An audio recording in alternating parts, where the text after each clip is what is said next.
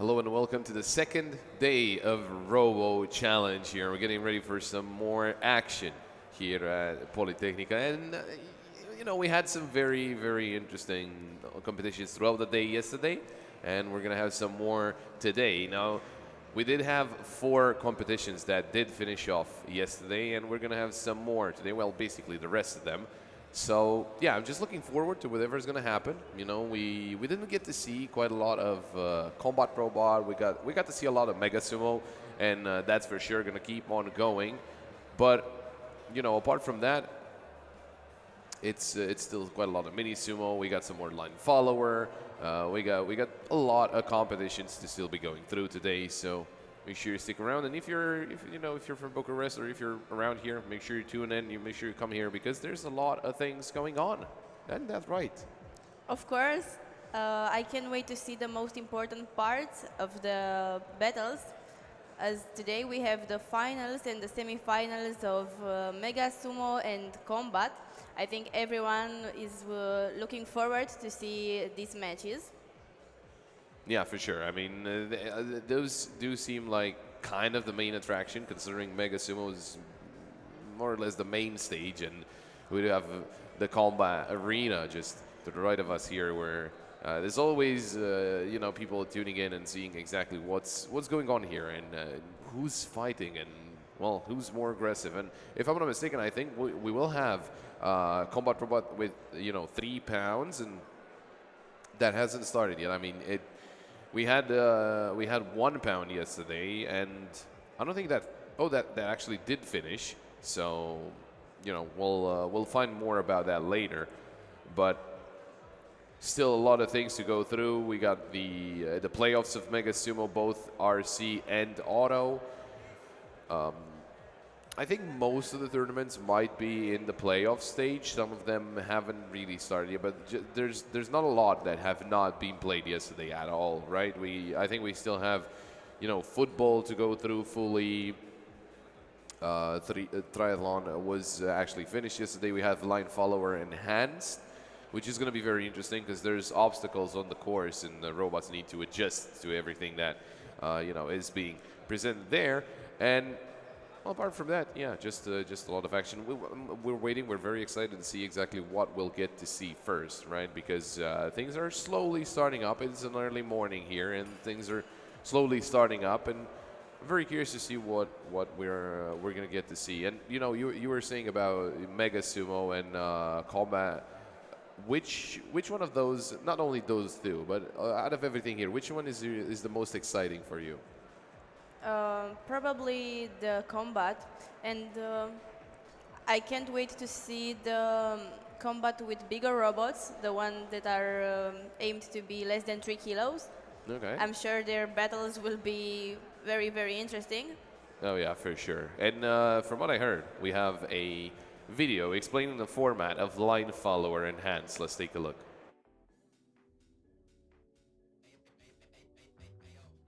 Line Follower Kids. In this next challenge, the robots of the participating teams with participants under 18 years old will have to complete a racing circuit by following a line drawn on the playing surface. This challenge consists of 2 rounds. A qualifying round, where our contestants will need to have their robots complete the circuit at least once. And a final round, where teams will have their robots attempt to complete the circuit in the lowest amount of time possible. After 180 minutes, the times of the participating teams will be placed on the leaderboard, and the team with the best time will win.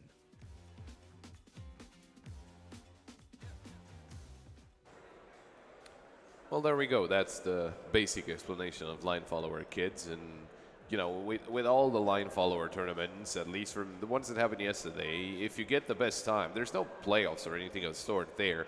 You just get your chance. You need to complete at least once, and then the best time out of all of your tries is going to count. So if you're able to get a first place, second place, and if you're able to hold on to it, there we go. There's your win, and you get onto the podium later on today. So yeah, that should be very interesting. Again, all the kids competition are they're really interesting because it's a lot of young people that are getting into it at a very early age, and of course that's only going to help them growing up, right? Because robotics, it's a very good domain to get yourself into is very interesting. And you know, with technology progressing and everything, it's sure to be just a very good path to go down in you know during your career if that's something you're looking forward to. So we will probably be tuning into Line Follower Kids, and from what we've seen yesterday in Line Follower, I know the circuit might not be the same as yesterday, but for Line Follower, the best times were about 3 seconds, closer to 4 seconds, but somewhere in between there. So a lot of those will be happening fairly quickly, but at the same time, it's still very interesting just to see the robots adjust to the you know, to the line that they're following and to exactly where they have to go through and how they have to, you know, take every single corner and try and get the best out of their tries, right? Because they will not get a lot of tries. I think they get maybe 2. I think they have a certain period when they can try and repeat. Okay. So they are fighting against their own times, Yeah. which is there we really go. interesting to beat with the chronometer. Yeah, exactly. And you know, we'll see. We'll see as soon as we get into it, and we'll see exactly what the times are so far. I don't know if it. There's no times recorded on the standings so far, so I guess they haven't started just yet. They're getting things ready, and as soon as they are ready, we will be jumping right there and to see exactly. We got a lot of robots there. We will be jumping in momentarily. Just not. It's not a lot of time before we start things off here. Again, we just started off. The stream just started, and everyone's still getting in here. But there we go. We see the line follower. Yeah, indeed, jumping in with the circuit here that actually has an extra kind of little part that we can't really see at this point. Oh, and I think that's the homologation method, right? It seems like it has to be within a piece of paper, which is a standard A4 piece of paper from what I've seen. And well, that's not a good start, having your robot, you know, not get to the through the third corner. It's a little bit of a problem. Perhaps they will retry. Yeah, for sure. I mean, I guess they still have to kind of adjust a couple of things, because if it keeps spinning out, well, it's going to be a big problem. And again, the main thing is for the robot to complete one full circuit run. Oh, and well, that's, again, not too helpful. Yeah, for sure their program has a problem and they didn't identify it.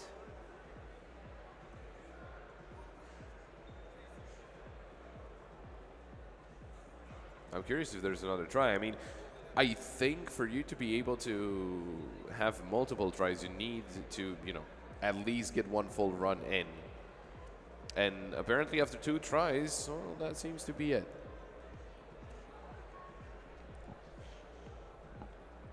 Interestingly enough, this is a different design from what we've seen out of all of the other robots. And this is kind of on the smaller scale.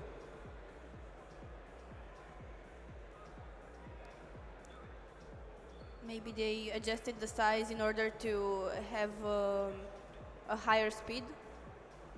Maybe, you know, it's also very important for the robot to be also very quick, but also very precise, just because, of course, time is the one that matters. I mean, sure, you can complete a whole run around the circuit, but if you're, you know, not in one of the first three places, well, you're not really going to get anything out of it. And well, let's just say speed is not necessarily something.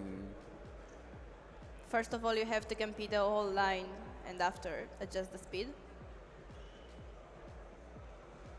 And well, that's a whole circuit being done here, but So they've stopped. they should get. They will probably get another try, and maybe now they can adjust the speed, try and risk it a little bit, so that maybe they can get a better time.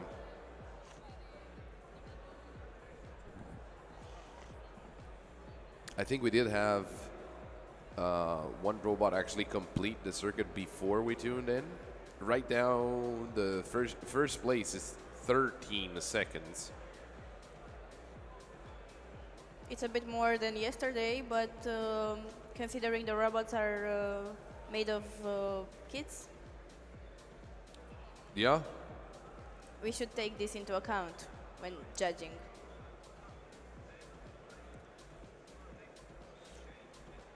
I mean, I do think compared to the line follower that we saw yesterday, I think the whole circuit is a little longer and maybe a little more complicated.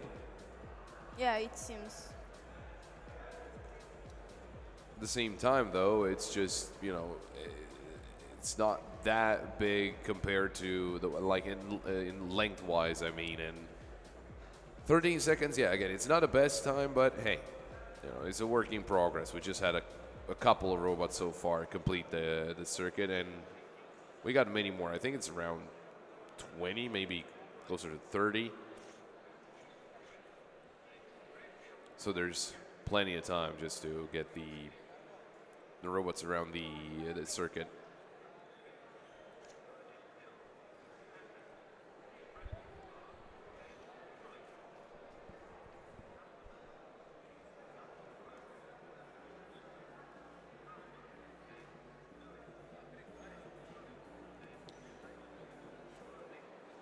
It is a little tough getting the information out of what we're seeing right now and exactly who's with that robot, but trying to get it out of the standings, maybe that's going to be of help. But there's another run. Oh, we're a little rough around the corner, but well, it came back. It's a little awkward as he gets under the camera, basically. Oh, that's not good, and oof. A little rough there on those corners. It was trying to find the line itself, but just at some points it got a little confused. Yeah, the sensors didn't work really well. Oh, and well, Now we've off seen it goes. something fast, but didn't follow the road. Exactly. Yeah, it's unfortunate. It seems like everyone gets 2 tries, so if you cannot complete a lap after 2 tries, seems like that's it. Yeah, maybe if you can do this, it's a problem with the code or with the sensors. Yeah. So exactly. it's not necessary to try again.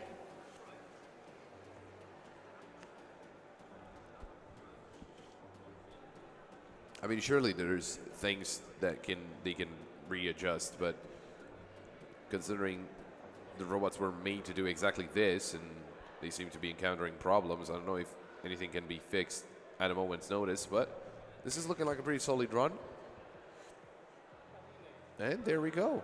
That might be actually the fastest time. Yeah, I'm not exactly sure if that was less than 13 seconds, but it looked like it.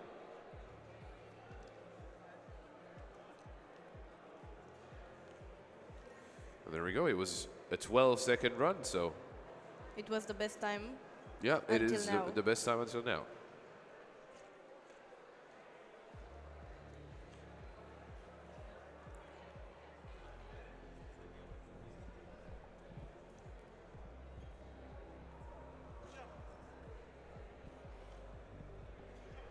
So I guess it's up to you if you wanna go for a second run, because we saw that robot, the previous robot, actually complete successfully the run, and they didn't go for another one. So Maybe they knew they can't do it faster, so it wasn't necessary to try again. yeah, another completed run, and there we go. I mean, you want to see the completed runs here. You want to see the robots getting through everything. Getting stuck on a corner is never a good sign.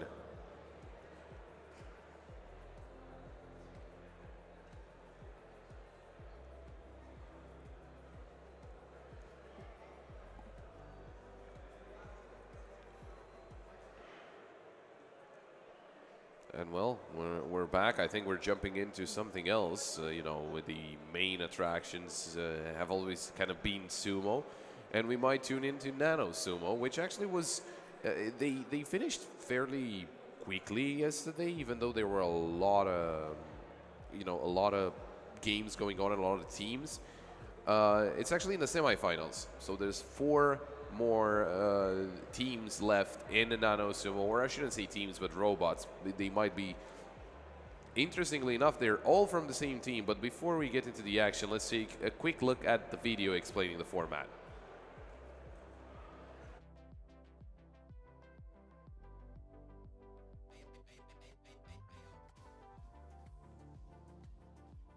Nano Sumo. In this challenge, teams will put their robot skills to the test in a game of sumo. The robots will enter a circular ring called the dojo. This is their fighting area, and whichever robot gets knocked out of it loses.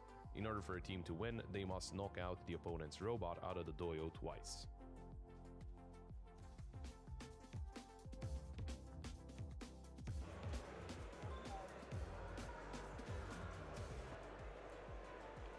Well, as I said, it's 4 robots left, but they're all from the same team, which is very interesting. You know, it's a friendly competition. We have 4 robots from Sierra Robotics that are left in this Nano Sumo tournament, and well, as they're gonna battle against each other, we're surely gonna see it, and well, crown our champion for Nano Sumo.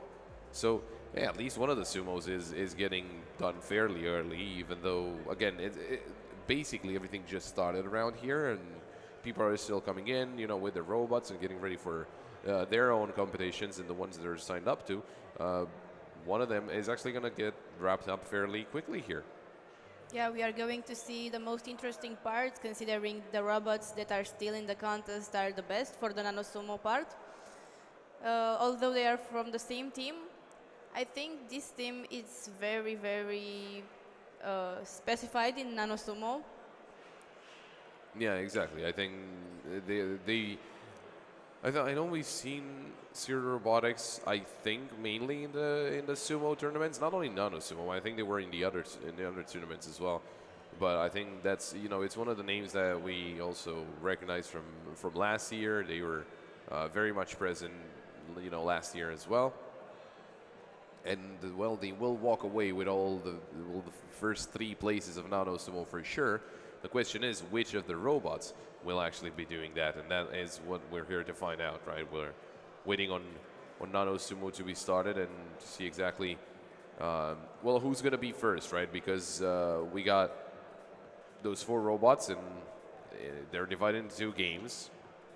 Waiting on them to see who's fighting who first. And again, just waiting on the competitions to start.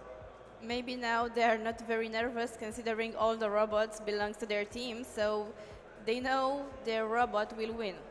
Yeah, at least someone from that team will go away with gold, and of course they'll get silver and bronze as well. That's no shame, because then again, if you're from the same team, I guess the team wins. It doesn't matter who's going to be first and second, and I guess we'll find out. Of course, at the same time, in most of the other fields, because some of the fields did finish up already, there's still something going on. I mean, micro sumo, mini sumo, line follower is still going on.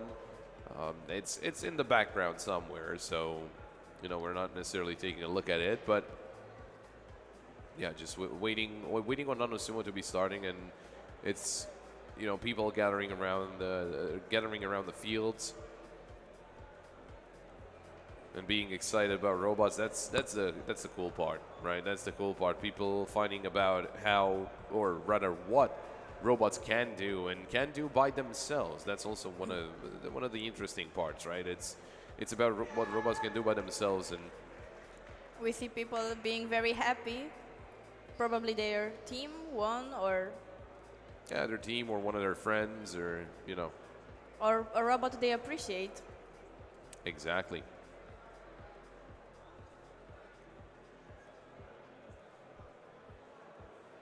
You can see the homologation process with the scale and with the dimensions. Pretty sure this is not Nano Sumo. This might be it. This arena is fairly small. Yeah, so we have Nano Sumo. And again, just zero robotics with very, very small robots here. And this is the first semifinal of Baruto against Takebono. And, well, there seems to be a problem. Oh, but, yeah, I don't know if it works out as they expected, right? Because one of the robots didn't seem like he was about to move, but, you know, the other one just tipped over. So, yeah, that wasn't really all that great. Maybe they will rematch the game. Yeah, there's the rematch, and, well, they get stuck on each other, so that's a problem. We might get to see, once again, all that, you know, the bottle coming out and trying to decide who's actually the winner.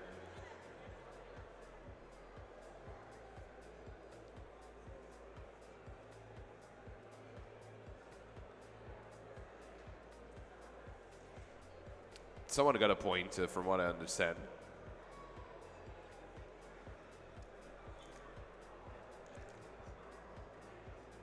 Yeah, there seems to be a problem with, well, I guess 638. I think it was considered, you know, about the will to fight. I think that was one of the main things that is getting counted here. There's no lights on 638, and something feels to be wrong. Yeah, it's kind of clear.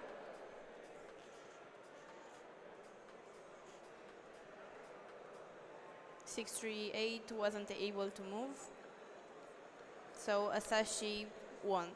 Yeah, so well, I guess it was the other game, not the one that we saw the participants. It was Asashio against Hakuho.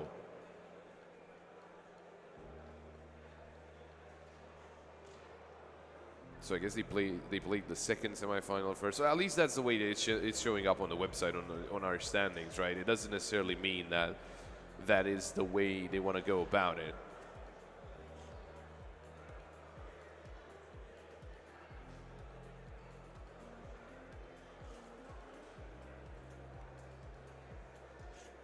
So with that, we have our first finalist. That's going to be Asashio.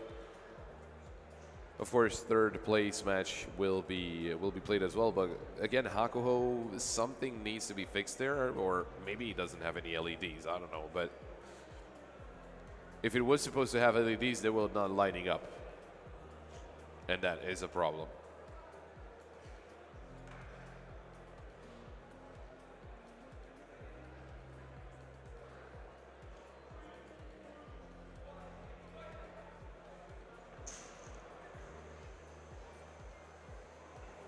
I do hear some fighting happening towards the combat arena.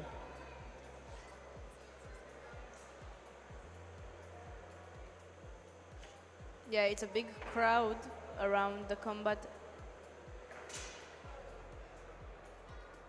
Yeah, well, it's the most destructive one.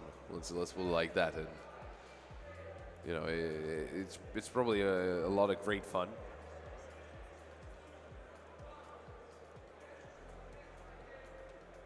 So we're back to Nano Sumo. And this is the one. This is Baruto taking on Akebono.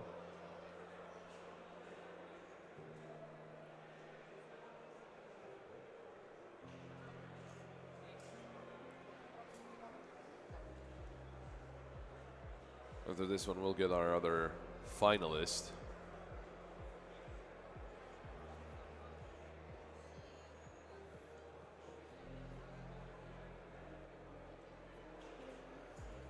Getting ready to set them up, and there we go. Does feel like both of those did start, and they're looking for each other, and they did found each other. There we go. We do have 1 point for, I would say, Akebono. I think they are Or the other way around? I'm trying to figure out what the referee is saying.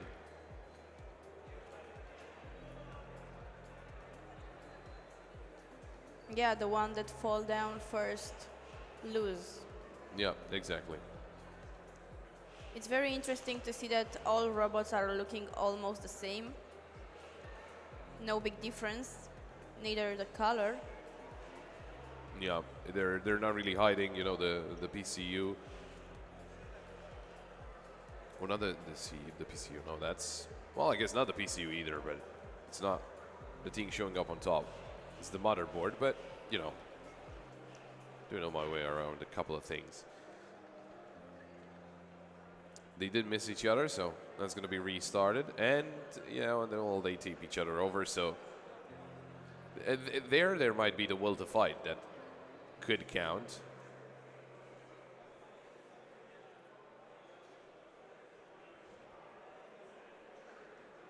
Waiting on the referee's decision. And it will be Akebono winning that one, so they will be reaching the final. And Baruto, of course, he will be in that third place match, still having a shot at bronze in Nano Sumo.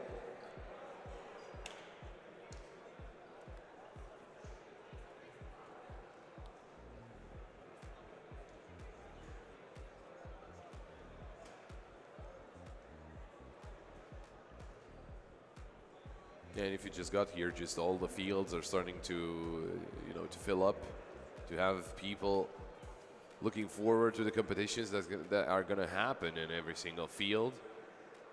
And I'm saying field, but again, somewhere towards the other room, maybe even in the other room, there's the you know, the line followers, and I think we got football as well at one point. So a lot of exciting competition still happening here today at ROBOCHALLENGE. So as soon as you get here, you can get bored. Yeah, there's no way of you getting bored. There's just a lot of things that you can do here. There's always something happening.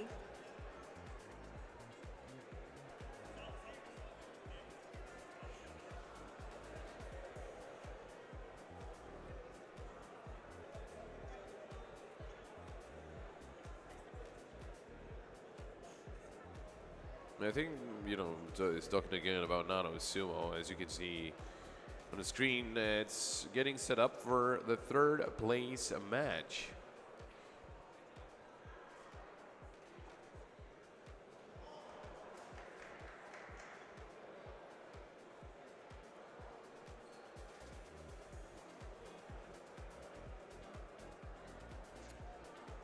And we'll also find out if kind of that little problem was getting fixed from Hakuho, because he was not moving in his semifinal. And now we are going to find out who will complete the podium with the third position.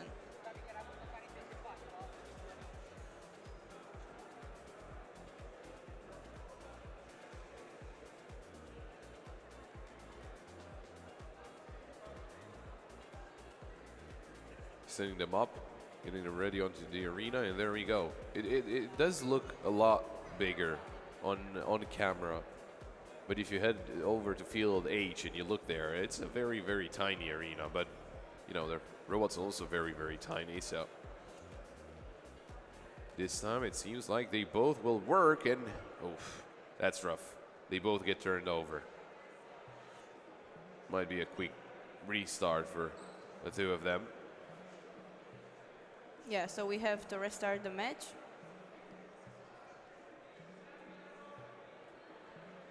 They moved almost in the same way, so it was almost impossible to decide. Oh, again, the LEDs not being turned on, and Now things are a bit different. yeah, I think it was again Hakuho didn't move, and again one of the issues that has been plaguing this robot. So with that, it's going to be another restart. Don't worry, it's going to be another restart. It still doesn't count because both of them got tipped over. But yeah, it just feels like it's weird. Yeah, it's not working. It did work at first, but now I don't know what happened. Something got disconnected or.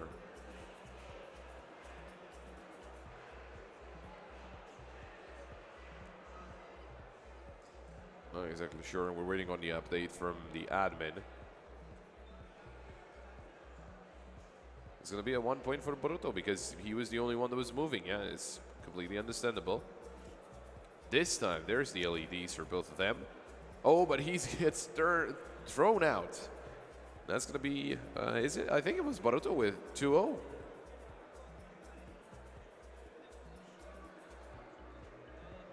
Or this might actually be a best of 5.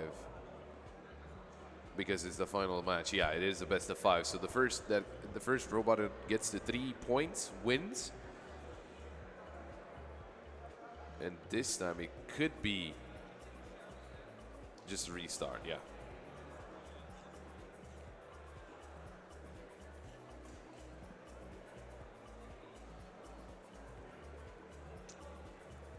Hakuho trying to be in an unusual position. We'll see if that works. But this time it's Boruto not moving.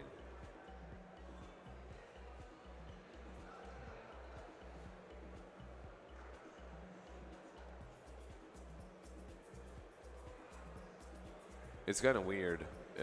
At first it was Boruto moving and Hakuho not moving, and then it's the other way around. So there's going to be a point for Hakuho. So now we are going to see 5 matches. Because if Boruto doesn't win. Yeah, if he doesn't get a final point, we will get to see all the 5 points be awarded, of course.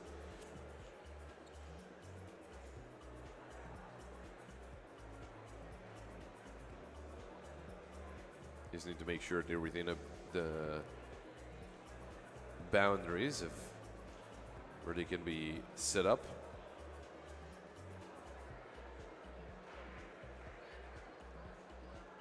Oh, and this time both of them are moving and they're again looking for each other, but they can't seem to be finding each other. Oh, there we go. There's finally someone that is able to win, and I think that was Hakuho's second point. Yeah, we got an equal score. So we are going to see all the 5 matches. A good start from Boruto, but that doesn't mean that he's going to be the winner, so it's a tight one now. Both robots with 2 wins. This game could decide the fate of both of them here in Nano Sumo. Who's going to get 3rd place between Boruto and Hakuho? Hakuho had an incredible comeback. Let's see if he's able to complete it. Oh, and oof, it was Boruto actually who won. Pretty sure he got the 3rd point. There we go. It's the 3rd point and 3rd place for Boruto in Mini Sumo. And with that, all that's left. I mean, a good try from Hakuho, but with that, all that is left is the grand final for Mini Sumo.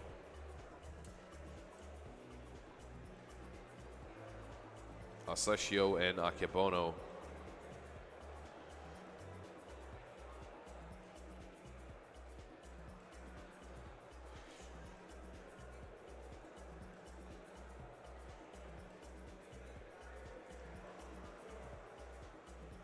So now we are going to see the final in just a few more minutes.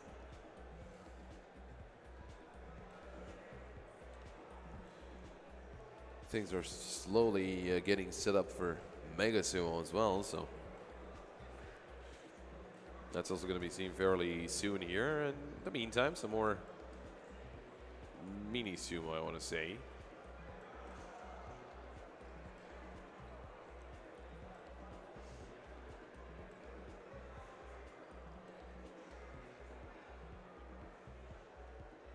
And now we are back to Nano Sumo with the final game. Yeah, waiting on the grand final to be started.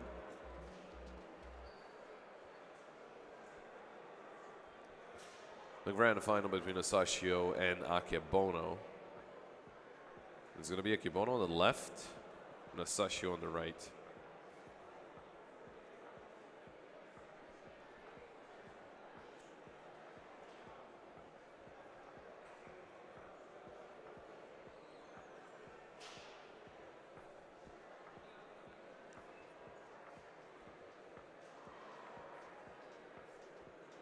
Getting set up to kick off the grand final of Mini Sumo.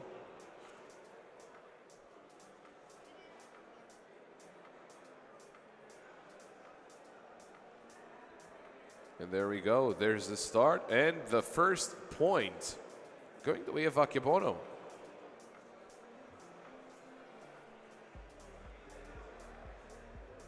We're going to double check that because they might get turned around. No, it's actually Asashio getting that first point. It's kind of difficult to identify them.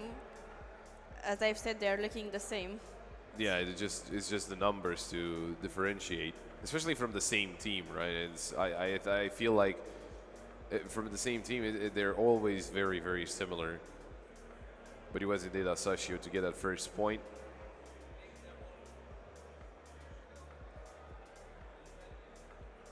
Oh, they didn't start.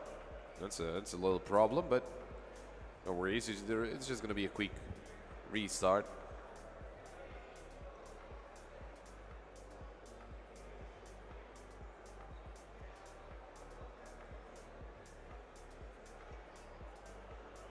Oh, there's a second round and another. I think that's another fairly quick point for.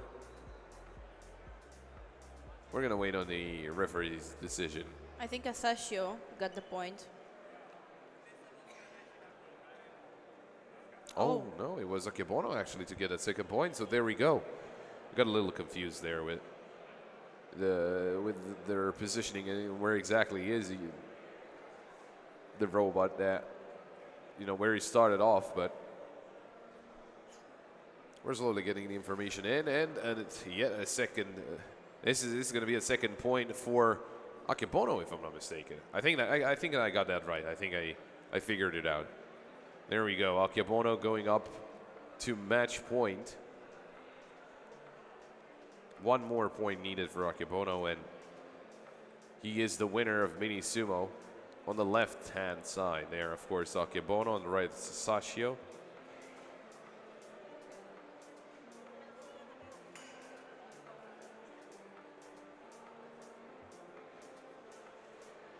Getting set up for what could be the last game of Nano Sumo.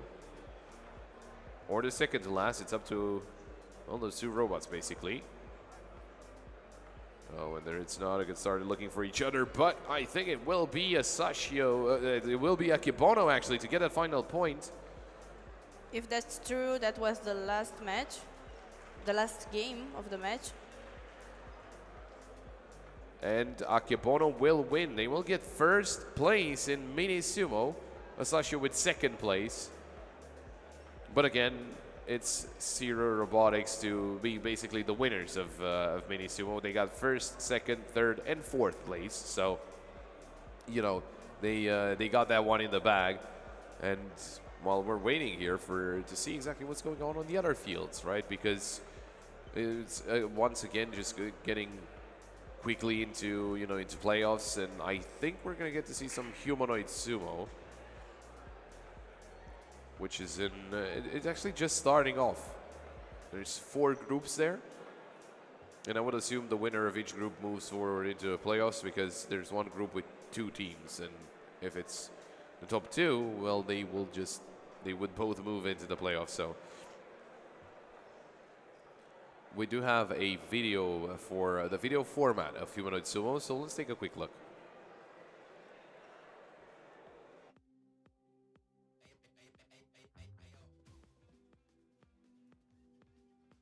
In the Humanoid Sumo Challenge, 2 robots will engage in a one-on-one battle inside a ring. A match consists of 2 rounds, and there are multiple ways to achieve victory. Each robot accumulates points after any successful attempt in damaging their opponent. A technical knockout results in an immediate win for the robot, or if neither robot is knocked out, the winner is determined based on who has accumulated more points throughout the 2 rounds. Well, there we go. That was, you know, it's very simple. It's sumo, but this time it's humanoid robots. And I remember this from last year. You know, it was, if you think about it, it can be a little slower, right? Because the robots have to move towards each other. And, you know, if they knock each other down and he cannot get up, well, that's going to be a problem. But there we go. We're back with kind of the arena where Mega Sumo was yesterday, but today with Humanoid Sumo. And I'm really wondering what strategies they will apply. yeah, I think you can see differences here in the design. It is a little more, it's a little different from what, you know, we've seen so far. Oh, we got a robot actually bowing before starting. That's interesting. Or maybe that wasn't the bow. It was just he's doing push-ups. We got a robot emoting in this tournament. There we go. Why not? This is Arthium and Digital HR1. Digital HR1 actually has a win already. And, well, with the push-ups, is he going to be able to win? It's a very interesting strategy. Trying to get up, and, well, he's getting some help, but... Now we are going to see if the robot is able to come back. Yeah, I remember this. They are allowed to turn the robot onto their face so that they could get up by themselves.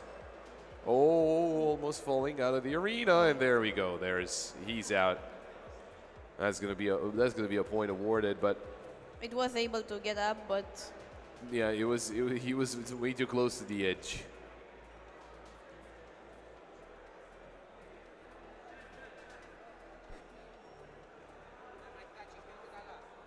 That's 1 point for Arthium. I was saying how Digital HR1 already has one win. They won against Adam.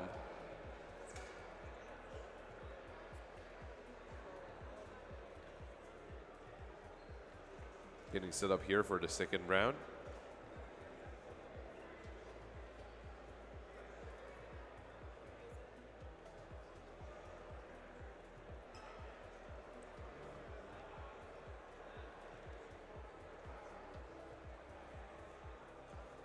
Yeah, again, just getting both of them getting ready.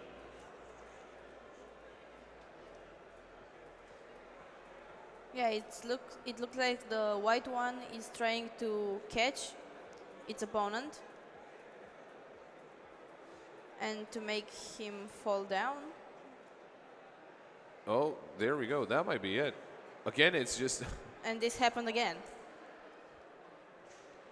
Yeah, and it's going to be up to Digital HR1 if he's able to get up from that. Maybe this time get up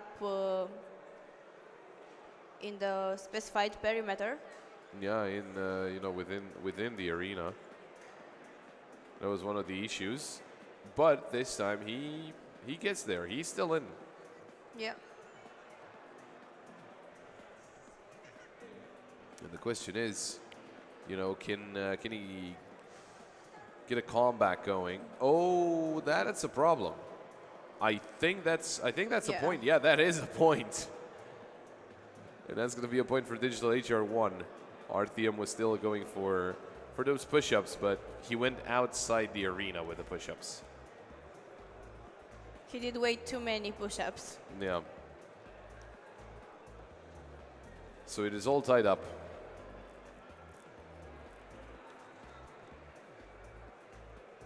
Oh, wait, it wasn't a point. Never mind. We got confirmation from the admin. It wasn't a point awarded for that.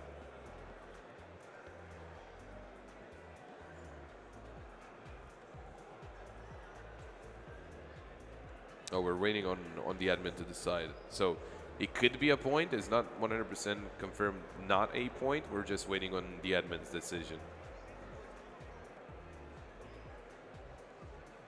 Seems like it was something else was taken into account because our team wins 2-0. So yeah, maybe it was more. Oh, he won because he pushed the other robot 2 times. It was probably the will to fight. Yeah, it's kind of difficult to decide, but the arbiters are doing their best.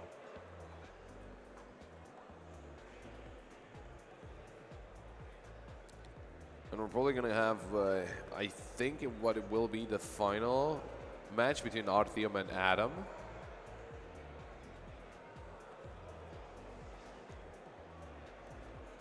Oh yeah, I do see the scores now. Artyom actually won 7-3, even though it's 2-0, but 7-3. It's it's a score coming out of the heads, and how the robots were performing in that situation.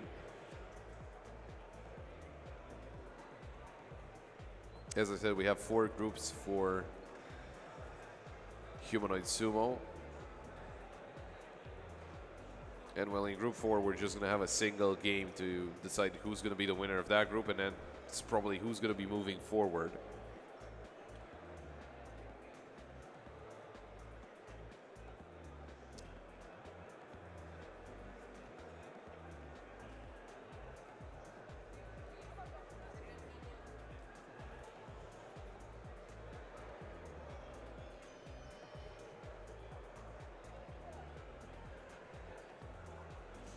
So we are back to mini Sumo Kids.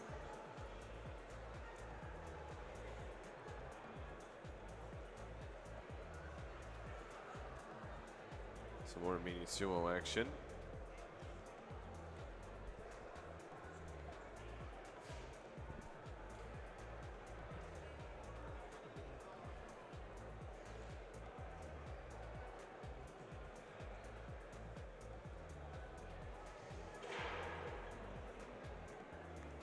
Something seemed to be wrong, but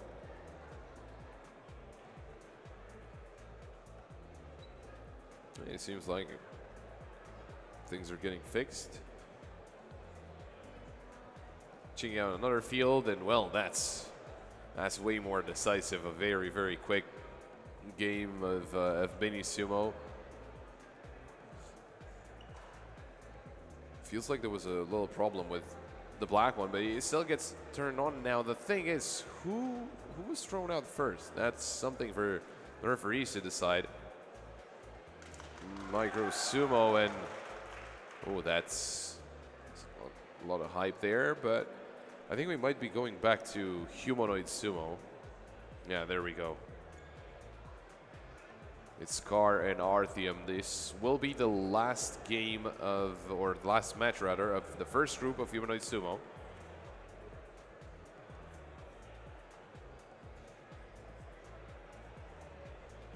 We see some interesting moves. Push-ups again. Oh, and yeah, well,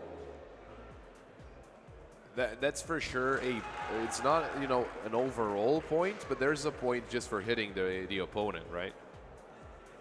Yeah, it's not a KO until we don't see if the robot is able to come back, I think. Yeah.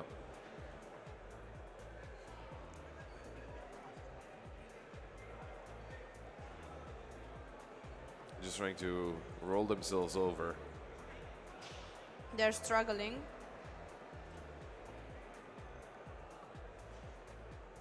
And I think they are programmed to be able to get themselves off of the floor only when they're facing the ground, not when they're facing up. If they're facing up, they're... Yeah, it's way more difficult to come back if they face up. Facing down, they could use a push-up to get up. Yeah, exactly. Makes a lot of sense. It's just way easier, but from what I heard, it's going to be a restart of the game. We're waiting to see if that's... Yeah, both of them were on the ring, and neither one wasn't able to come back. So it's necessary to have a rematch. Yeah, but at the same time, I think one of them got a pretty good hit in, so maybe that will count to the overall points. I don't know. Yeah, it should.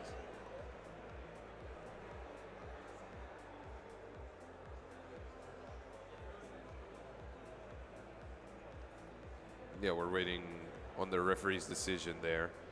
You can see them looking over replay just to see exactly what happened and how the fight did go down, just to reconfirm everything, and with that they can award the points.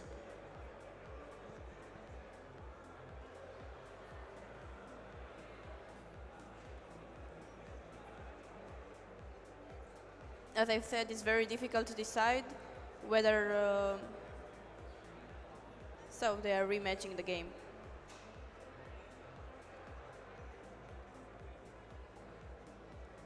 I think judging Humanoid Sumo is one of the most difficult categories. Yeah, it's not as straightforward as all the others. Right? There's regular sumo where they just need to, you know, get each other out of the arena, and that's about it. Just push each other. They hear the hits count, and if they're able just to get themselves up and all that, it's a lot of things that go into deciding what's, you know, the best kind of decision. And again with the push-ups, but this time it's not a hit. It was just some flexing on the opponent. Combat participants, visit to the combat field, please. Oh well, I don't know if that counts as a hit.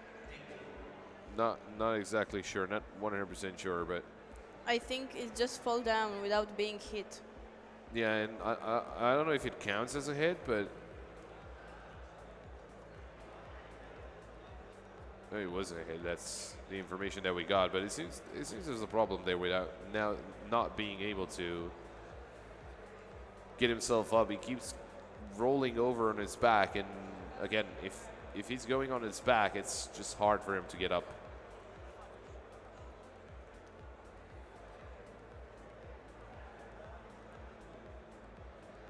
Another thing that, you know, that was mentioned yesterday as well, just if you do have to participate in one of the tournaments, make sure you hang around your field because it might be your turn.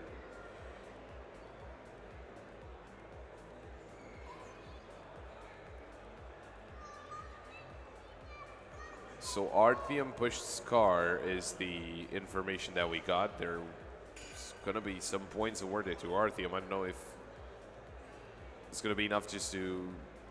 Oh, it's only 1 point awarded. Okay, that makes more sense.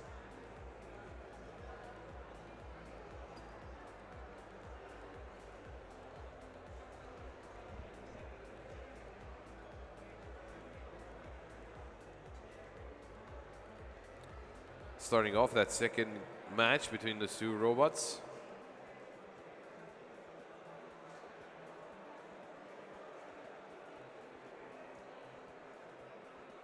Oh, there's a slight push. That was a good hit.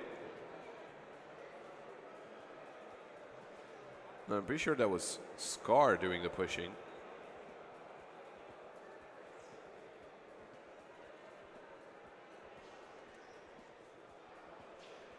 Artyom trying to get himself up, but he is struggling.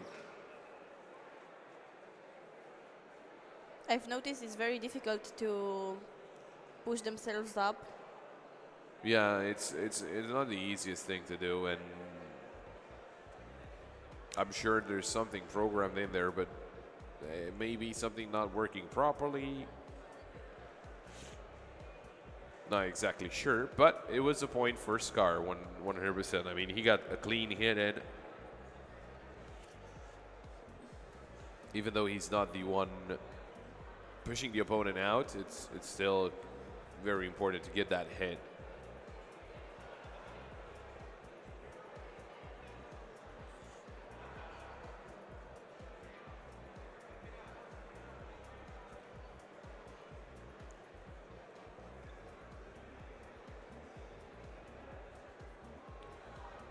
Waiting to get set up here for the final round of Humanoid Sumo between Scar and Artyom to see who's gonna get that second point and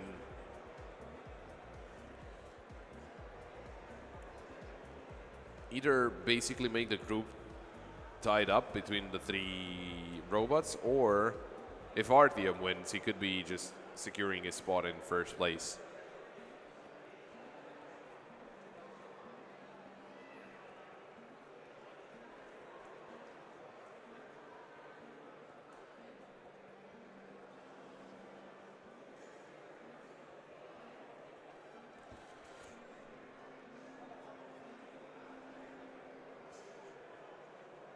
There we go, setting up for. So this match will decide who's gonna take the point.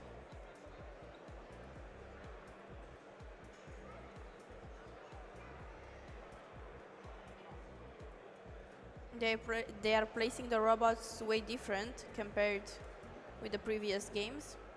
Yeah, trying something different. See if this is gonna help out.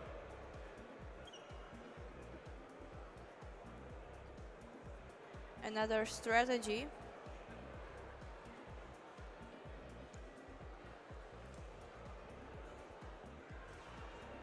But oh, it looked like the robot was able to push up but fall down again.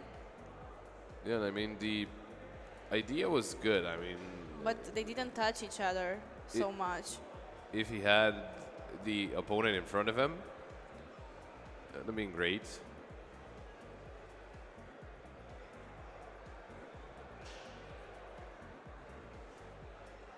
Just trying to find each other here, just trying to get a hit in.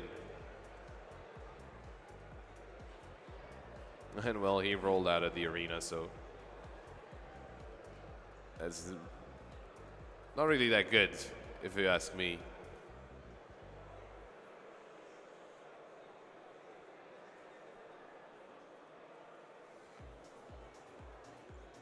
And well, it's going to be Arthium getting that second point and actually winning Group 1.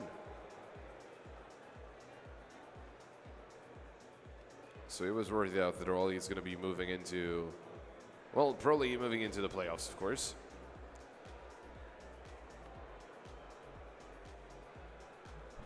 And I think they're going to start setting up for Group 2.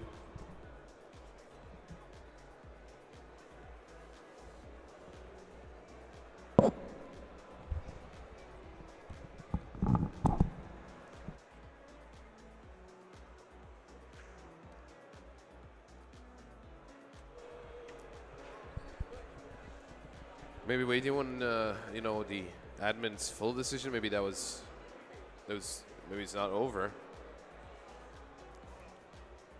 And he can be overturned.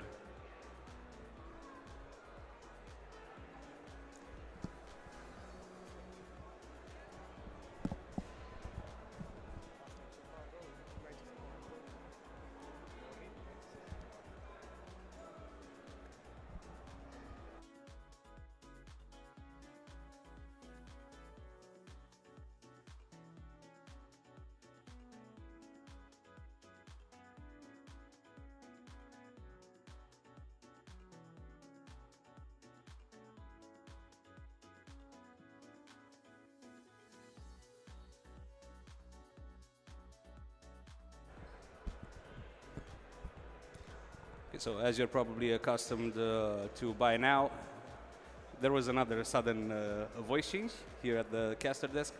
I am here today again alongside my friend. I'm really excited to be back. Hopefully we'll see some very interesting combat action. The robots are already in the arena, so let's see what they have to offer. We saw some Humanoid Sumo earlier, and now we are live with some robot combat.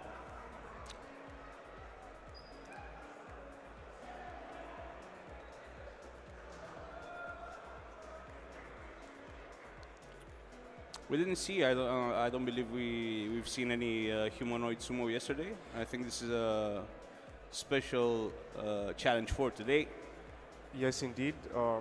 We didn't get to see humanoid robots yesterday, but I'm really, really glad that we got the chance to do this today.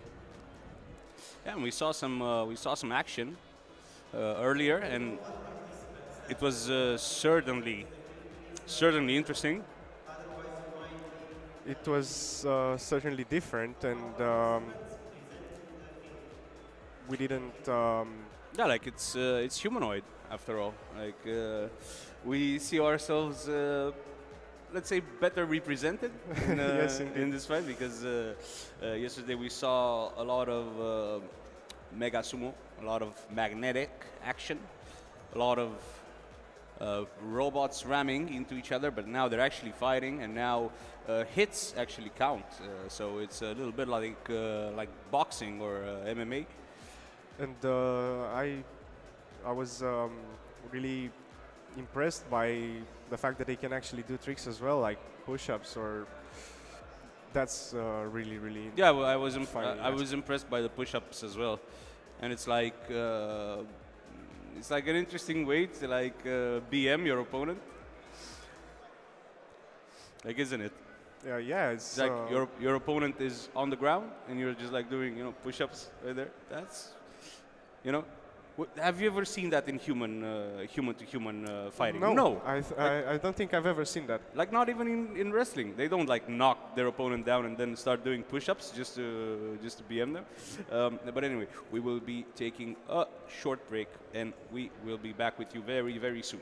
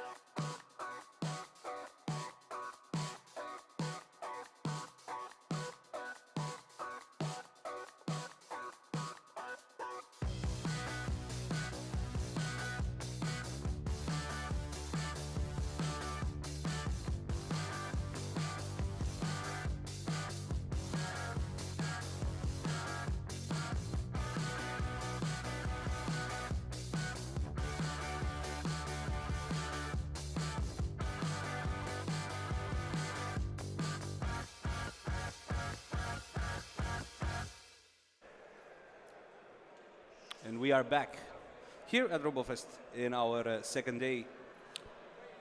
Stefan is alongside me, and we are ready to present you some cool robot action. Yes, We've been super hyped to see today's challenges, and I think we already started the day strong, right? Like we've seen some Humanoid Sumo, which was super interesting to see.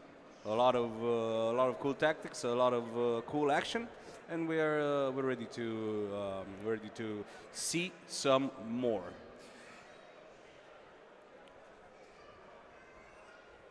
What do you think? Well, I'm really excited for what's about to happen. Personally, I'm looking forward to the combat action. That's my personal favorite. But we have some humanoid sumo action. So it's Carve from Tap and Artyom from Dark. It's a rematch. It's currently a draw, 1-1. I'm wondering what does DARK stand for, because it's an acronym. Yep, it looks like it's an acronym, but who knows? Maybe it's actually just Dark, but they made it look cooler. Who knows? K doesn't have. Doesn't have a Yep, doesn't have a dot. Yeah. Yep. So they've already started. The robots are approaching each other. Oh, and one of them started doing push-ups. I think it stands for destroy all robots. K. K. Yeah. K. It's like okay, and okay, so I think they are allowed to replace the robots like 2 times, if I'm not mistaken. So that would be the second time. That would be the second time, yeah, yeah. The robots are kind of this is why this tie is so hard to settle, because the robots don't seem so interested in one another, Yeah. but rather in Showing off. showing off. Yeah, like proving that one of them is stronger than the other by doing push-ups. And that is also a way to win, apparently, because Dark takes the win. Yep, Scar fell twice, so he lost the point. The contestants are warming up. Warming up. I thought he was celebrating. No, I think he's warming up. Warming up. Yeah, getting ready. Okay. That's the that's going Fnatic through there. going through the morning routine. That's super important. Oh, that's impressive. You know, it doesn't matter if the robots fight. You gotta stay fit. You gotta stay in shape. You gotta do your morning routine. The robot can do the push-ups for you, but, Yeah, but, you'll have to do the rest. And we will be switching over to Mega Sumo RC. RC being radio control. So there will be a human element to it, but we will let our short introductory video do the talking for us. Mega Sumo RC. In this challenge, participants will take direct control of their robots in the ancient game of sumo. The robots will enter a circular ring called a dojo. This will be the fighting area for our human-controlled mechanical contenders. Whichever robot gets knocked out of the dojo loses. For a contestant to win, they must knock out the opponent's robot twice.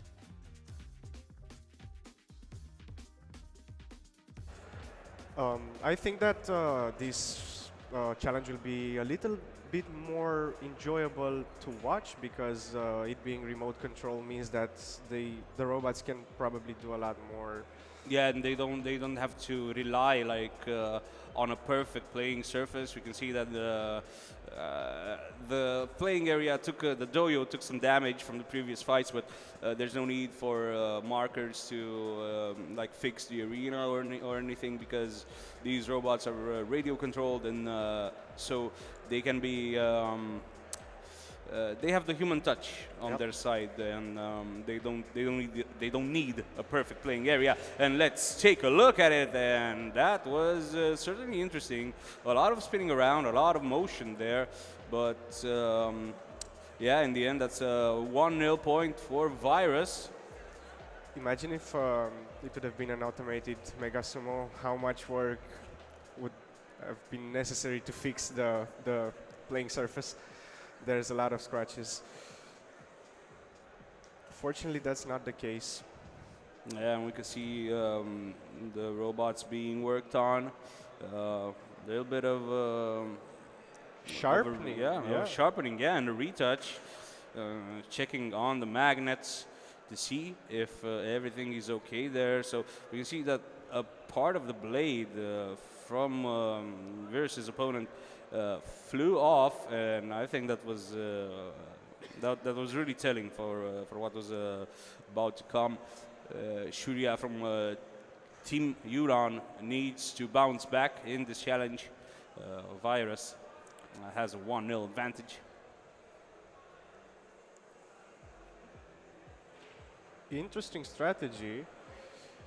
The robots are really close to each other.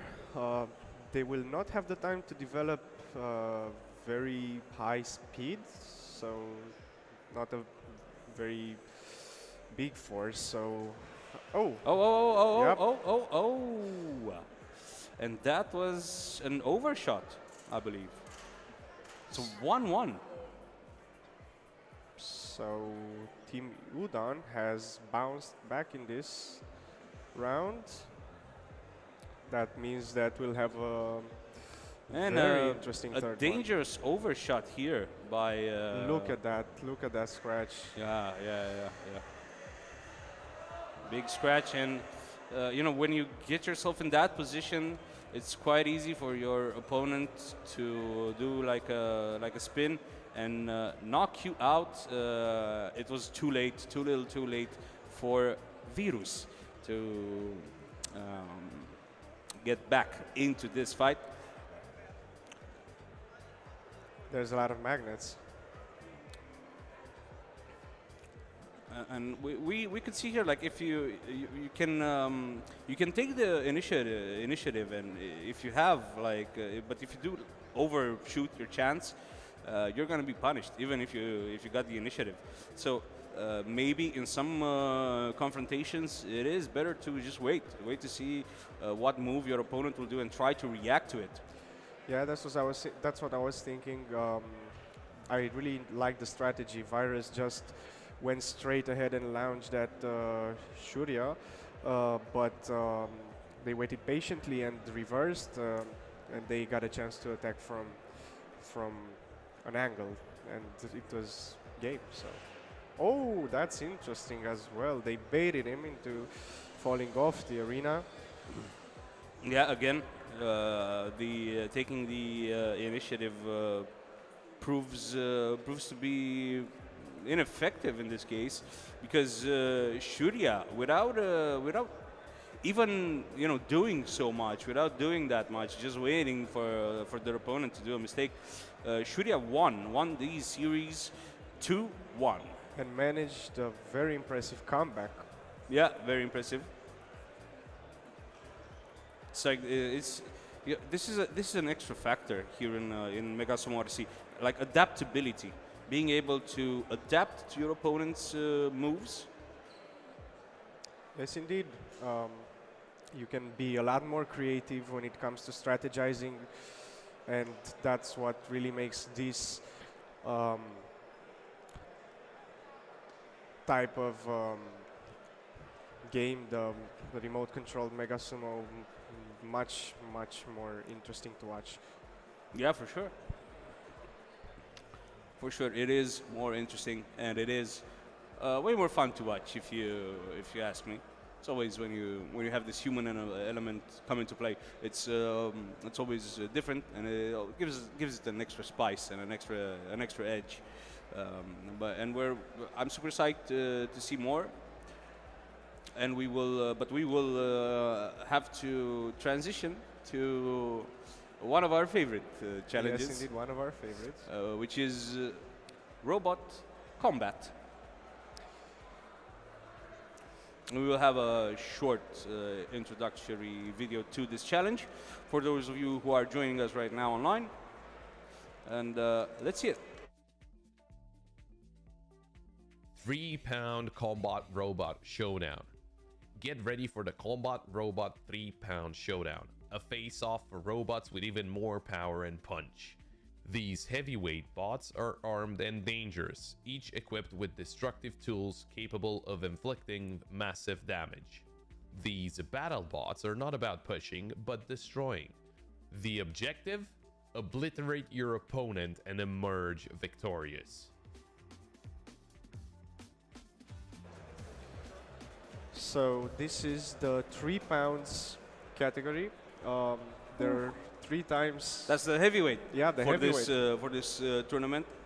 It's the ultimate combat robot challenge here at RoboFest. I know in some other places that this might be a little lightweight, but hey, it's our first time. We need the room to scale. Yeah, for the future. Gotta take it slow. Gotta take it slow, and but we do have this 3-pound challenge, 3-pound combat robot challenge, which I'm super psyched to see, because we didn't get to see it as much as we wanted to yesterday, but I think today will be a little different. And yesterday we've seen a lot of 1-pound action. Yeah. I think that this will be a lot more engaging, because surely, yeah, and the robots being it bigger. is like, if you're here at RoboFest, you can see that it is a crowd favorite for sure. Yes, like a lot of people have been gathering around that those steel cages for 2 days now almost. Like, it's super nice to see. It is one of those super popular challenges here. One of the we most can see hyped. that. One Yeah. of the And most hyped as well. one of the most hyped. Like that cage has been surrounded by people, Look as at I've that. said, for the past 2 days, and people love to see this. And look at the arena. Whoa, it's a It's, lot dirtier than. What happened there? Supercharger from Wolf Robotics against Cougar from AR Upita.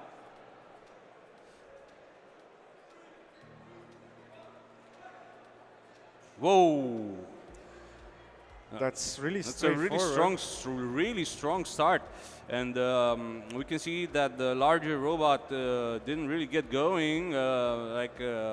It has some issues with its motors not spinning properly. On the other hand, its opponent seems to be doing better. At least they're moving around a lot more, lining up the shot. Let's see it. Let's see it. Let's see it because. Oh, it was not actually necessary to. Not actually necessary, yeah. Like, if let's say this was a mercy stop, because if supercharger Would have charged. would have charged, yeah. If it would have charged, then It would have been Coug- probably yeah, over. it would have been over for Cougar for sure. We could see that supercharger was lining up the shot on a stationary target, and yeah, that's. That was that would have been a fatal blow for sure. So I'm curious about the arena itself though. Like what happened there? It wasn't like this yesterday. Did one of the robots like bleed out all over the playing surface? What's going on there? Not sure, but we can assume there has been a lot of fighting going on. Yep, looking at the stains. It is. I'm pretty sure it's not actually blood, but who knows? It could have. Yeah, I'm Could also be. big. Yeah, it's probably some paint from the robot's wheels or like track marks or something. That's what we heard from our production team.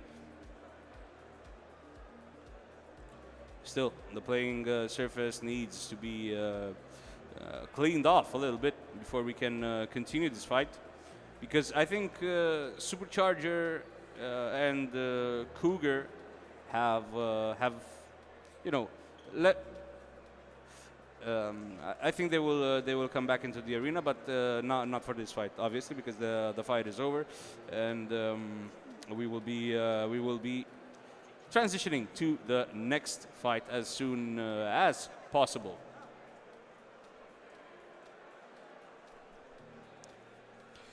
So it's like sudden death Yeah, round.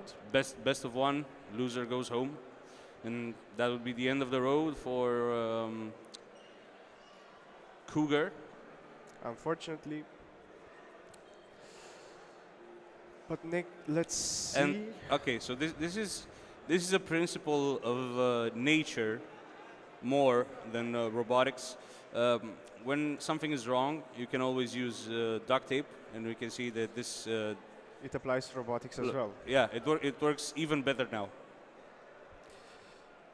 So at the moment, there's only one robot in the arena. Let's see who the other robot is. Because the biggest enemy you can face is yourself. Yes, indeed. And if you can win against yourself, you can win against anyone. Let's see. I'm thinking that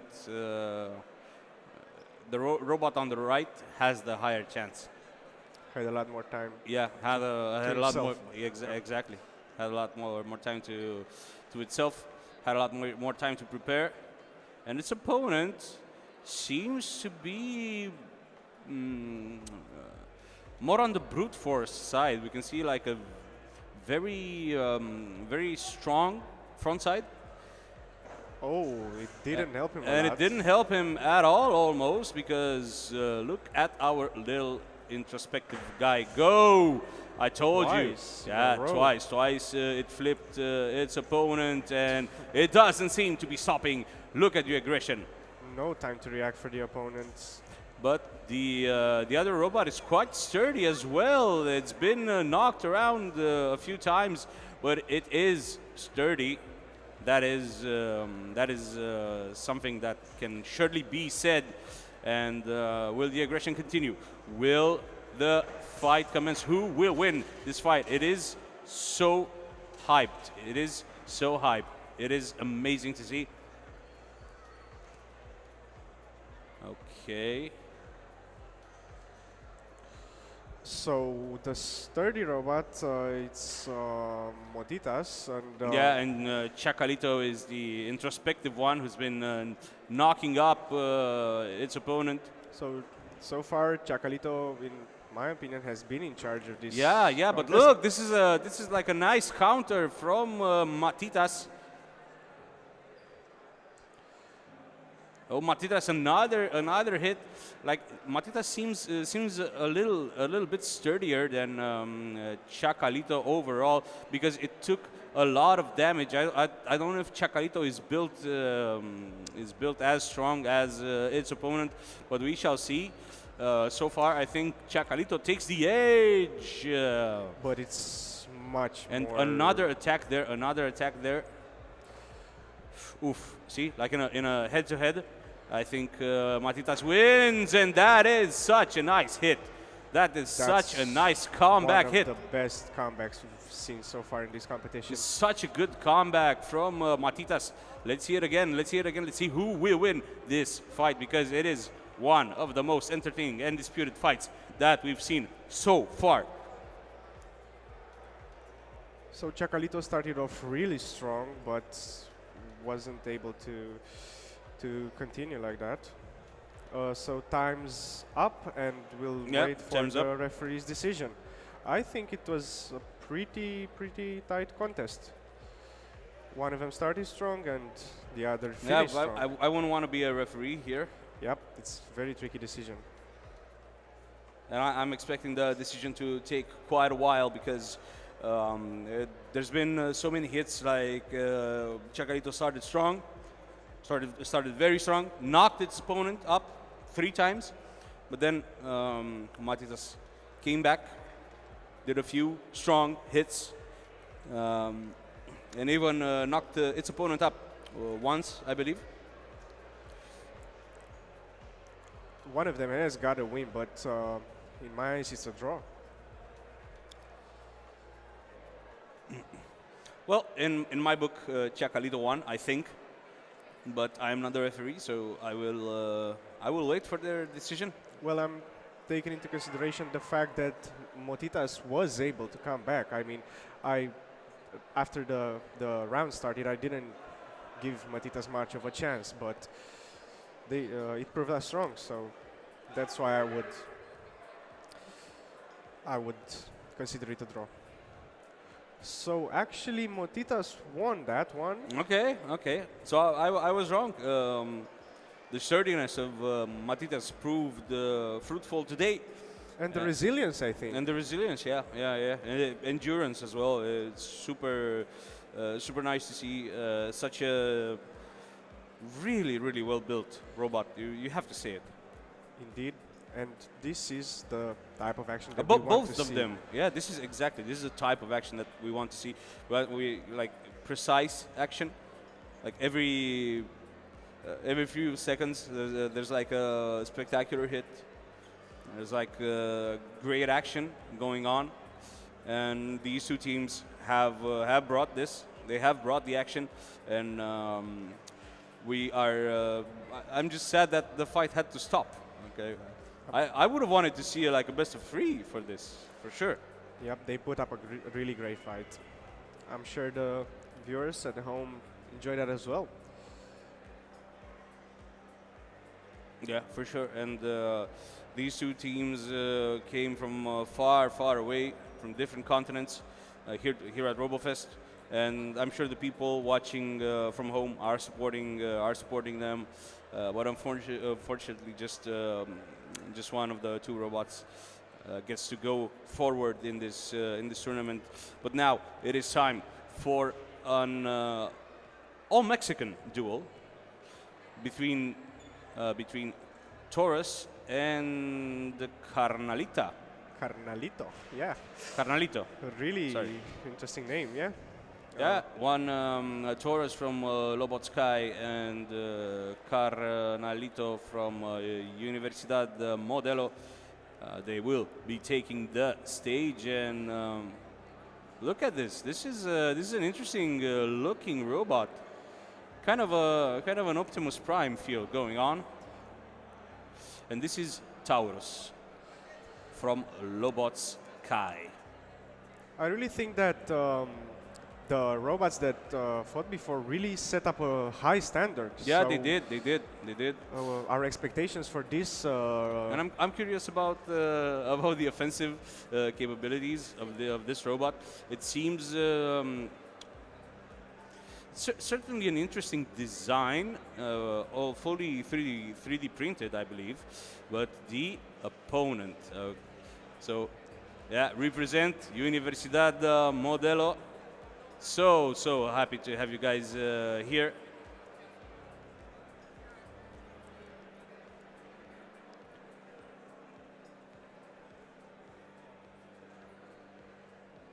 So as you were saying, these two robots look Yeah, they look really they different exactly they from look what we've really seen different. so far.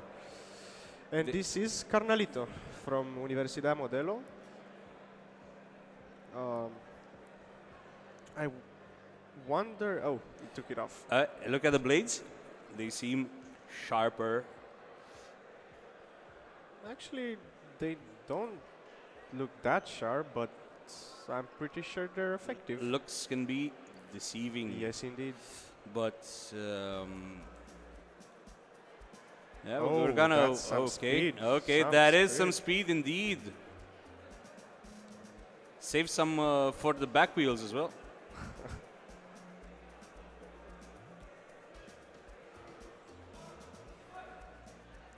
Okay, so the fight has officially started, and a few nice hits from Taurus in the beginning. Oh, 3 nice hits, 4 hits for Taurus, and that is a really big one. It's, wheel whoa, fall fell whoa, off. whoa! This is a bloodbath. I'm not an expert, but I think that's a problem. Oof, I don't want to see what happened in that corner. Another one. So I all of them.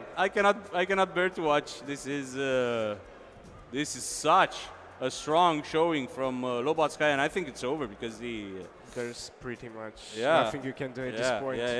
Carnalito cannot move. Despite of its size, it's a lot smaller than Carnalito, but And that is a lot more powerful. a win for Taurus. Carnalito will have to be taken to the robot hospital Yep. after this fight, obviously. But yeah, that was such a strong showing. That's one of the most dominant performances I've seen at RoboFest so far. So I think that this round between Torres and Carnalito really lived up to the standards that. Moment. That was So they really lived up to the standards set by the robots that fought before.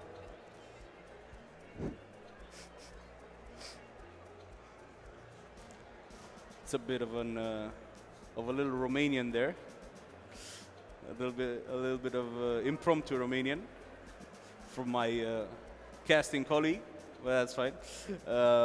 So that was such a dominant performance, and we will see another all-Mexican duel here at RoboFest. This time from again Lobot Sky with Chimera and Colosio from the Warriors. So far, I can tell that Mexico really likes combat robots. Yeah, they do. They do. I think they've had the most representatives for this competition today. But you know, it's such a nice thing to see that a lot of teams from Mexico came to RoboFest, and robots seem to be quite big in their university ecosystem. That's very important. It's very important. And it is absolutely lovely to see.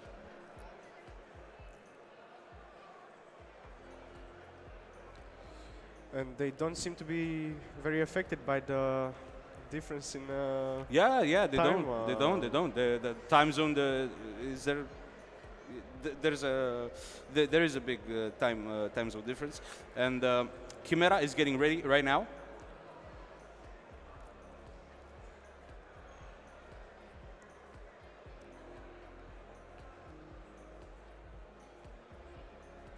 Oh. So I'm assuming What? this is Hey. Colosio. This is Colosio, and what a nice name. It looks like that is a very interesting design. That is a very interesting design. It's one of the most unique designs I've seen so far. It looks like I wonder if it has unique abilities as well. oh, that's Oh, that's a different. that's a different robot. Okay, So this is actually Colosio. this is Colosio. Yeah. Okay, safety is off, and we are ready to start. I don't see any rotating blades on this robot, so I wonder which is. It has like magnets, I think. Oh No, look, the whole thing's a rotating blade. it's not really a blade, but it's It's- sure it's It's rotating. more yeah. like a knuckle, if you think about it, right? This should be interesting. Let's see what they can do. This is what they can do. That's an This is what they can do. I wouldn't want to be there. I mean, sure, Jesus. there's some protection there, but Oh my. It's such a violent start to this fight. I don't think we've seen this before. And Chimera, after a very short and strong showing, takes the win. I don't think there's much to add. There's not that much to add. Like we saw their opponent flying off. We saw Colosio flying off almost into the audience. I was like a little bit scared that it might break the arena grounds in like. I was prepared for like a Dragon Ball moment, you know, where where they break the arena or something. I saw some people in the crowd actually being a little bit scared. They kind of moved out of the way, so look at that replay. Whoa, and that was close. The sparks flying off. Yep, I saw that.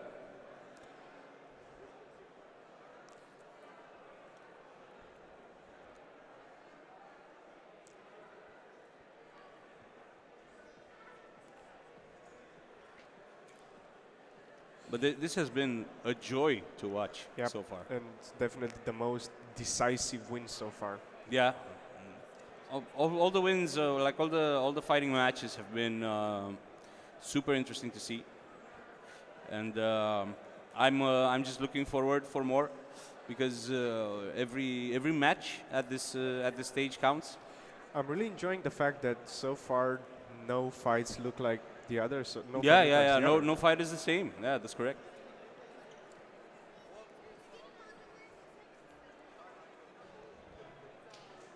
So again, tending to the arena, making sure it's ready for the next fight. I think that they should check the windows as well, because who knows, they might not be able to withstand another hit, so we wouldn't want that. Yep, wouldn't want that.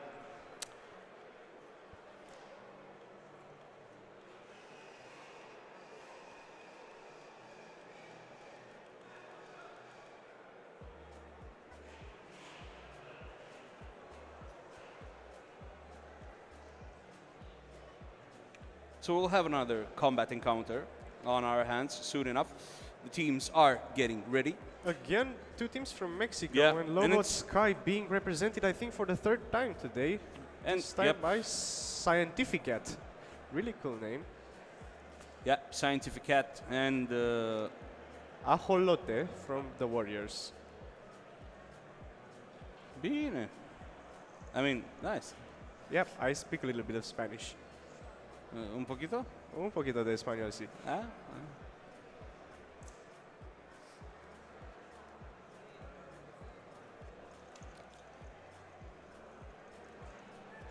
Now we see that the arena is getting like a little bit of a touch-up That before. doesn't seem sturdy at all. Like, It doesn't it? I wouldn't want to stay very close to the But arena. it is more sturdy than it looks. Like the fact that it is a bit flexible, it's actually to its advantage.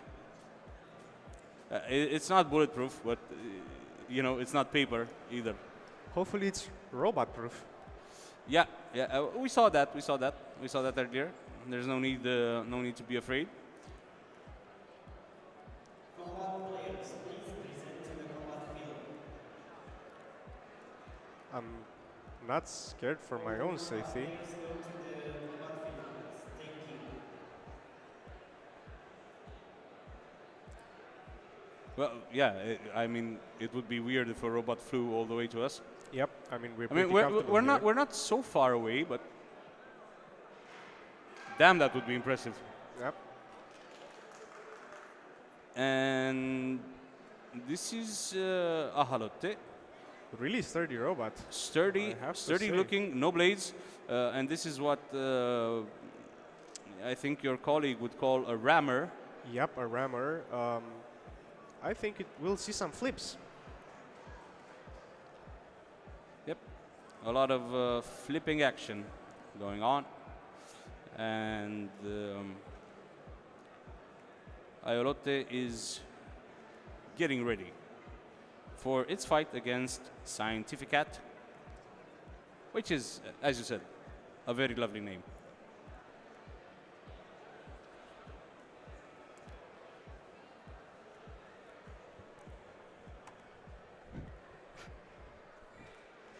And here is Scientificat.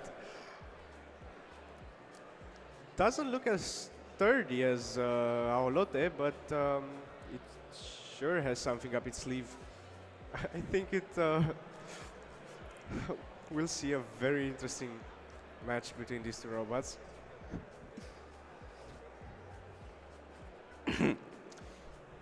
Indeed. We shall see. I love the color scheme on Scientificat, by the way. It's very Halloween themed.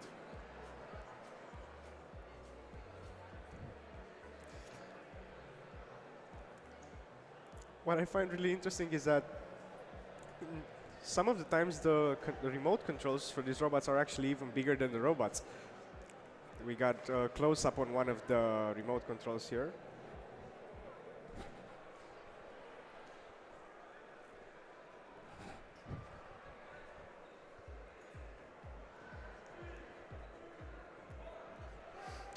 Okay, so we can. That's So a wheel fell off of. that wasn't like what we expected. And I think it's stuck. So I think it just. Yeah, I think that this fight is over. yeah, yeah. Scientificat. Scientificat has the superior color scheme and the superior robot in this fight. I thought that this might have been a strategy for Ajolote, just to like for its wheel to fall off intentionally and turn itself into a Beyblade, but that would have been weird. Yeah, I don't think that would have helped him a lot. You kind of change the build mid-fight from a rammer to a spinner or something. It could have been. Could have been, yeah, could have been. So Scientificat did not look as menacing as Ajolote, but it took the win.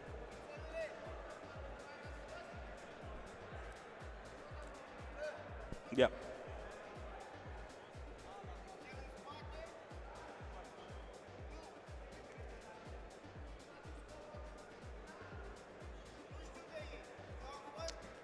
Iolote will have to lick their wounds and come back stronger.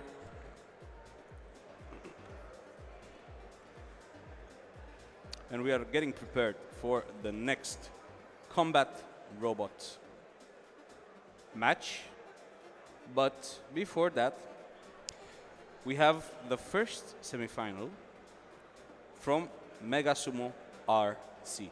And we will be switching over to that. Again, it's RC, just like combat robot. So we will have that human element again at display. So it's really interesting because it's the semifinals. It's so far in this competition. It's basically the knockout stages, the final knockout stages almost, the semifinals. Yeah. It's now or never. It is now or never. It is such an important moment in that tournament, and we are so hyped to see it. It's going to be so nice, and we've seen a lot of combat already. We've seen it.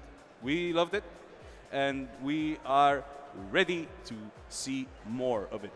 To think how far these robots have come from the group stages, the rounds of 32, rounds of 16, And quarterfinals. if you take into account the travel distance that the teams had to take as well, then it's it's surely an achievement. surely reaching this stage. an amazing achievement, because most of these teams came from different continents almost, and that is amazing. That is super impressive to me, and it is kudos to them. Reaching such a Wait, our Saitama warrior is still training, it seems. the training never stops. Okay, he's been warming up for the past hour, I think, and I think he's ready to put his robot to good use. So far, the training seems like it's working. I mean, reaching.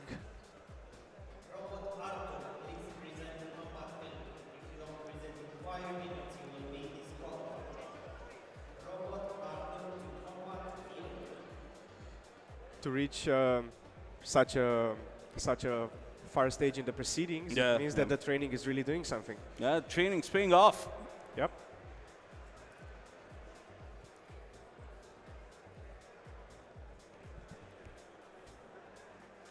Sometimes when I do some interviews as well, and sometimes I ask people, like, do you have a special ritual that you do before important matches? I'm not gonna have to ask this guy that question. We've seen it a couple of times Yeah, already. we've seen it. Yeah, we've seen it.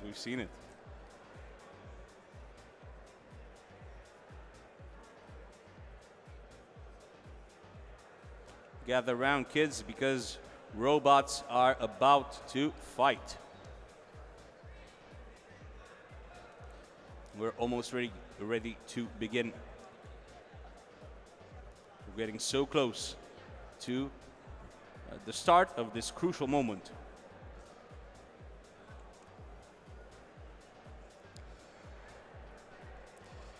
Almost there. In a few moments, we'll witness. Can you go over the rules for the audience a little bit? Because I think it's important for them to know what's at stake and what they're expecting to see. So it's definitely going to be one of the most engaging fights that we'll see today, because there's so much at stake. I mean, we can expect it to be very, very, very tense, and I think that the robots will be a little bit more careful this time. They'll not just lounge straight at each other. I thought you were going to say that they're going to be a little bit bored. No. A little bit more careful, because you don't want to to be eliminated by your own mistakes. So I think that the strategies will be a little more complicated, so not just lounging straight at each other. I'm really, really curious to see how this will play out. Yeah, and so am I. People gathered around the arena. There's definitely a lot of interest. There's a lot of interest. There's a lot of people who are passionate about this subject matter, and to see them gathering around is certainly a pleasure. And it was a pleasure to see them yesterday as well, and it is a pleasure to see them today. And we are, again, just smile and wave. Hello, thank you for coming. It is once again. It is. We're getting so close to the start.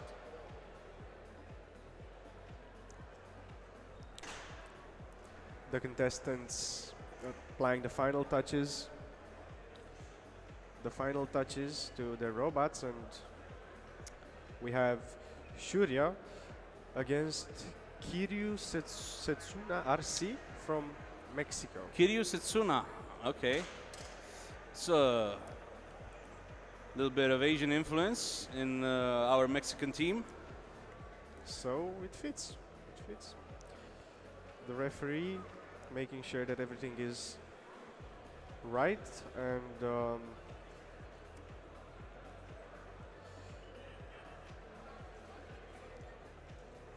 the robots are waiting. And we are waiting as well, but we won't have to wait for much longer because the robots are being placed And on now the they're battlefield placed. as we speak, and we are getting ready to start the Mega Sumo RC semifinal.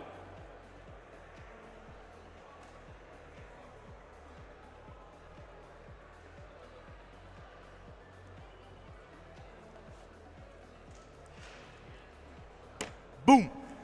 One and done, just how I like it. Really concisive. I mean, straightforward. So the training actually works. The Yeah, training is. the training actually works. Look, sometimes all you have to do is move forward.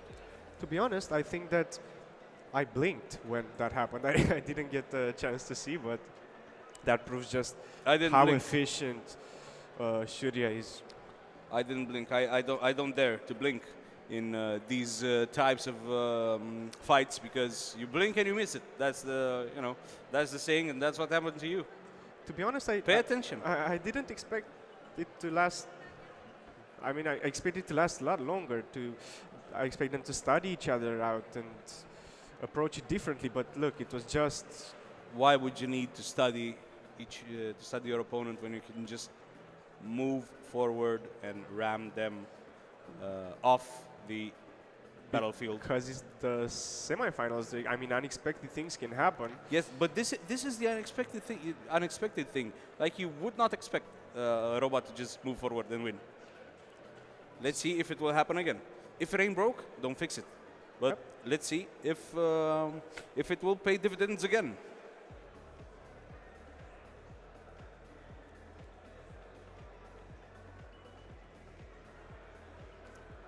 Don't blink this time. I will try my best. Hey. That's what I told you. Okay. This is a lot more interesting. And yeah, this was a lot more varied, a lot more interesting, but the same result, the same end result. Shurya with a 2-0 win, advancing to the Mega Sumo RC finals. Congratulations, very, very nice game. Really exciting. I really like the strategy. One time going straight and forward, and the second time changing it up. I loved it. Yeah, and look at this. A lot of strategizing, a lot of Anticipation, movement, yeah. a lot of anticipation. Yeah, but still, you could see that the upper hand was always on Shurya's side. And look at this. Way more aggressive and way stronger in a 1v1 fight.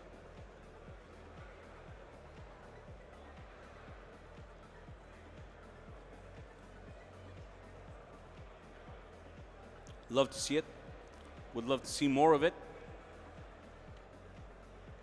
And I'm wondering what's coming next. What do you think we will see next? What do you want to see next? Let me ask Perhaps the other semifinal? Oh, so actually we'll have Humanoid you. next. Yeah, exactly. We will switch things up again and we will go to a humanoid sumo fight. Building anticipation for the other semifinal. Look, listen, here's what we're going to do. We are going to mimic the movement of the robots here at the caster desk, okay? Okay, that should be fun. Of course it's going to be fun.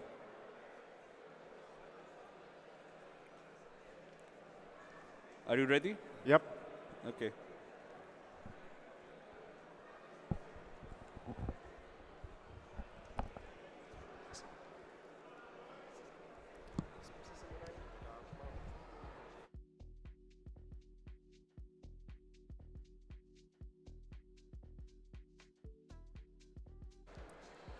So here we are doing the same things that. Yeah, oh, no, I'm gonna be the other one. Yeah, yeah. Okay. Oh, I have to do push-ups. Hopefully. Wait, which one are you?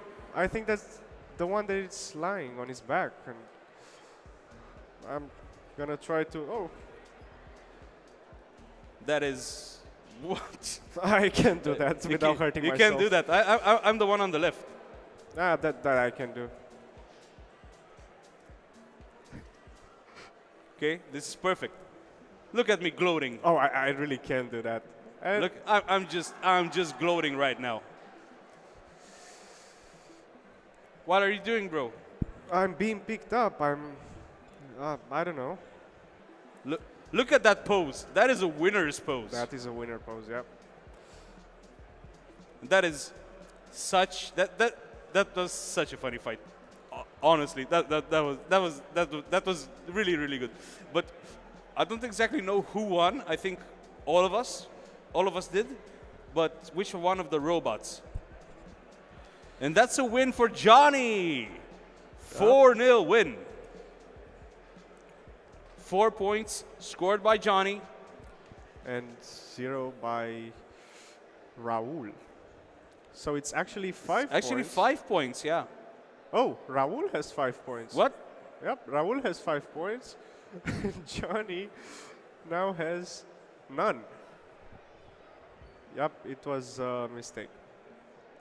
That's a little bit of miscommunication, but no matter. So Raul has a 5-0 lead against Johnny.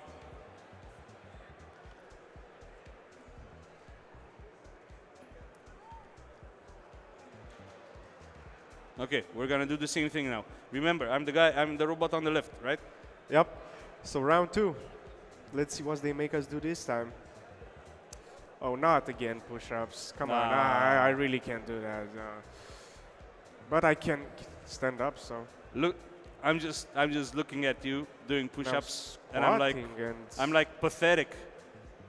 Look at me go, huh? Eh?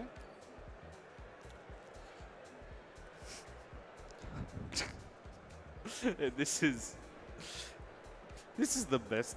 I love this so much. This is great. By the way, your wire is hanging, bro. Mine? Yeah. Oh, so I'm in some trouble. One of my wires is hanging. Hopefully that will not be a problem. Oh, it is a problem. So it's there's gonna be a restart. So there was a lot of gloating and like a lot of showing off. Like peacocking between these two robots, but they haven't actually touched in order to, initiate the fight. So that was just like the build-up. It was the banter period before the actual match starts, and the robots disappeared. No, they're back again.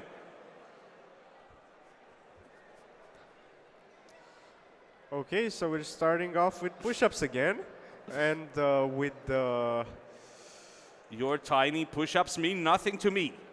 I am the superior machine. arm swinging. You're like inviting me to get out of the arena, and I'm not sure what I'm doing now, but it doesn't affect me in the slightest. yep. Why are you running away then? To show off my good looks to the audience. Of course. You can do all the push-ups you want. And squats and arm swinging. Pathetic. Oh, come on. All you do is show off and... Yeah, I'm doing the Arnold Schwarzenegger pose. So this is the robot is a bodybuilder, yeah? Yeah. Yeah, it kind of makes sense. I'm more of a calisthenics guy. Whoa, bro. You kind of got out of the arena there. My bad.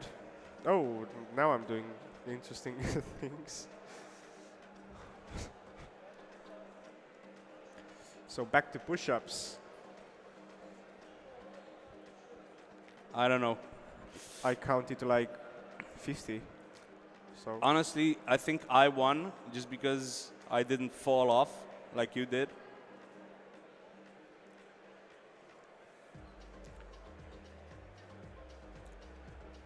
So let's wait for the referee's decision. This actually looked like a bodybuilding contest. I swear to God. It's like one robot was just like showing off its good looks, and the other one was just doing push-ups. Maybe that was the point. And the winner is Raul with an 8-0 advantage. Johnny will have to get back to the drawing board, but it was certainly an interesting show. But I have a interesting question. Who was Raul? Was it you or was it me? I think we're all, Yeah. we're all Raul, we're all Johnny. Some days of the week.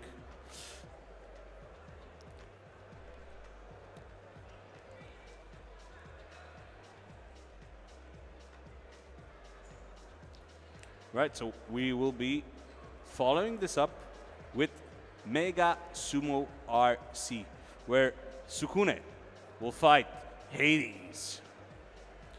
So again, two Mexican teams. But this time in Yeah, Mega RC. Robot Max and Rashi team.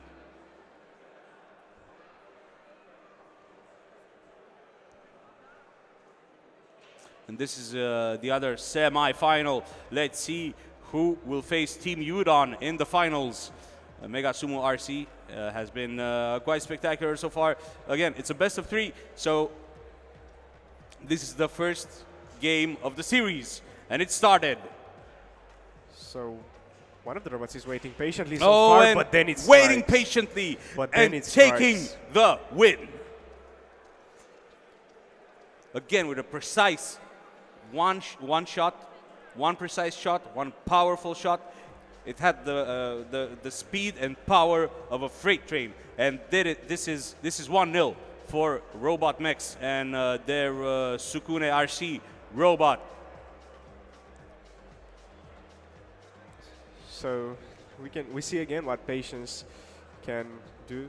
So All you need is just a little patience and then you can a lot strike. Yeah. of force.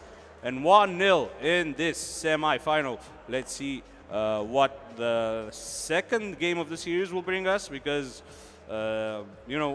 things can shift, things can change in an instant.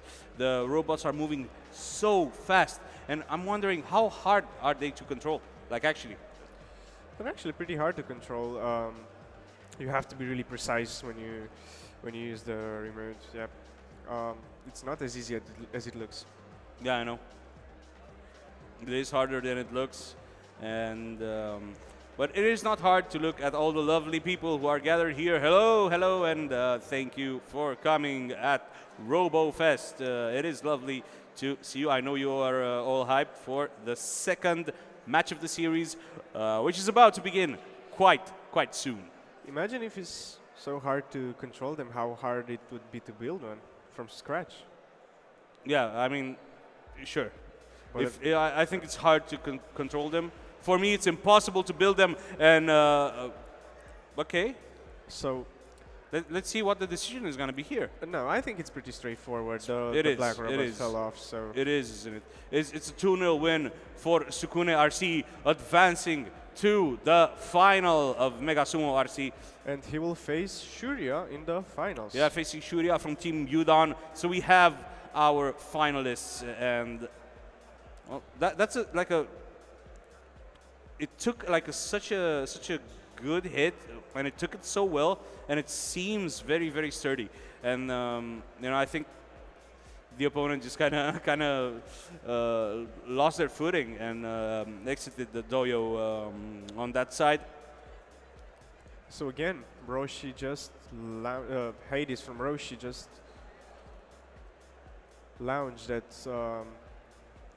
the other robot, and it got deviated and fell off the arena. So we're going to move to Humanoid Sumo.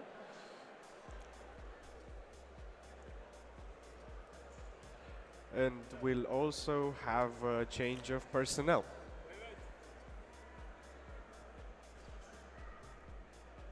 Wait, no, actually not yet.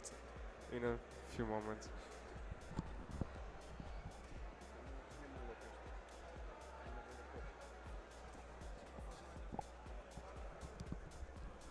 Right, so we're getting ready to start, and we're hoping to see a lot more a lot more action than in the previous fight, because the previous fight was certainly entertaining, but there wasn't a lot of fighting going on.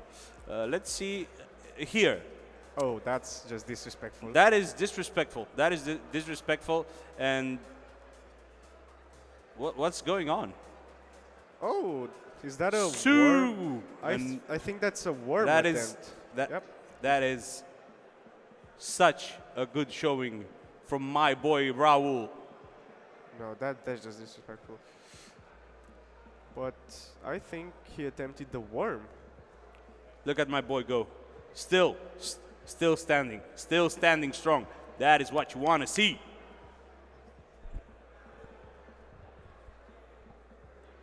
Oh, that's unfortunate. This is just a caster's curse. Come on. Yes, Like, well, as soon as I say he's standing strong, he falls down. when you're being too cocky, that's what happens usually.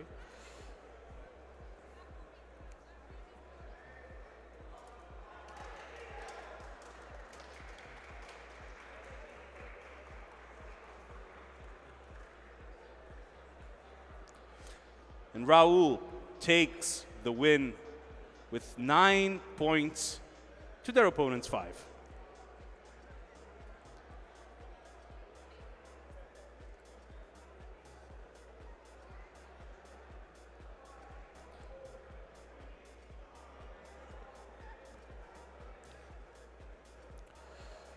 Look at that. Look at that.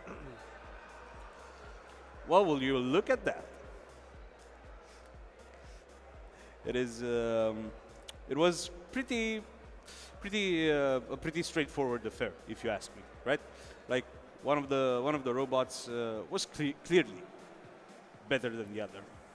I'm not sure I agree with you. Come on, come on. You don't agree with me. My boy just won 2 games in a row. Come on, 2 matches in a row for Raul. And honestly, I cannot wait to see what awaits us after a small break.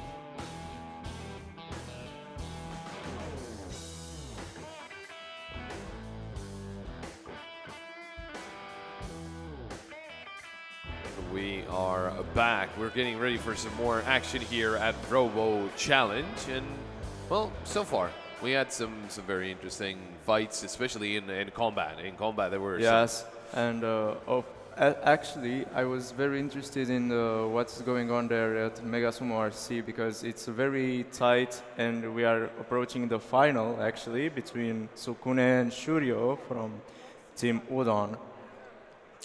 Yeah, that is getting, yeah, as you said, very tight, and we're waiting for some information. We're getting some information in our headset about what's going to go on. We're going to go back to Mega Sumo RC, and I think it's going to be third place match first. So it's interesting, right? We see that in the whole playoffs, right? In the semifinals and the third place final and the grand final. There's 3 robots from Mexico and 1 from Japan, right? So it's a very tight competition there, but for sure it's going to be full of action. We're waiting for everyone to get ready. But yeah, I saw some of the highlights there from combat, and yeah, I'll be scared to be very close to that window. It's very sturdy, but just saying. I actually stood right near that window, and one of the robots just came through, flying right at my face. Thankfully, not through. Not right? through, yeah. Yeah, getting set up here for third place game of Mega Sumo RC. It's going to be Kiryu Setsuna RC against Hades. They're both from Mexico, but they're from different teams. Although Robot Mechs have a robot in the third place match and in the grand final match. They're getting their robots ready.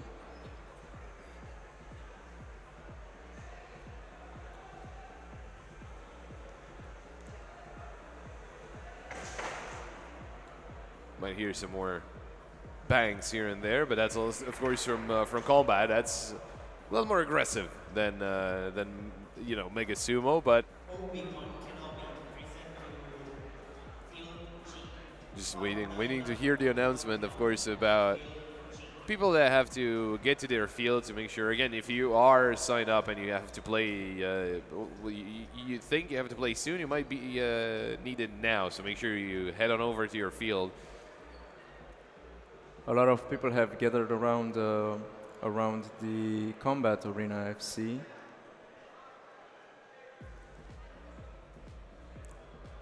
So we are now watching the third place match between Hades and Kiryu Setsuna RC from Robot Max. There we go, they're getting ready, and of course for RC, it tends to go by a little quicker. The robots tend to find each other fairly easily, considering they are remote controlled. Yes, and you have a lot of maneuverability, a lot of room to make. Oh, and there we go. There's the first point, and that's actually going to Kiryu Setsuna, if I'm not mistaken. Waiting on the confirmation, of course, just to make sure that. No, it's actually Hades getting that first point, but it's more of some regulation that could happen. Maybe one of the robots is not doing what it's supposed to do, but no, this time it was all clear. And Hades gets first point. I do want to double check, is this a best of 5? This might be, right? Because this is one of the final games, so it could be a best of 5. Yes, it is a best of 5. It should be. Yeah, we got confirmation that it is a best of 5, so. So we'll be dealing with a longer match. Yep, exactly. Once again, if Hades gets this point, it's not over just yet. For the win, you're going to need 3 points here in the third place final. Sending over for the second game, and it's a lot of movement. Oh, but now I don't really know who got that point because they both left the arena, but I don't know which one left first. It's the first that touched the surface of the outer area. Oh, so it was Kiryu Setsuno actually to get that point. And you can see the contestants, they're having fun. I mean, you know, one of them is going to walk away with third place, but might as well have fun. Exactly. And you've seen that Kiryu wasn't rushing to go in. He was waiting to make a move, and this type of strategic moves can help you in the longer run, actually. Yeah, it does seem like the controls are very, very sensitive, especially for Hades. He's trying to find the right angle. And he might have just done it. No, he's trying to get a little closer. Oh, but with a direct shot. There we go. It's the second point for Hades. And I think that's one of the main kind of problems, I guess you can call it. And where With the sensitivity, yes. yeah, it's very sensitive on the left and right. And you must have the right angle, because if you miss, you're just going straight out of the arena and Yeah, always goes to your opponent. yeah, you lose your chance there in that match. So I think the first steps that need to be taken in this kind of fight would be the alignment. You gotta find the perfect alignment and then just charge right through.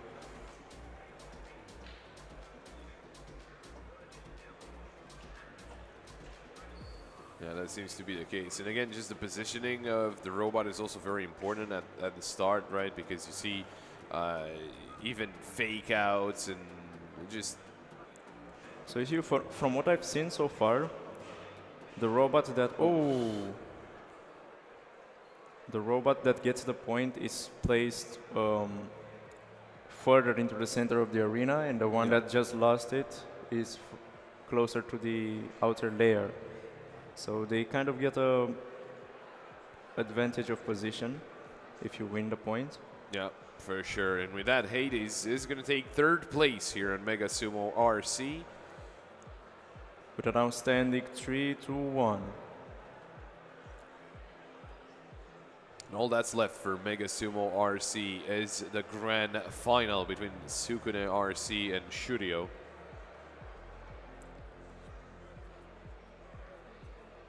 We've seen Shuryo taking on quite a lot of enemies recently, and he's been stirring up action from here and there, and he moved right through the grand final.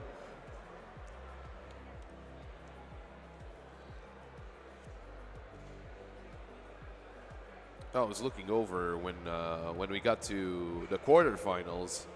Interestingly enough, apart from Shuryo, every single other robot was from a team from Mexico.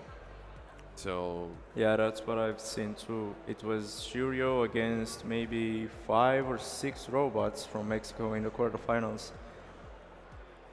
yeah, and Shuryo got through all of them. Needs to get through one more if he wants to be the winner. Taking on, as I said, Sukune RC. And well, with that, we will have yet another competition coming to an end. Of course, Mega Sumo RC, we still have quite a lot. We still have both combat challenges from 1 pound and 3 pounds.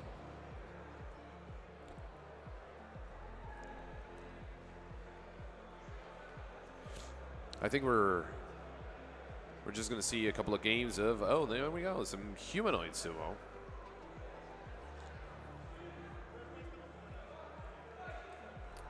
For Humanoid, we're in the final group, in group 4, and there's only 2 robots.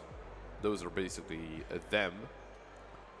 So I've seen these robots actually focus a lot more on movement rather than just straight fighting, because, well, that's actually one of the criteria to get points in Humanoid Sumo, when they're not touching the one who moves a lot gets the point. So I think they're just focusing on that for a safety measure.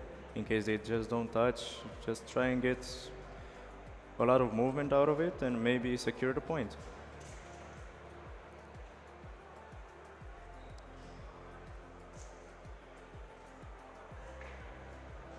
I think the hits count as well. It's Yeah, of course.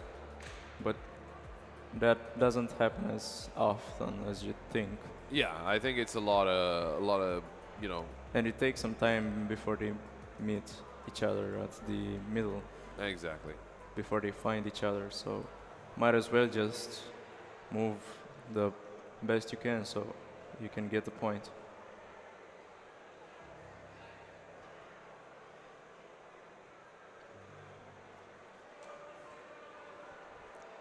So we're seeing some movement from the left side robot. It's actually doing some waving right now.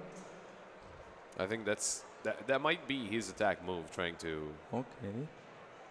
trying to And attack. actually, it's very interesting how he lowers his level like in a real sumo match. Yeah. We might be changing pretty soon to the final of Mega Sumo RC, but just seeing some more action here from Humanoid Sumo. Having some issues with just staying on the field there. No problem in getting up though. So I wonder how the controls for these robots actually work, if it's independent for each limb. I mean, if they control the left leg, left hand, right hand, or is just all together. I think they might be synchronized. It just feels like it, right? It feels like, I don't know if it's independent for each limb, but hey, there was some action there. There was some hits. In the meantime, we are getting ready for the final of Mega Sumo RC.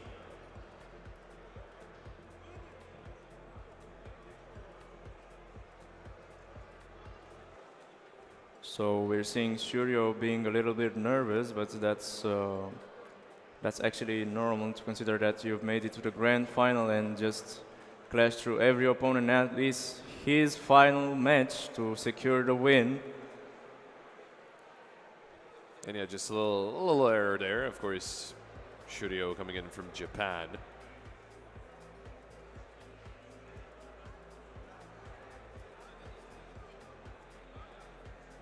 Sumo RC, of course, for Robot Max. And even though it doesn't even matter who wins the first place, both guys are great, have been great so far. They had great robots and great fights. So of course, both are extremely good.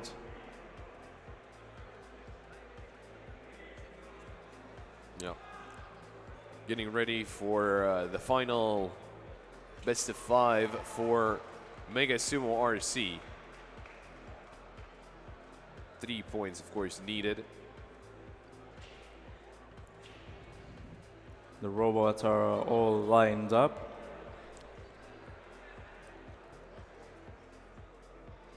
We are waiting to see. See what happens here. It could be very, very swift. But of course, the competitors are getting the remote controls, and we'll be starting any second now. There we go. There's some movement, and it is Shuryo. So you've seen this quite a lot from Shuryo, how he corners the enemies, and so you actually know that it isn't just a random movement. So it's quite a little bit of strategy going on there. See how the opponent enemy robot tries to escape, and he just corners them at every move.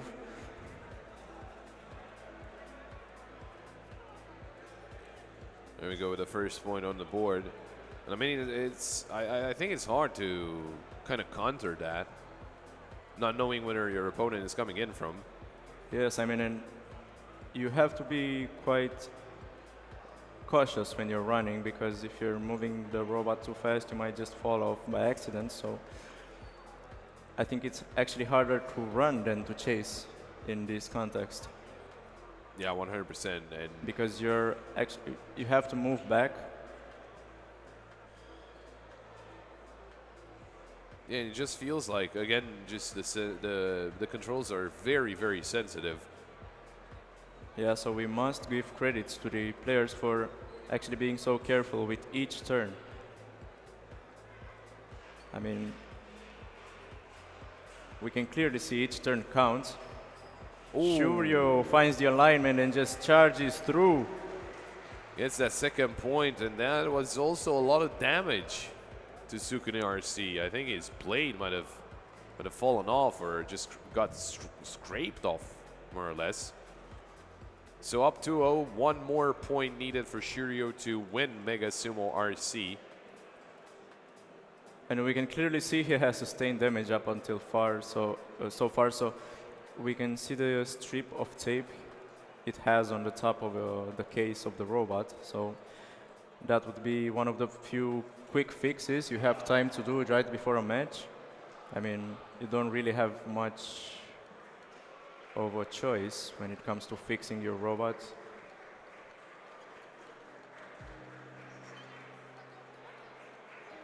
And you can see each team just has a lot of tools ready to tinker a little bit just to make sure that everything is back in order. The cleaning of the magnets again is very important. We see Shuryo even using some tape there to clean off all the remainings of the magnets. Yeah, that's a lot of attention put into that, and well, that could be the difference maker. So you know. Yes, you gotta be tedious.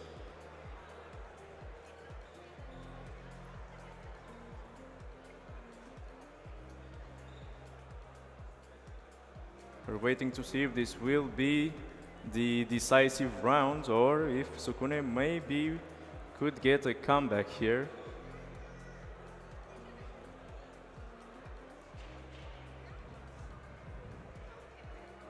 Interesting position choice from Sukune. Shuryo just goes for the default, you know. Yes, just every time I've seen that. straight ahead on the H, and that's it. He chooses no angle whatsoever. He just manages right in the match. Okay, we've seen some movement. The push, Shuryo is cornered. and I think I got stuck. Seems like We're waiting for a countdown. Okay, so I think it might be a restart for this round. yeah, it's gonna be a restart. There was no. I don't think they could have awarded points for too many things there, so they're just gonna restart and. But I think it's the first time I've seen Shuryo cornered there. But I guess Sukune just ran out of luck.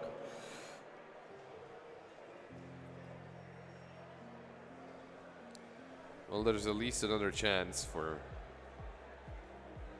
Sukune to get a point on the board.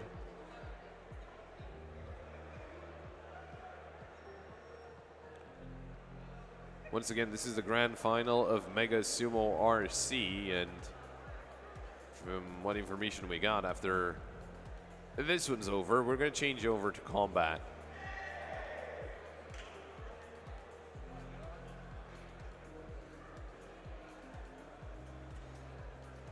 And there's a lot of people watching this grand final, so there's a lot of pressure as well on, you know, the competitors, not only to try and get that first place, but also, you know, there's a lot of eyes on their robots. Exactly, and a lot of noise around. You gotta be focused at all times, but it's nice to have support, you know. And it's I mean it's up to you what you do with all the eyes. If you get scared or if you get encouraged. Yeah, that's a very good way to put it. And you know, it's remote control, so it's of course you're doing a lot of the heavy lifting, right? Because if it was automatic, it's the robot that's got its eyes on it. But if it's remote controlled, it's you that have the eyes on you. So Exactly. that does add up to the pressure. We'll see if any of the two competitors get affected by that. Now that Shuryo was cornered last round, maybe we'll see a little bit of more passive movements now, especially since he has the advantage. He doesn't need to be risky on everything. He already has 2 Yuko points, so maybe we'll see some passive play. try to maybe juke the opponent.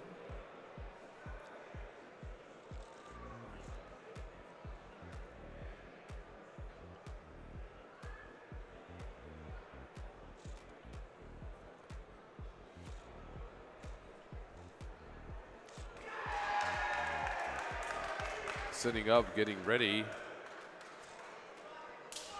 There was a pretty big win here in field I think, with Micro Sumo. Either Micro or Mini. We're seeing some maybe kind of a little bit of dispute there going on. I'm not sure. Probably regarding positioning or the surface of the arena. Maybe Shuryo is trying to point out the damage the arena has sustained up until now. And to be fair, it's actually quite damaged. Yeah, there's a lot of the white underside showing, and maybe this could mess up with the contrast sensor.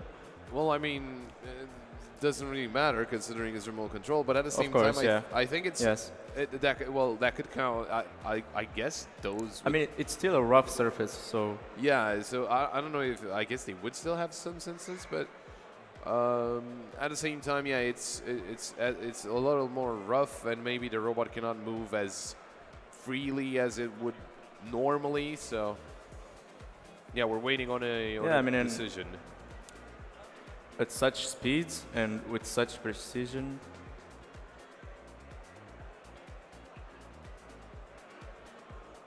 Okay, so there's some coating on, I think, Sukune's robot, and I think it was too much. I don't know if it was allowed to be that much. We're waiting on some more confirmations there, but yeah, well, maybe that could have been the case and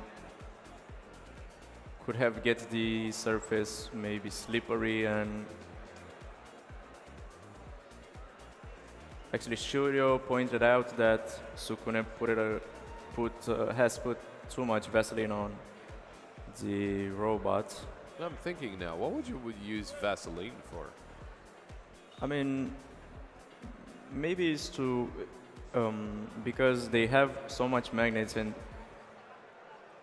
so much magnets underneath, you gotta have not so much friction going on, so maybe you want to add Vaseline or something. Yeah, no, it would make sense. Friction could get into.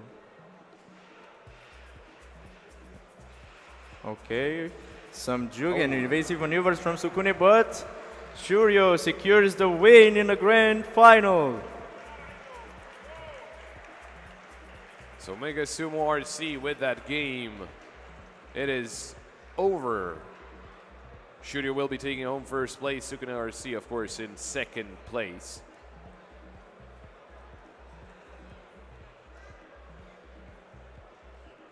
And there we go. Another one of our tournaments finished. Well, I think there may be. I know we were waiting on some combat to get into, but it seems like there's kind of a break here in the tournament. I'm sure we have some more things to show. Of course, line followers still going on. Well, in the other room, let's just call it that, and some more of the other types of sumos are still going on as well. Yeah, we still have Micro Sumo, Mini Sumo, Nano Sumo. There you go. There's the winner. Once again, winning with a 3-0 score in the grand final. Wonderful stuff.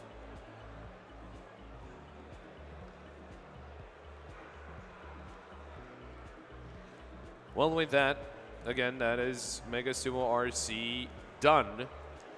I don't know, Humanoid Sumo, technically they still need to resume. They got to the playoffs, but they haven't played just yet. That's quarterfinals. So, wait, so first two teams from each group went through.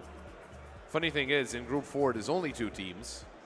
So they both go through, but of course, first place will be getting technically an easier game. They're going to be playing against the second place from another group. And yeah, we're waiting. If I'm not mistaken, also football actually got to the elimination phase. Actually in the quarterfinals. So yeah, I guess we have quite a lot of things to still be seeing here. Line follower enhanced actually has not started just yet. We're still waiting on that one to start, but that's going to be very interesting. I did see the circuit, and it should be fun. It should be very fun to see what's happening. From what I've known, the enhanced has a gap, Yeah. some obstacles, maybe, and a moving bridge. So it will be interesting to see how the robots handles all of that.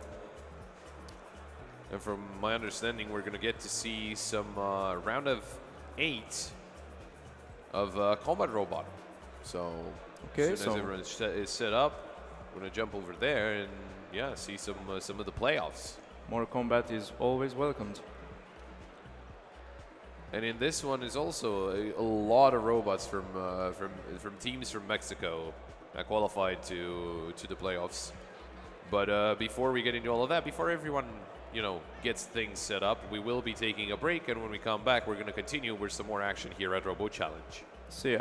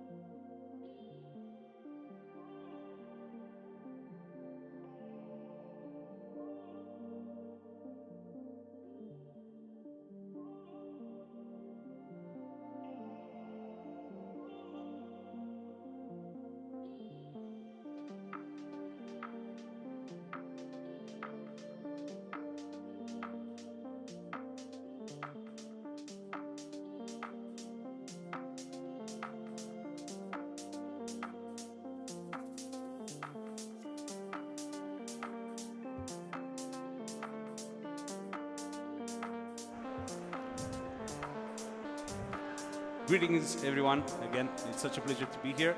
Alongside me is Miruna. Welcome Yes. back. I'm And- also glad to be here, back. Yep, and we're ready to start. We're ready to see some robot action, as you probably got accustomed to by now. We've seen the Sumo RC final earlier, and it was such a show to behold. And what do we have in store for the audience next? I think we have Humanoid next, and then we are going back to combat. Okay, okay. So a little human touch, and then combat again. We see the field for Humanoid. Yeah, let's see. These are some new robots. I haven't seen them before. No, actually, I've seen Artyom from Dark and Sardaukar from Tor. Oh, and that's like a respectful bow. And a respectful squat. Very And interesting moves with our robots. so one of the robots is doing push-ups while the other one was kind of like dubbing. It's 2024, kind of outdated, but it's fine. Yeah, trends are coming back. Yeah, we're bringing dubbing back here at RoboFest, and well, The robots aren't touching each other. maybe they're a little bit shy. It seems so. But they are doing some nice moves, as we can see. Yep.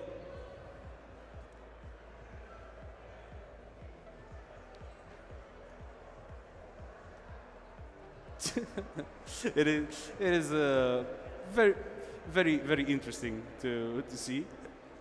And I don't know who won in that round, but there's been there's going to be a remake actually For the fight, because as we already got accustomed to, the robots are kind of parading a little bit at first, and then they're actually fighting. So one round is going to be replayed because they were just parading around, kind of showing their intent. Maybe this time we will see a little bit more action. Let's see it. Because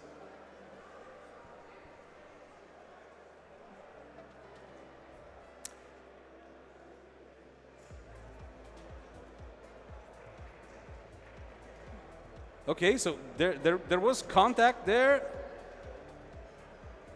and we are okay. A little push there, but Artyom moved to the side in order to avoid getting knocked out of the ring, and Artyom is making like a gesture towards the referee. I think he's saluting. And back at it again with some push-ups. While the other robot is doing squats while dubbing. Very nice moves, as I said, but no contact.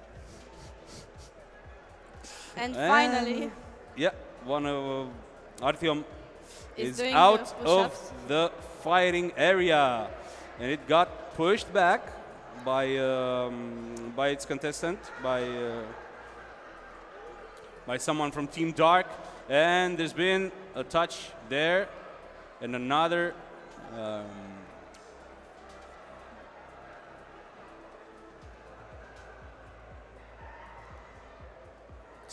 It's like, come get me, you know, bring it. But Sardaukar doesn't seem interested in that.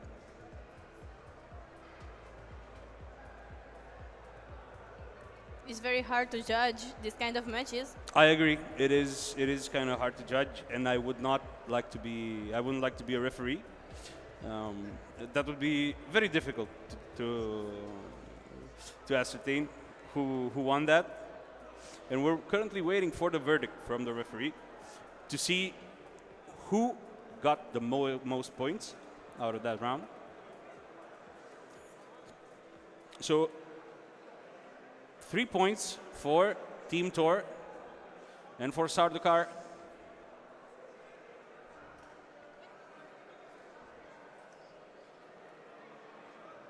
And they're ready to start again. It's a 3-point advantage for Team Tor going into the second match of the series. Come on. Okay, so we're back to squatting and back to push-ups. The robots are there was contact made.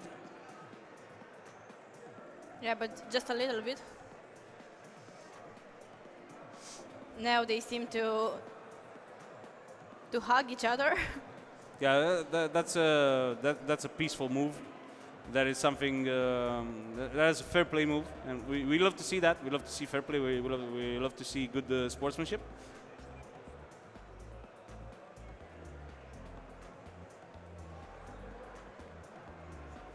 And the respectful bow from one of the robots. And oh, that is a knockout. That is a knockout from Artyom. Let's see if Tor is able to. Okay, let's see come who back. will rise back up, and it's Sardukar raising itself up.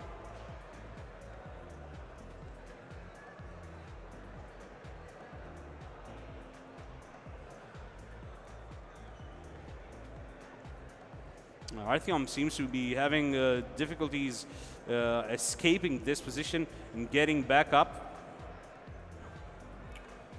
What did you make of that? Who do you think got the most points? I'm not sure, to be honest, but You don't have to be right. You just have to Yeah. like state your opinion. I really like to be right. And so 2 points for Dark. Okay, 2 points. 2 points for Artyom, but still, that is not enough to come back in this fight. And Sardukar takes the series 3-2. Didn't get the chance to hear your thoughts on the fight, but what would you have said? I said it's kind of hard to decide. I think both robots did some interesting moves. They are getting different numbers of points, and that's the most interesting part. Yeah, for sure, for sure. And I'm very curious about what's coming next. What will we see next? Will we see more humanoid sumo? Maybe some battle bots, but I don't know. I don't see the crowds gathering next to the cage, so there's probably a break there. Perhaps we will see some more sumo. Yeah, I hope so. Humanoid or Humanoid. humanoid? Okay, okay. I see some robots getting ready in the back of Humanoid's field. Yeah. Yeah, and I would love to see more of that. Yeah, their battles are interesting. Oh, so we are seeing some combat. Okay, there's combat going on. Okay, love to see that. It's not the arena is not ready yet, but it is getting prepared. The teams are getting ready to duke it out in robot combat. Have you got the chance to see robot combat today?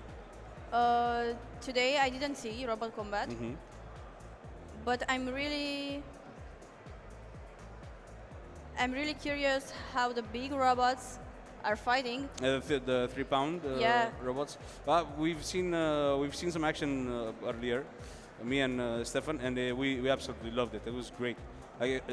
Such a great showing from the teams from Mexico, and the robots were absolutely amazing. We've seen some very spectacular fights with like sparks flying, robots flying through the arena and stuff like that. It was great. It was absolutely a joy to behold. But in the meantime, we will be looking at some more sumo, and such an interesting strategy. Look at like the flag there, the banner was actually leaning towards the front and giving that robot an extra range and a good showing. Let's see if we will get to see more of the same with this. And yeah, it seems like the banners are giving quite the advantage in this. Yeah, the teams who are having a banner are luckier. Well, yeah, so if you want your robot to win, you should just put, oh, and this is not a banner. These are wings. And let's see, because there's not a lot of movement going on, but there will be for sure. The wings are in attack position, and the robots are getting ready for the fight, or not. Yeah, they remark the field.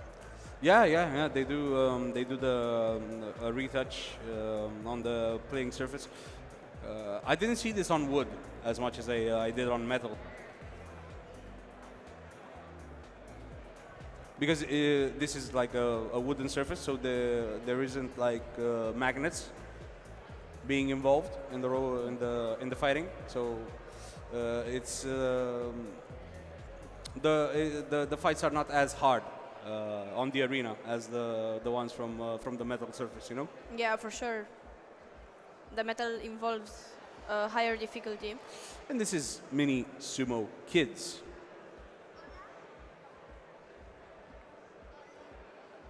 Let's see it. The wings are deployed, and that is certainly a very nice thing to see, a good advantage. I've seen this robot win yesterday as well. Like I distinctly remember it because of the shape. It's like, you see, it's like a giant moth, but like on a very tiny scale, you know. It looks like a Godzilla monster, yeah. almost. And we are back with robot combat. And I believe we've seen this little robot before today. It's very sturdy. It has a very powerful frontal attack, and it's very resistant. Very resistant. A high level of endurance for this particular robot. And I'm curious to see their opponent. Okay. The opponent also looks. Yeah, also looks kind of strong. Yeah. Perhaps we will see a lot of damage here.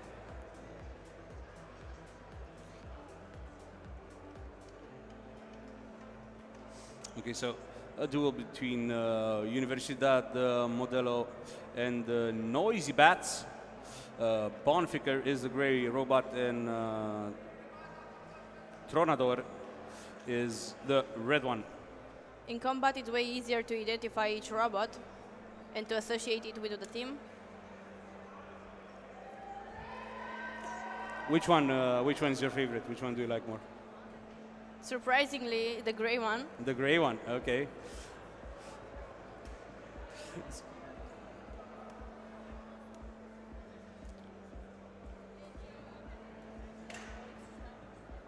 Okay, so let's see this. I told you the red one is quite sturdy, but the gray robot seems to be holding its own. Like the RC control is still working pretty well. The blade is still spinning, but it got cornered. It got cornered, and oh, that's a direct hit, and that is another direct hit and a push in the wall. Sparks are flying over the arena. It seems like a little bit of a combat from Bonficker in this very, very tense match.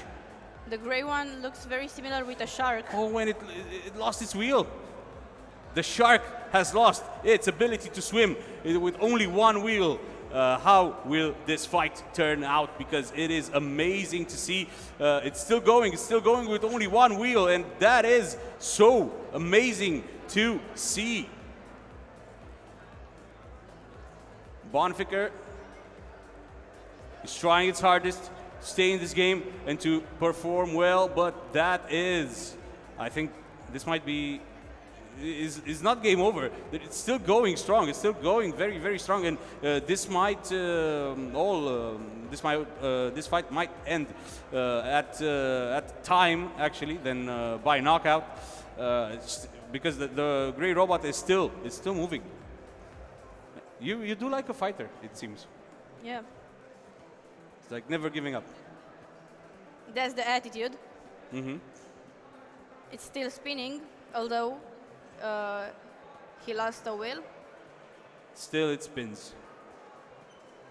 It's the Galileo Galilei of robots. And I think that is time. And it will all come down to the referee's decision. Obviously. Unsurprisingly, Bonfiker wins the match. But it was a very spectacular match. Noisy bots take the win. Bonfiker was able to keep his integrity. Yep. This is the first time you lost the prediction. Yeah, it's another day, another. It's another story. It's a different story today than yesterday. Yesterday you got all your predictions right, and today Yeah, but the first one you did was actually wrong. today I'm going to come back with my predictions. Okay.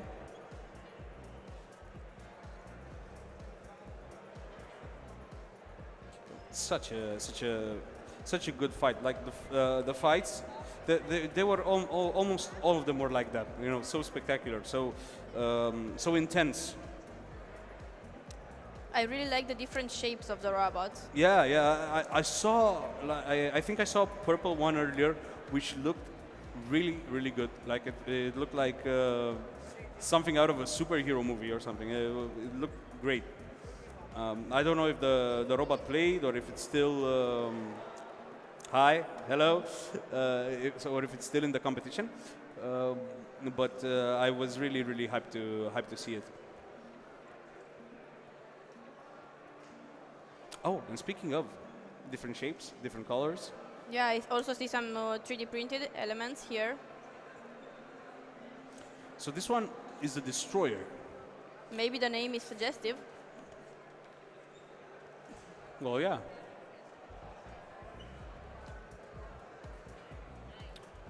And for the second time in our broadcast today, we will see Chacalito take the stage. After a nice win in an earlier round. Now it gets to face off against the Destroyer. Chacalito is a lot cuter, by the way. I can't wait to see him.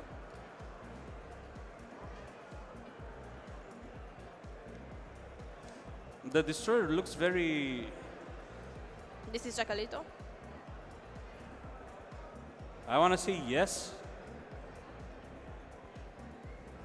but I am not 100% sure.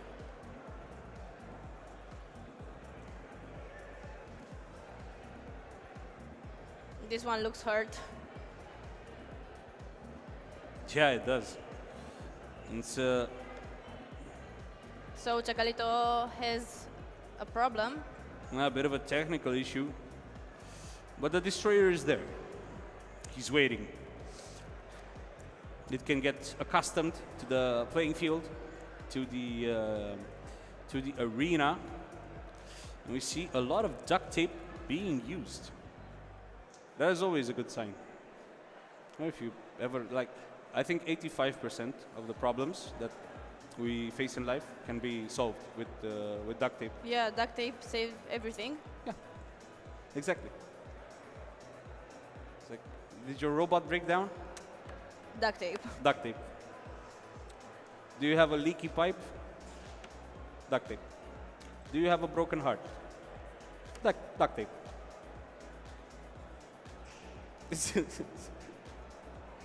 So your badge actually has a little bit of duct tape on it. So I've experienced on myself that the duct tape is the solution. It does work. Yep.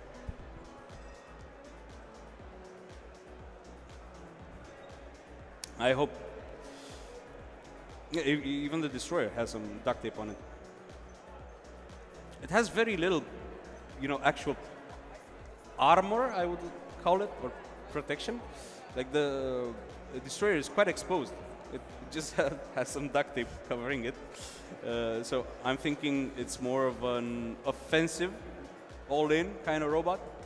Like it goes all in, it destroys you, and if it doesn't do that, then it's maybe not very sturdy. We are going to see and discover together if this statement is true. Yeah, definitely.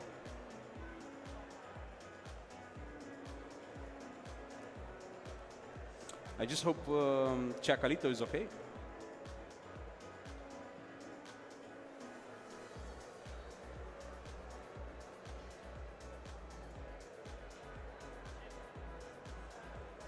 If you were to build like your own battle bot, what form factor would you choose and what weapon?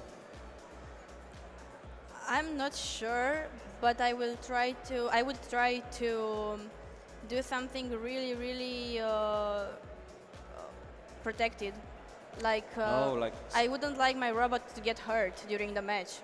Oh, okay. So I would probably use a lot of duct tape in order to cover it and protect it. And I would also add a very nice form, because the design is really important.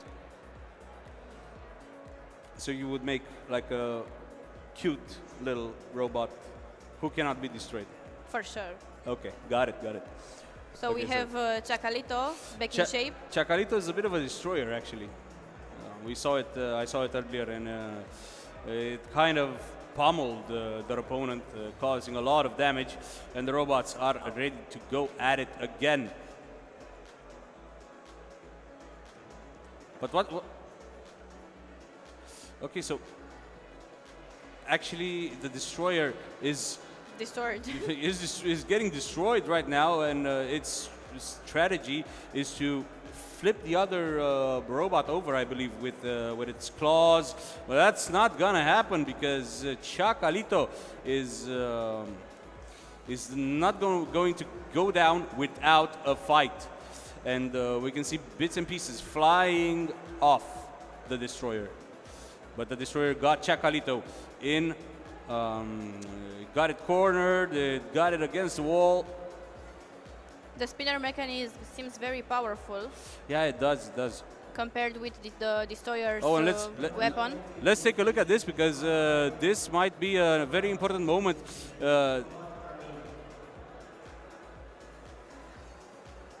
Chacalito's blades are still spinning though, but it doesn't manage to hit the opponent directly. It doesn't manage to land a direct hit, but it is trying, and it is missing. They are searching for each other. That was beautiful. Just two robots searching for each other.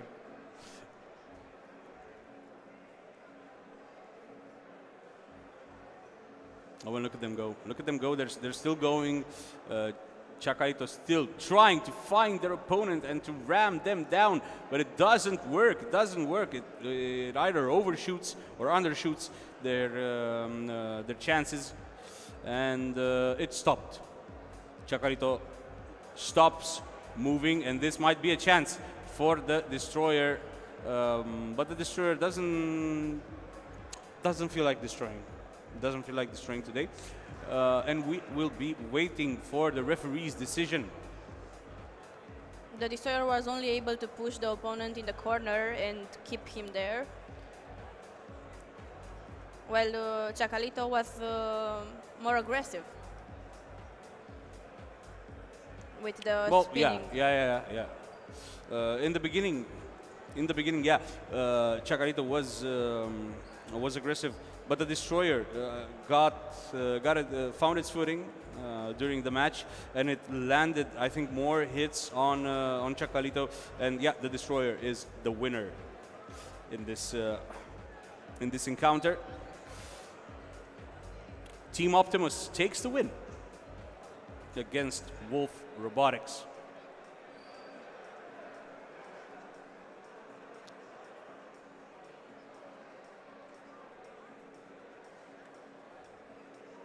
And I cannot wait to see what comes next.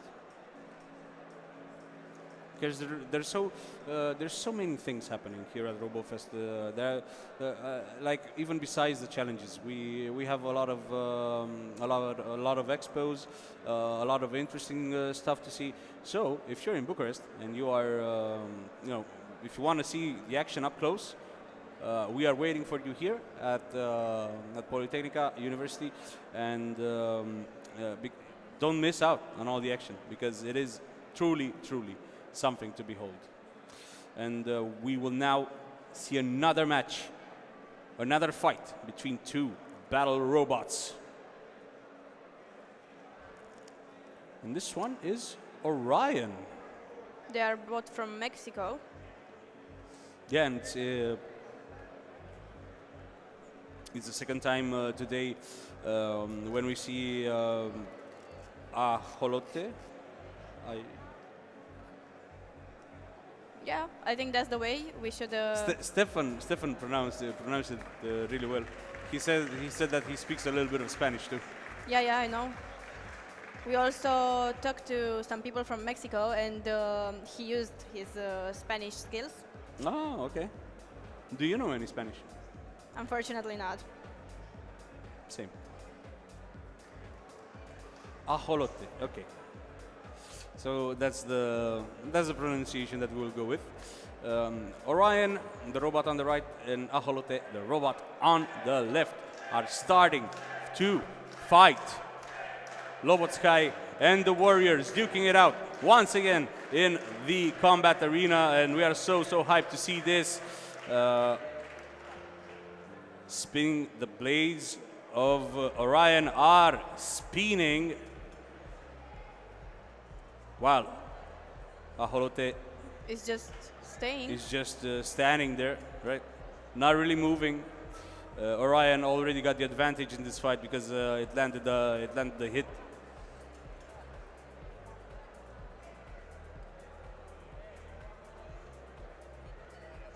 You said you've previously watched Ajolote. Yeah. Did it move? Yeah, it did move. It did move. So, and Orion takes the win, obviously. Yeah, Orion takes the win. Ajolote did not move in this round, so if you don't move, you don't win.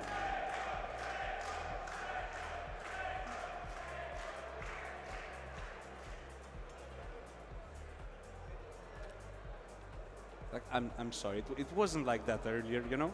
Ajolote had a pretty nice game earlier. I don't know what happened, but Probably it wasn't able to get back in shape on time. yeah. Got scared, couldn't move, got cold feet.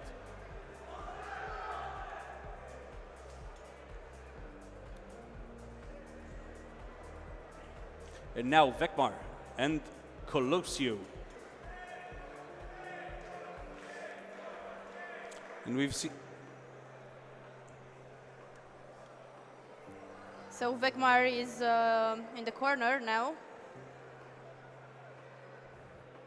Yeah, we seen Colosio earlier.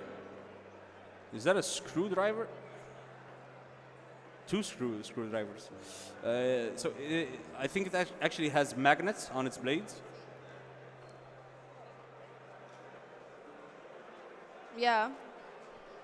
It will probably attract the opponent. Probably, yeah. I think the idea there is to attract and shred the opponent. Let's see if it will work.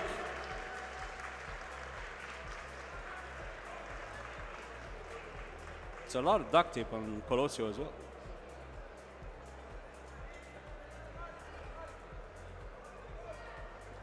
These are like duct tape is to robots what bandages are to humans, I believe. Yeah. Oh, and that is a really nice hit from Vekmar. Let's see if Colosio will rise to the challenge, though. No, it hits the wall. Colosio. Vekmar is very speed. Yeah, he is speed. but Colosio will still has a chance here. It kind of tried to take the center stage almost, Colosio, but it's not very. It wasn't very accurate. It's been hitting walls all afternoon, and let's see if it will. Oh, sparks flying! And that is a direct hit between the two robots. Vegmar going under its opponent and trying to push it over.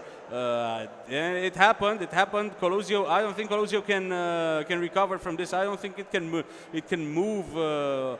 Let's see though. Maybe it will be a miraculous recovery, but I don't think we will see that.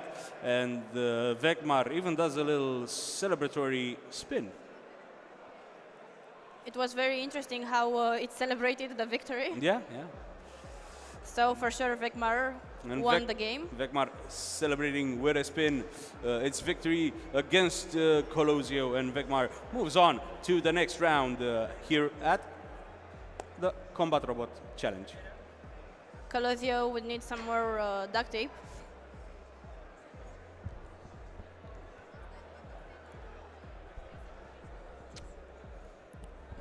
Well, honestly, the way debris and sparks have been flying from the arena, I think we will need duct tape pretty soon as well. I hope not. We can use the one from your badge. My badge is fine now. Yeah.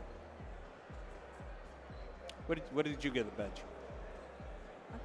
Where did you get a badge? They didn't give me a badge.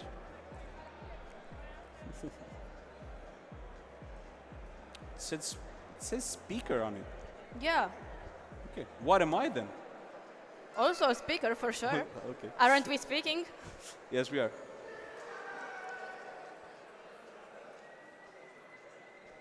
I think they didn't have the section for casters, so we used speaker. We will have another match now. Okay. Okay. So we'll have another match, another Combat Robot 3-pound challenge. After cleaning the field,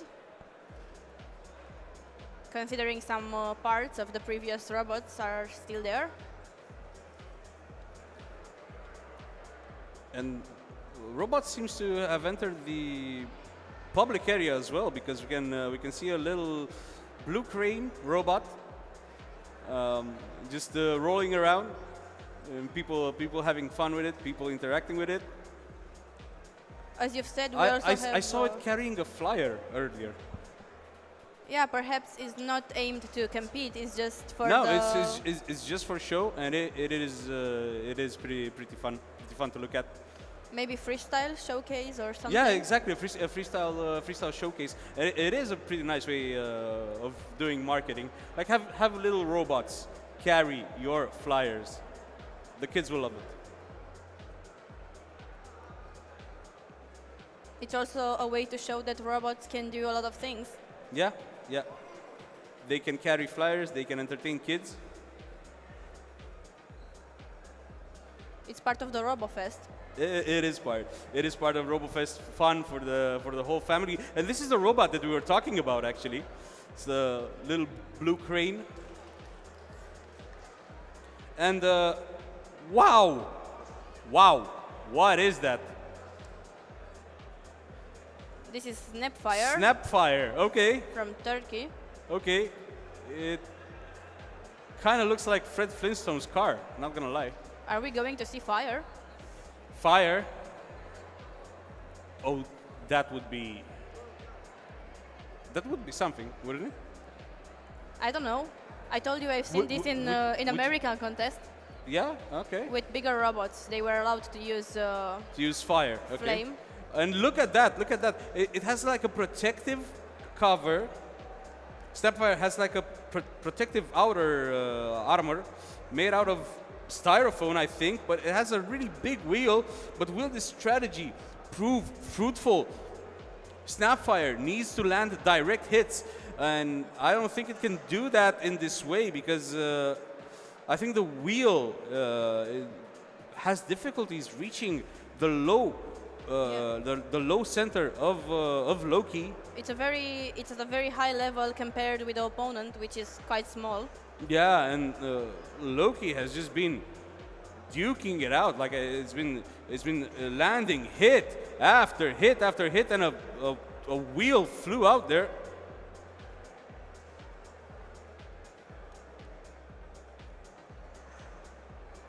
It's more precise movements from Loki for sure. It avoids the center of Snapfire, which is the dangerous part. It's the main damage source. And Loki, whatever you do, don't go under the opponent's death wheel, okay? Just hit it from the side. Hit it from the side, knock it out, knock it up. It's what you got to do if you want to win. The Snapfire look like it's ready to have some places replaced. Ready to snap. Oh, and oh, so that's what that little crane is for. Okay.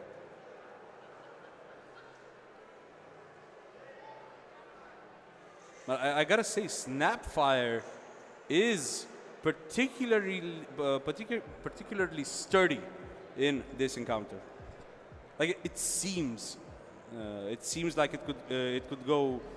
This match could have gone on for another like 30 minutes, but the time is up. And I'm gonna ask you, just on a whim, based on your intuition, who do you think won? I'm pretty sure that Loki won. Okay. Considering the aggressiveness and considering the fact that the opponent, yeah, as I've said.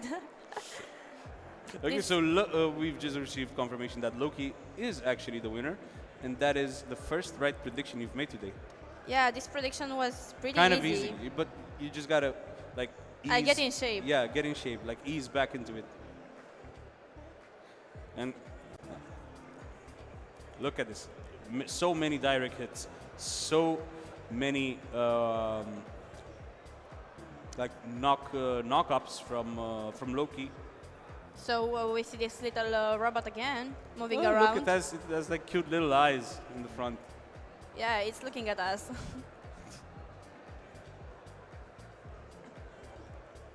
And it runs on batteries. Okay.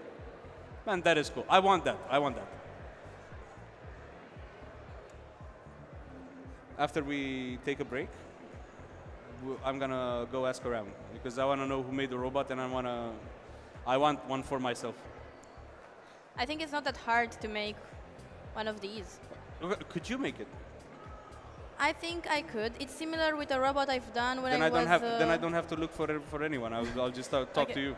In the team where I've been during high school, we built a robot which was quite similar. Okay. Okay.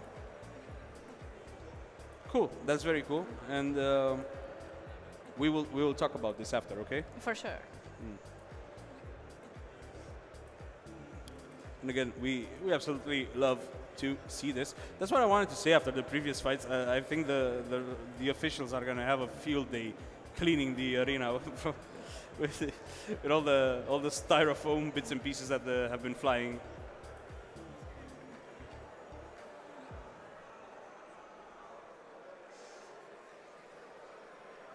Yeah, and the little robot is coming towards us. Yeah, it's I think it heard us, and he wants to join us here at the desk.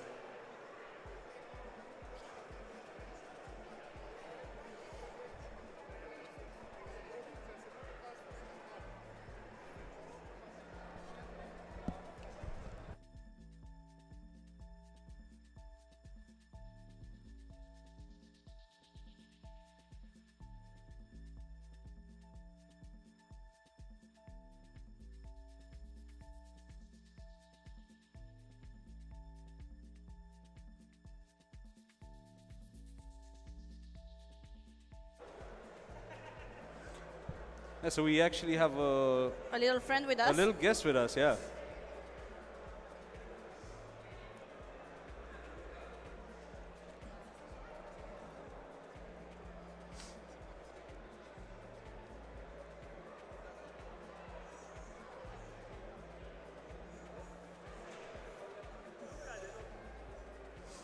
so Okay. that's our So- little friend. Yeah, our little friend is here, and it's so lovely to see. Like I saw it like rolling around the area, and I just wanted to get a closer look at it, and it heard us, and it came to us, and we're super thankful for that. It's giving us flyers, and we are gladly accepting them. And this is mine now, okay? But yeah, we'll iron out the details later.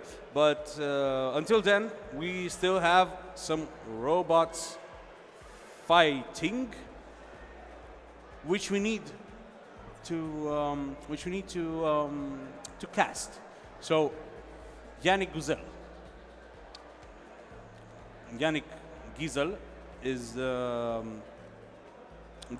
robot we've seen previously, and War Maid is the robot which we last saw.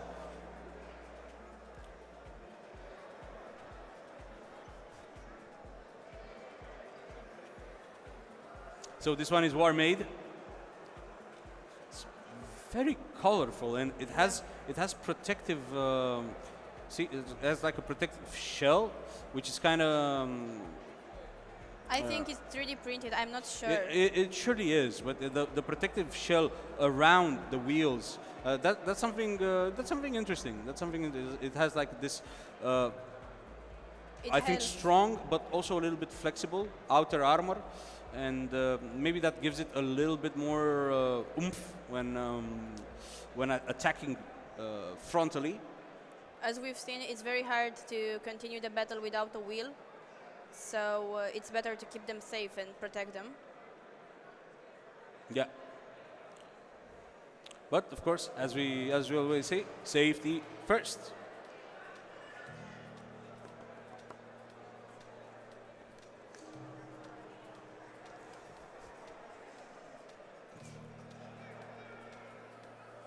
And even though it was made for war, it chose peace.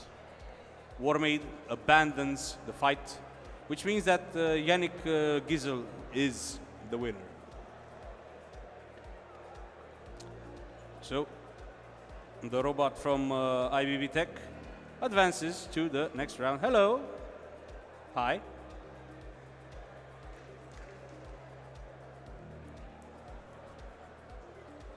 They're really cute.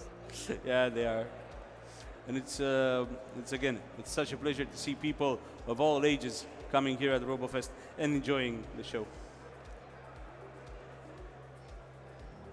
As you said, all ages. All ages, exactly.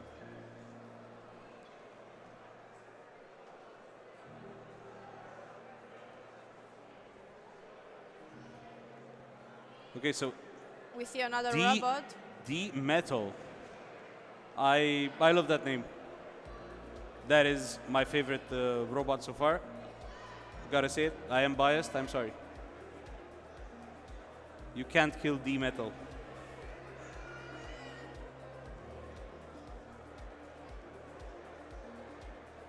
It seems that War Maid had some issues, unfortunately, and it couldn't fight. So we will be getting ready for the next fight.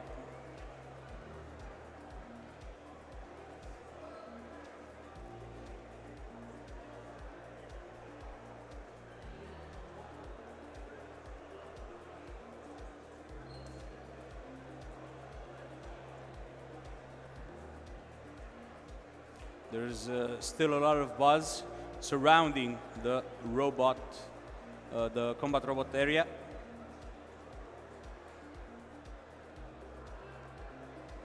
Oh, is it okay now? Yeah. Is War Maid okay? It seems so. Okay, so I'm curious to see the next contestants. Look at that boy. Look at that bad boy. What is that about? Okay. So this is Chainsaw. Scorpion. This is Scorpion. Scorpion. Okay. Scorpion from Universidad Modela. against Modelo against Grakrux from Lobotsky.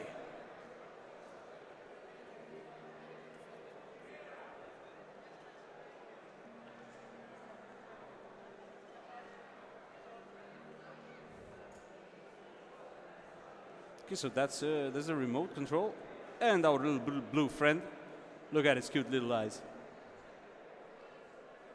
Oh, and this seems like a, let's say, a more traditional looking robot. This is Grakrux. Grakrux getting ready. Hey, and look, this is the one that I was mentioning earlier, the purple one. Yeah, very nice design.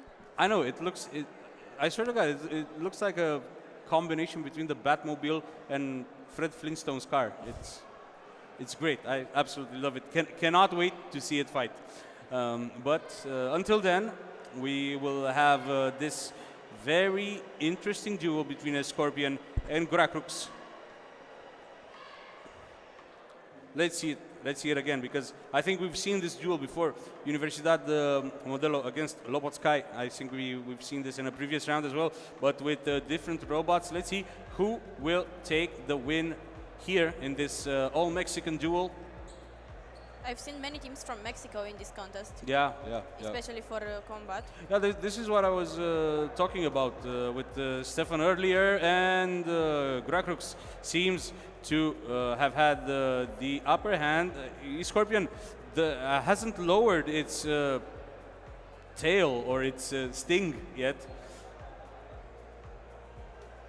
Maybe that will come in handy later, but right now I think it's just tiring its opponent because the protection from Scorpion, the frontal protection, seems to be really strong. Like, it seems to have a focus on the frontal protection. But this is what I wanted to see. This is what I wanted to say. It is weak on the side. It is weak on the side. And that protection is gone. There's debris all over the place in the arena. And Grakrux has fallen. Scorpion is trying to land a hit, but it is difficult. Sparks flying everywhere. Grakrux is attacking the wheel, knocking up the Scorpion. This is such a fantastic fight to watch.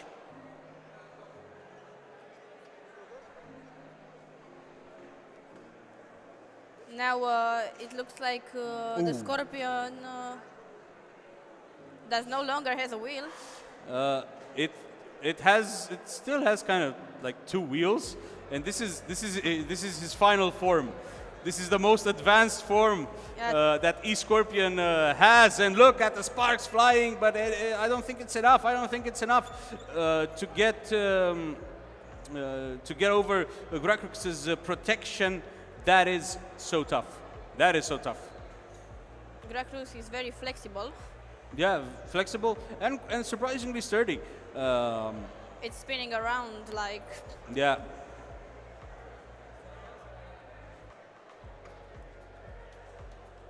And I think that's going to be it for this fight. Mirona? Yes. Are you going to ask me which team I think will win? I think Grakrux will win. As she was saying it, we heard from production that Grakrux did win the match. And yes, that's exactly what I was going to ask you. Yeah, but I knew from the beginning. You knew from the beginning? Yeah. Why didn't you say anything? I didn't want to spoil. Oh, to spoil. Oh, okay. So for the next fight, maybe we can do a little light spoiling. Maybe. Maybe, we'll see.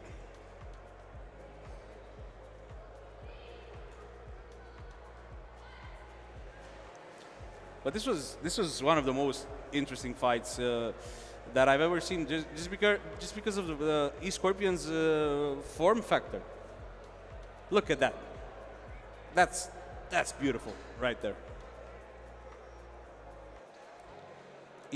Even if with its wheel fallen off, Scorpion still managed to stay in the fight. But our Scorpion friend is going to need some repairs after this. Yeah. And we will be continuing to showcase these types of fights today because they are very interesting to see. And they are, I'm gonna speak for myself now, but I think it applies to to multiple people. They are a joy to behold. Yeah, for sure. I think today main attraction is combat. Good. They keep the bigger category for today, maybe in order to make people come also. Yeah, yeah, I think so. And it's been such a big success, this area. Like people have been gathering around it, as I said before, for the past 2 days. It's been one of the most popular attractions here at RoboFest. And it's amazing to see people staying there and being focused on what's happened in the box. Yeah. So there we have another 2 robots. Oh, this is this Chimera? Yeah, this is a Chimera. We saw it earlier as well. So many robots from Mexico. Yeah, and the Chimera will be facing Musculoso. I'm very curious to see how a robot called Musculoso looks like. Probably with a lot of muscles. Yeah, but that's like the wrong category. Yeah. That fits well in Sumo category. Humanoid Sumo. Yeah.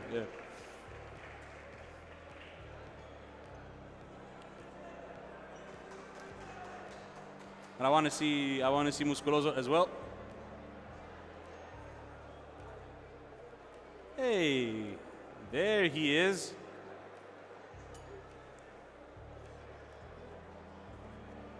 Now, Chimera or Musculoso? Who are you betting on? It's tougher now. Yeah, it's way tougher as I didn't seen them moving around, but I will say that Chimera. Okay, Chimera.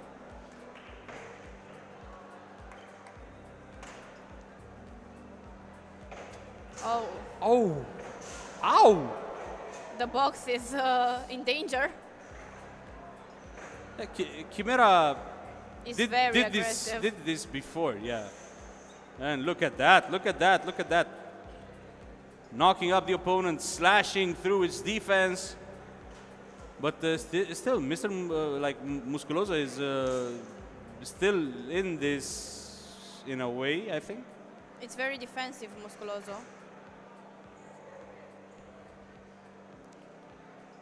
Well, let's see if your prediction was true.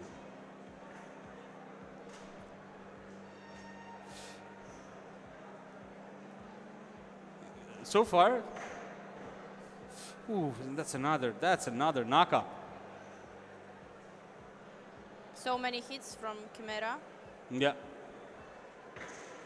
Oof, and that's another one. And they just keep coming, and it is amazing to see. Musculoso is effectively spinning everywhere. Yep. Jesus. I hope the box is solid. Yeah, sturdy enough for that. And I think that's time.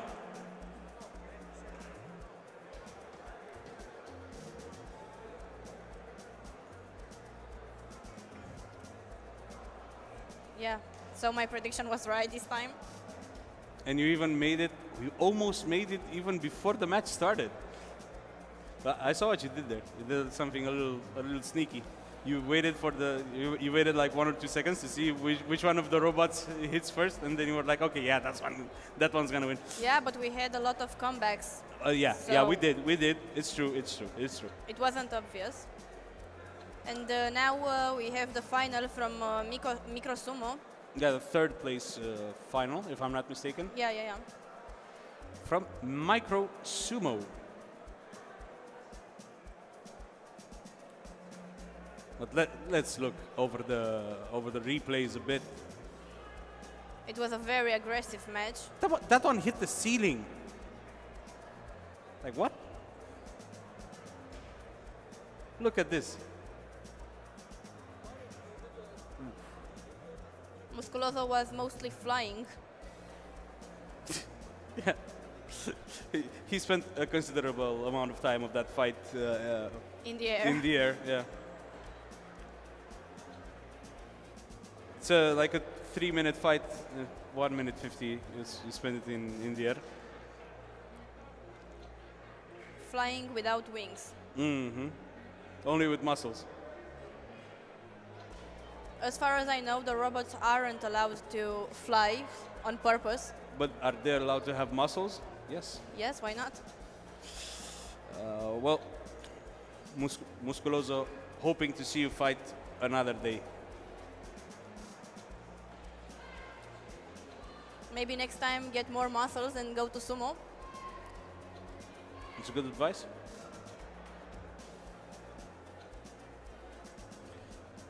And back to us. We are not, we're not as interesting as the fighting robots, but we are here too. We are here to make the And matches. it is obviously, again, so good to see everyone who came here at RoboFest. We thank you so, so much. And we are now live with Micro Sumo's third place final. Systematic and Pushkin.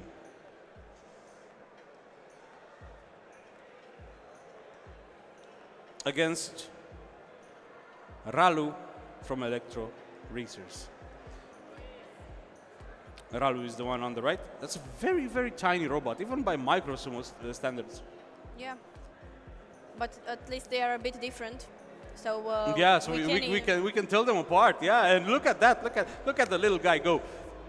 Very quick. Quick and easy. All right.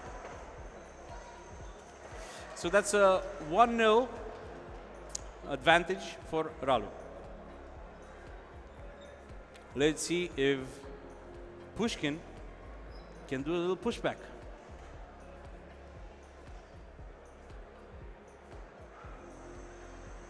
Now we see the field being prepared. So small. It's crazy. And just think they are 5 times bigger than Nano Sumo.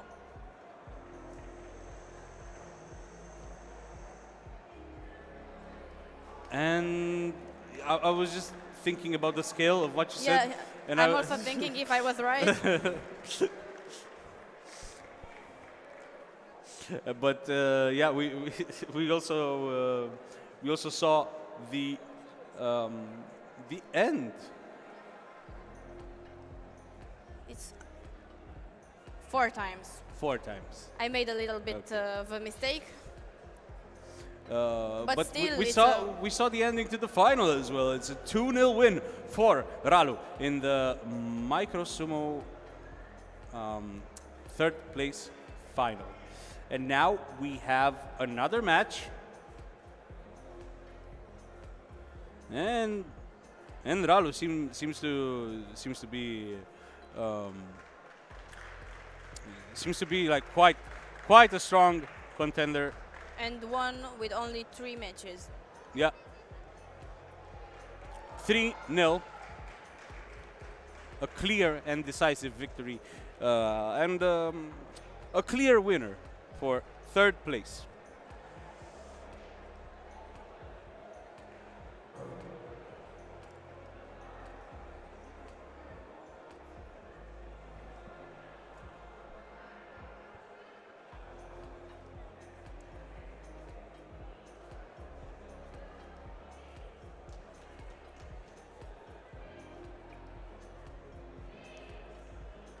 And now, are we looking at the final? I'm not sure yet. This seems... I want to say it seems important, but every match is important.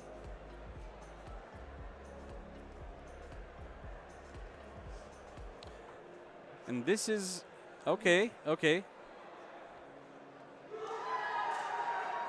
Oof. Well, who won that? I honestly cannot tell.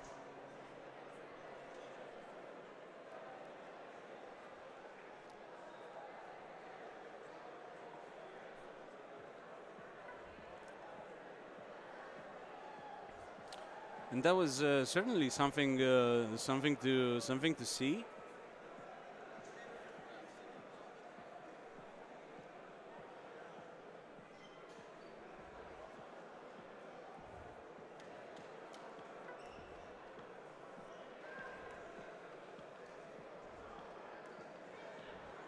Look in the arena there, it's so tiny.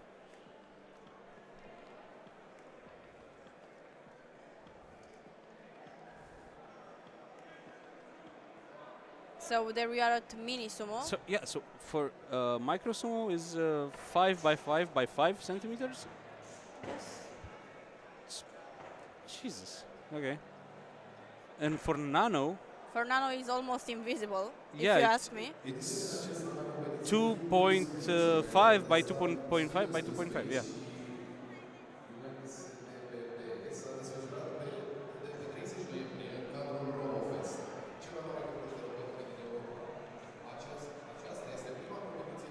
Now let's see what are we going to look at next.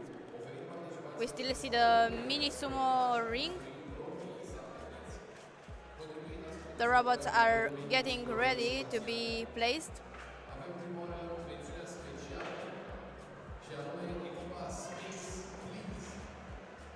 The last adjustments are being done.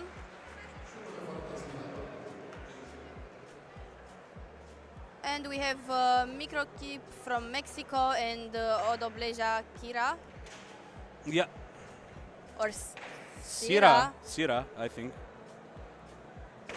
Considering it's Well, from Romania. it's a Romanian. Yeah, it's from Romania. So, Chira, maybe. I don't know. We will find out. Cheer up. And it's a duel between Odobleja and Microchip.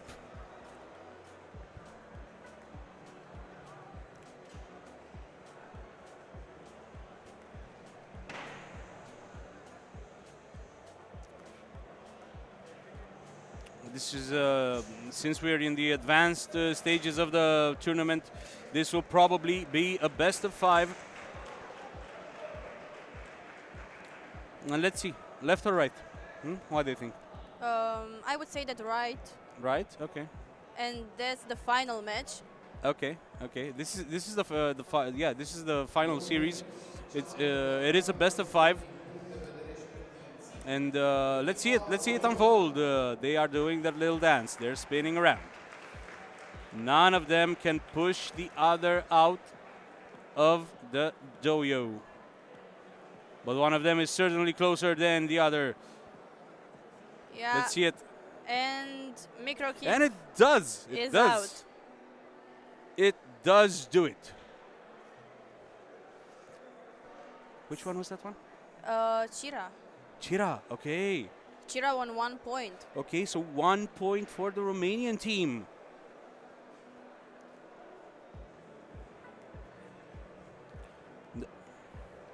We're still waiting for confirmation from the referees, but this seems like it's a 1-0 for Microchip actually. It seems like I've mixed the robots. Oh my God, you mixed them up. My fault.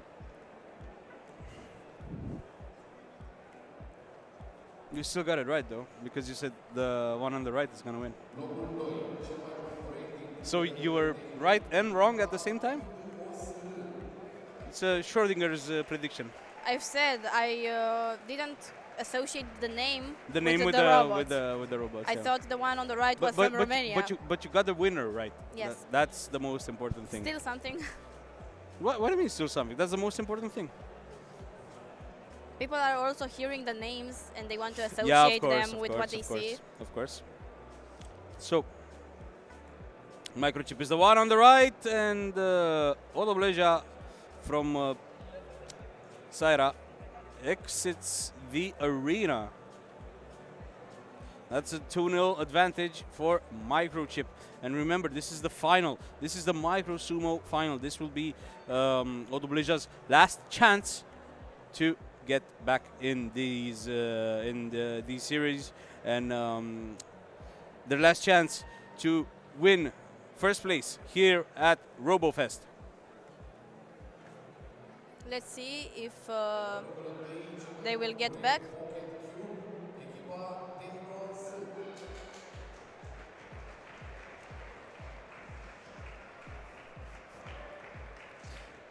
Okay, let's see it. It can be the last game if Microchip win the point.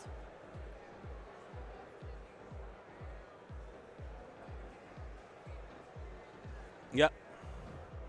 And let's see it. It's not looking that great for Saira Robotics. It kind of got stuck in the outer ring. This might be a Rematch, maybe. yeah. This might be a rematch. The match should rematch, definitely. But we will see what the arbiters will decide. Yeah, we're waiting on the officials' decision.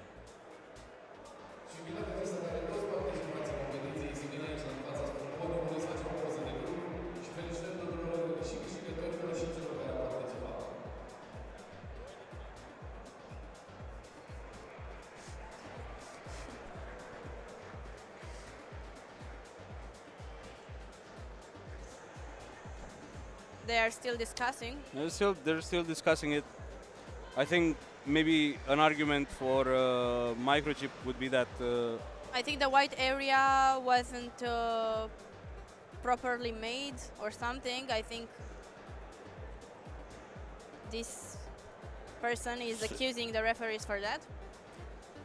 I think the argument can be made that Odobleja kind of flew into the outer ring and was maybe it got a little bit outside of it, but I'm not sure. I would have to see the replay on that. It's complicated. So, but I'm trusting in the referee's decision in this case.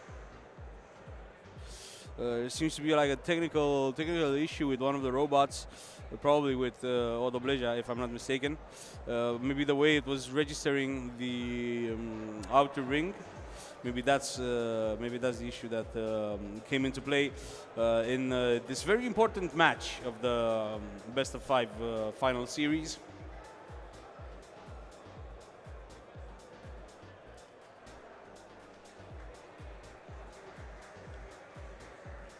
Yeah, so the playing surface is being retouched for a bit, and I think the most likely outcome is that we will have a remake of the third match.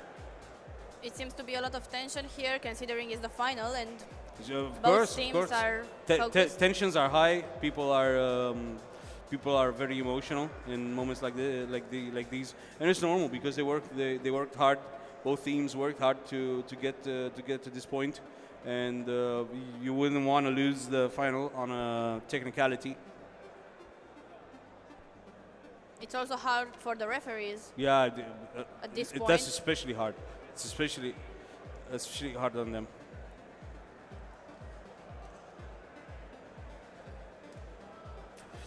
So,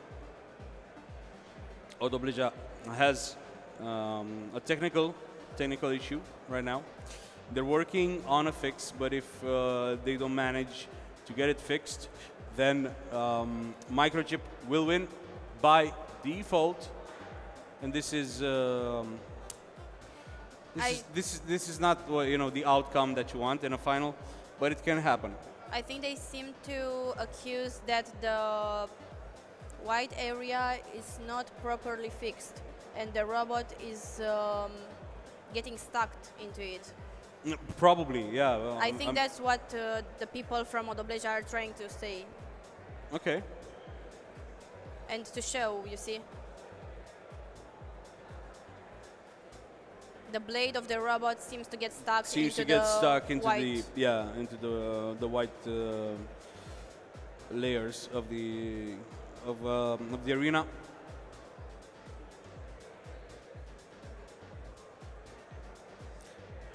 Yeah, so we have some technical problems. Let's see what the decision will be, because it is tough for everyone. And it is an important moment. Remember, this is a final.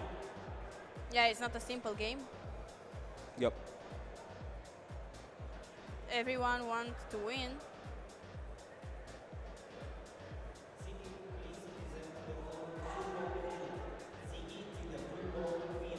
The organizer is also there Yeah, okay. in order to keep things under control, I think. Yeah, so if the organizer is getting involved, then that must mean that the issue is quite serious. And it's still a discussion about the playing area, about the mini dio that has been used there. I'm wondering what the outcome will be. So Hey, back to us. Oh, I think the discussions got so heated that they had to switch to us. You know. Yeah.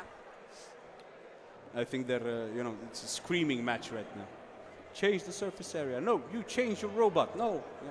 So we I don't have know. to wait for an outcome. I don't know. But we will be back very shortly after the issue has been fixed.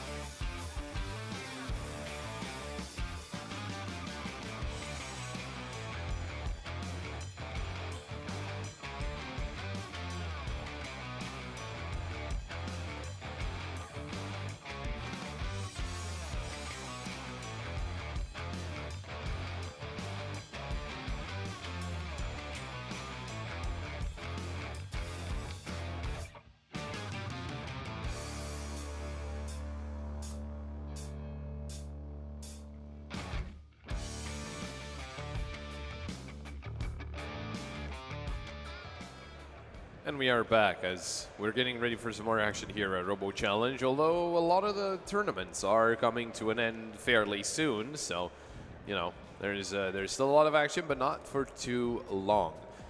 From my understanding, it was that Microchip did win with a forfeit win, and I think that's still in combat robots.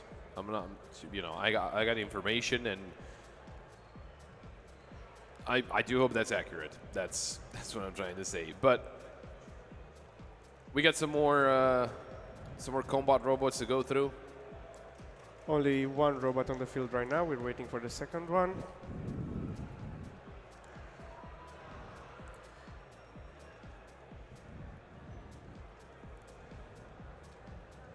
We're in a round of 8 right now, and there's only 2 more games to go through. So again, 2 teams from Mexico fighting each other. Yeah, there were a lot of robots from Mexico that made it into the playoffs.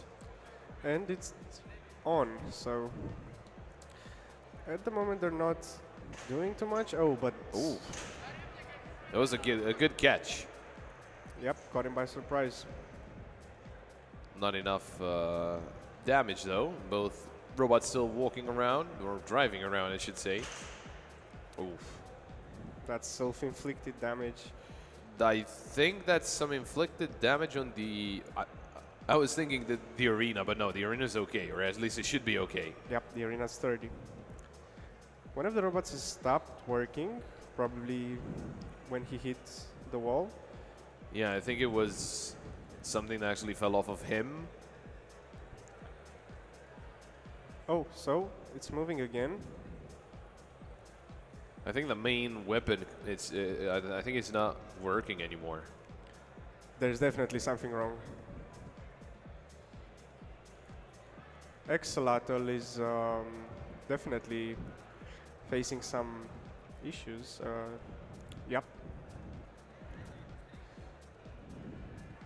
Well, I know that at least for this competition, it's whenever, you know, one of the robot cannot have a go at it anymore, that's basically it. So Yeah, at the point will go to Nancrax.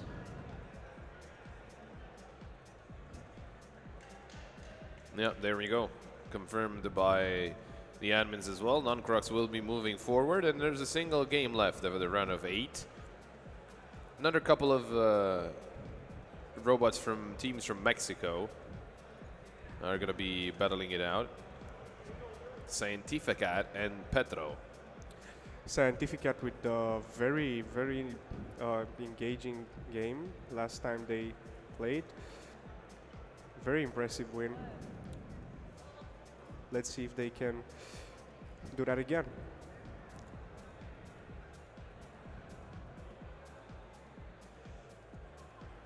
Of course, after this, the game is over. Is going to be quarterfinals. Oh, we're actually going to tune into football with third place final. I don't think we've seen a lot of football, so I'm excited to see how that pans out, because some of those, you know, I remember from last year, some of those robots were very interesting in how they went about, you know, the strategy, because you always got to have a strategy. I mean, in all of the different kind of competitions, right? Because in sumo, it's just you have to throw your opponent out, and you do that by any means necessary. And you know, all of the single kind of additions that come into the shape of the robot is basically the same throughout every single competitor.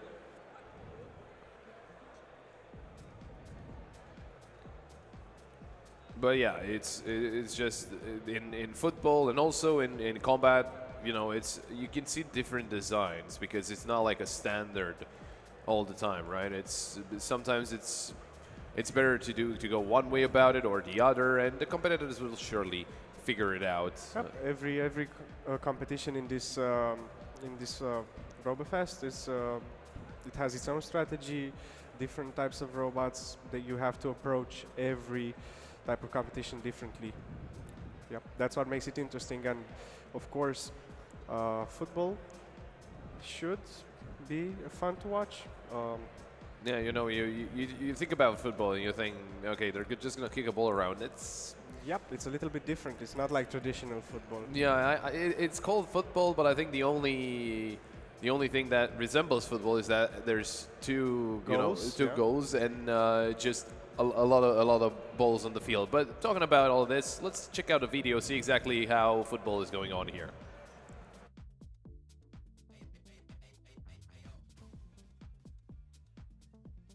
It's usually 11 versus 11, but a game of football can be played perfectly well in a 1 versus 1 scenario. In this challenge, there are 12 balls placed on the field and 2 robots start from in front of their own goalposts. Their objective is to collect the balls and push them into the opponent's goalpost. Any aggressive contact between the robots is penalized, as even machines must respect the rules of fair play.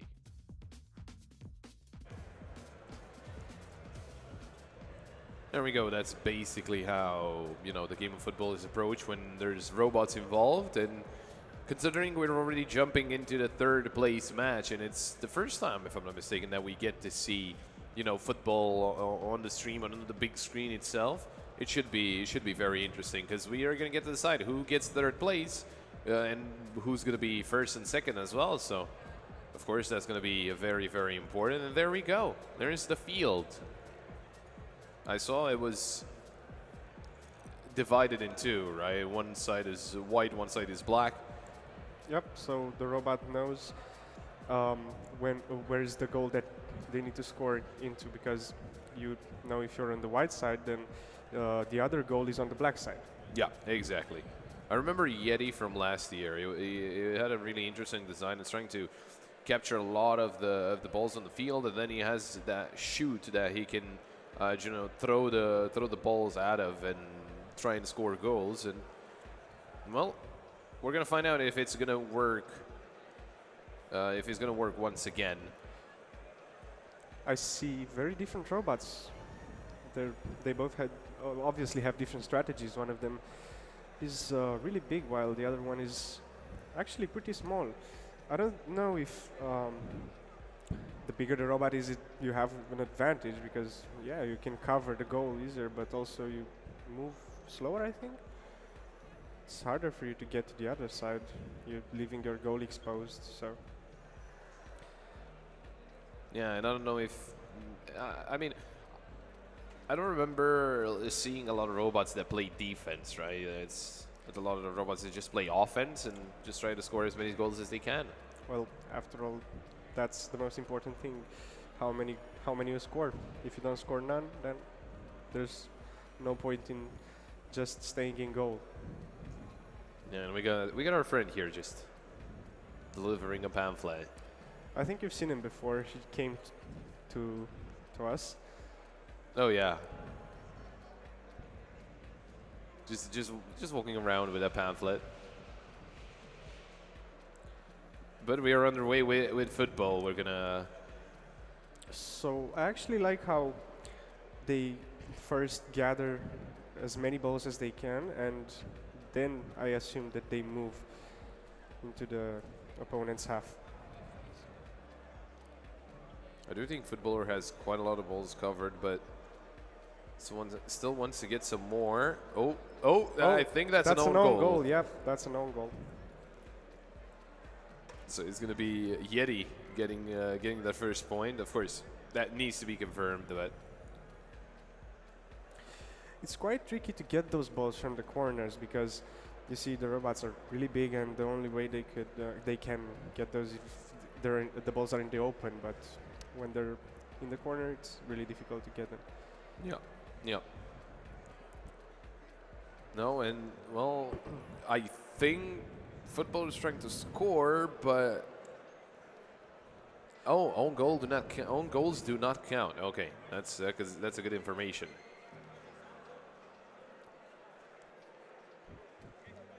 They seem to be stuck. No, never mind. Yeti was just taking a break. What about footballer? I think he might be stuck. Yep, definitely. But he gathered some of the balls already, and if he passes through the goal, I think that might count. Definitely counts, but I'm not sure if he can, because if he could have done that, he would have done it way before. Like, you see, he's actually trying to move the wheels, but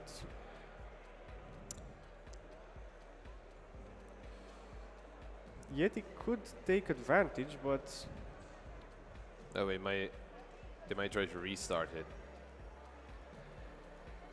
so neither one of the robots scored so far.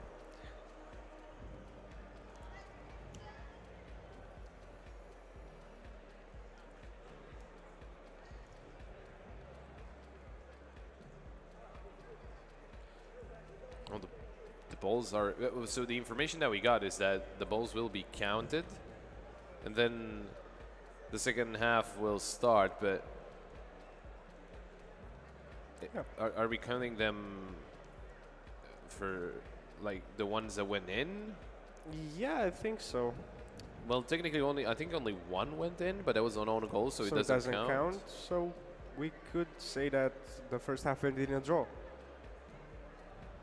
There we go.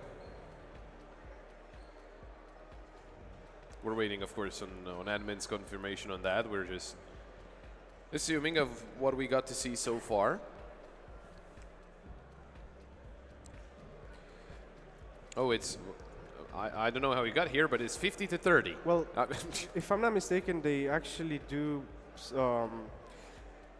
get points for not for how many balls they had. If none of them score, how many balls they gathered, and also you lose points if you hit the other robot. I don't think they're supposed to hit each other.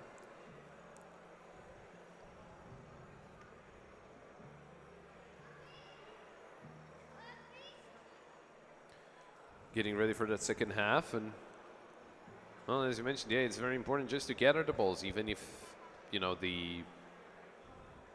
even if the goal is not scored.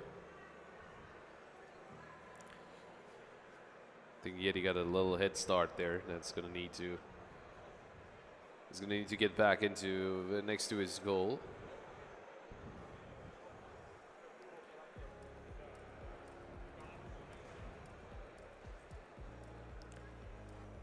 So I would guess every single ball that's gathered is 10. Otherwise, I don't know how we got to 50 to 30, but Oh yeah, probably yes. So 10 points each ball you gather. Who knows? Maybe the goal counts. Is worth more than 10.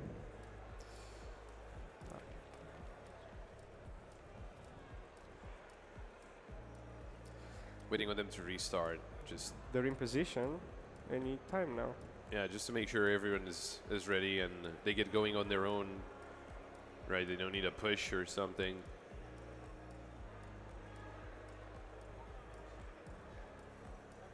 'Cause I'm pretty sure this they're still. I mean, I'm 100% sure they're still autonomous, so they have to get everything done by themselves.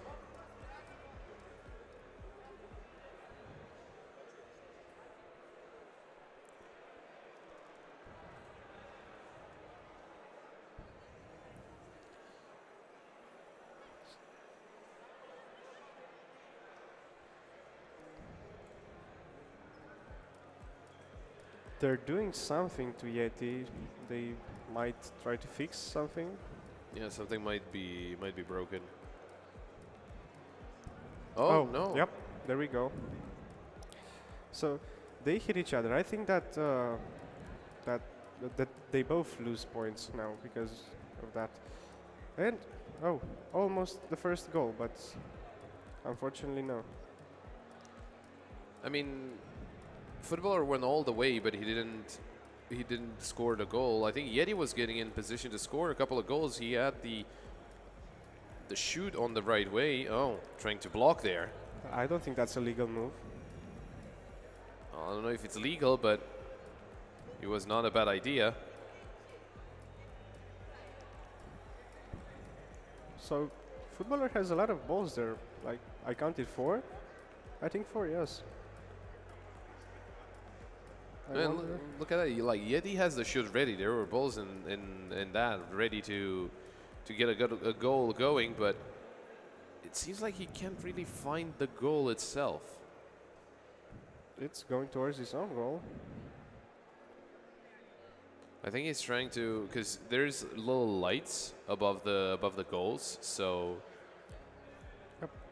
that's probably what's gonna guide them to try and get a goal. Oh, footballer! I think he wants out. I think he doesn't want to play anymore.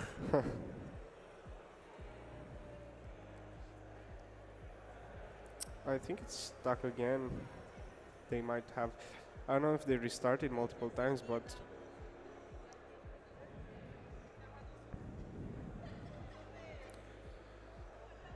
so Yeti is still moving around while footballer is stuck in the goal. So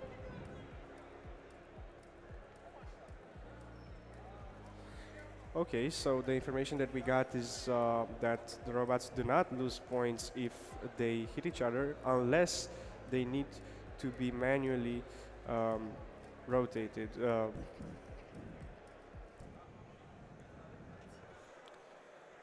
So Well, I guess in this situation, it's. Well, I guess footballer is gonna lose some points, right? Because he is inside his own goal. yep, Yeti was not having problems of that sort. He was still going around gathering balls. I think that counts for sure. Waiting on the update from the admins, of course, and the score to be updated and to see exactly how many points they got. Because Yeti was ahead by 20 points. The But- gap will probably increase now. Yeah, I think just going towards your own goal like that and just getting stuck there is not really going to help your case. They're putting the balls back in play. That could mean that we'll have another round.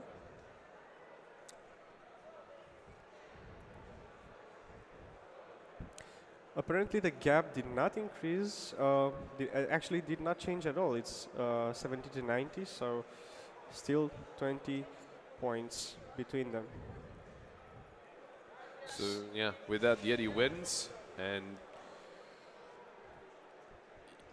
well, he gets third place. There we go. It's Yeti with third place. And all we have for football is the grand final.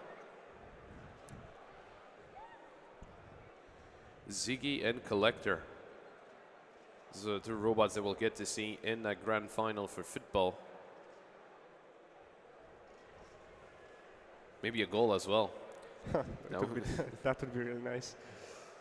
I think Yeti was very close. Again, just he would have been able to just go get five of the goals, something like that. I think he had 5 balls ready to just start shooting at the enemy goal, but I don't think he realized that he was lined up perfectly with the goal. I think he had to go a little bit to the right just for him to realize. I think that they were actually both really close to scoring. In the first half, footballer actually had a few good chances, but didn't capitalize. The thing is, so we saw Yeti's mechanism, right, of how he would have been able to score goals. I didn't really see that from football. I don't know how exactly he would have been able to.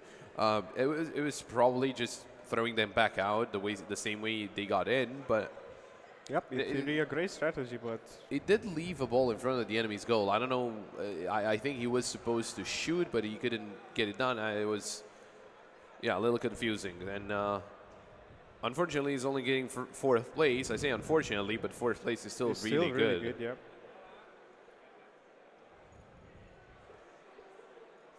And again, just the grand final is left over from football.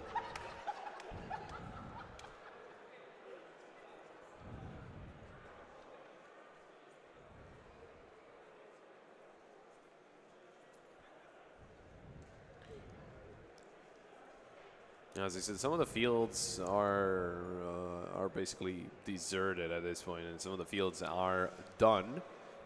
But we still have a lot of action here left, and still a lot of action to go through. We see a lot of people gathered around the Humanoid Sumo.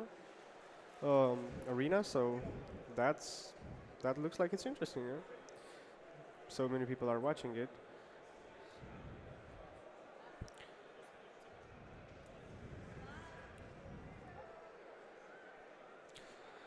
We're getting ready for the grand final in football. Oh, In yeah. a few seconds, the game should start. Yep, the robots are in position. These look completely different from what we've seen. Yeah, it seems like they have different mechanisms of just getting the goals. And on one side Ziggy, one side is Collector. Which one is which? That is a very good question. Hopefully we'll find out. I'm sure our friends in production Let us know. will let us know. Yeah, that bright light, that's the one I was talking about, the one that the robots are guiding themselves after.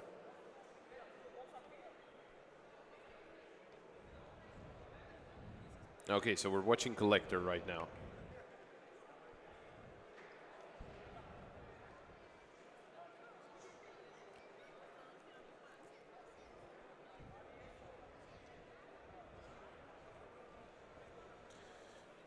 And on the white part, of course, Ziggy.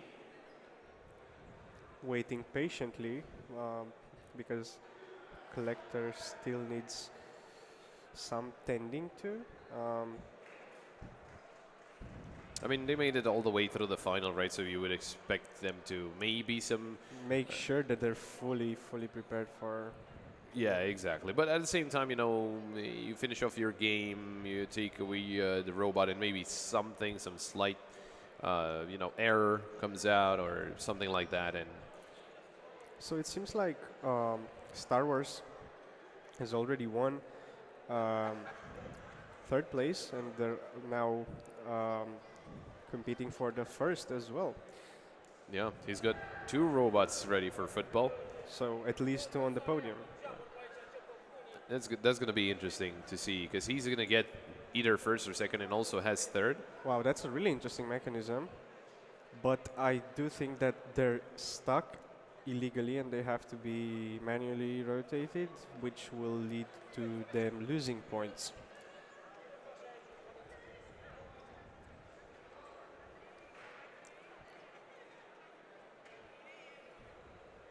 Yeah, Yep, the referee definitely has to intervene. And as I said, it's a restart, apparently. I'm just thinking about Collector. So he gets the balls like that, but I don't know if he has a way to shoot, which is... I want to say in this kind of situation is not that important, but at the same time, I think if the opponent scores, gets a lot more points than just collecting balls. Yeah, I saw that maybe they changed the direction in which those blades move, and when they go the other way around, it shoots them. Who knows? We'll see.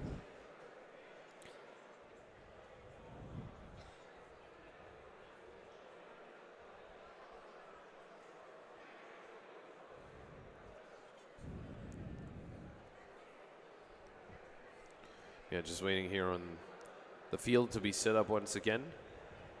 And then the robots can be placed back onto the field and get it going once again. So Collector disappeared. Yeah, We're maybe- waiting for him to come back. Maybe some tweaking just to make sure that doesn't happen again, that you don't get stuck on each other again. Or just to make it easier for our admins to get the balls back in position, get the field set up once again. Well, Ziggy's still there, so I don't think that's the case. I do think that it's something technical being, technical stuff being Well, done to Collector. So. yeah, if it's a technical problem, it's gonna be unfortunate. Well, it's not. It doesn't have to be a problem. Just some tweaking, as you said, like Oh, yeah. optimizing the robot, making sure it's ready. After all, it's the final, the grand final. Yeah, yeah, that could be the case. You got to make sure that everything is perfect.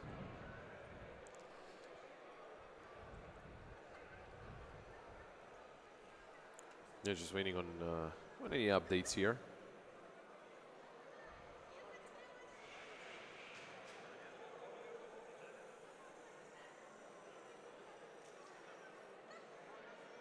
Every time I see, because I'm just looking over, I hear the robot just walking around here on the floor, and I see people stopping, getting that pamphlet, and then somehow it gets one back. But I never seen anyone handing it back to him, so I don't know what's. I handed it back to him when I took a picture. Oh, okay. Yep. Maybe everyone did. Maybe I just missed that. But yeah, we should be starting once again. We should be restarting in any second now. The grand final of football. Collector on the right, on the black side of the pitch, and That can be good. yeah, that is not good. Although Ziggy's overpowering him, that's gotta be that's gotta count for something. Oh, so now they're separated again. Oh, Ziggy, that's. I think he thought he was ready to shoot, and he let all the balls go, but none of them reached the goal. Unfortunately, I think that's what's happening. But the question is, why is he not trying to get more balls? I think he might be a little confused.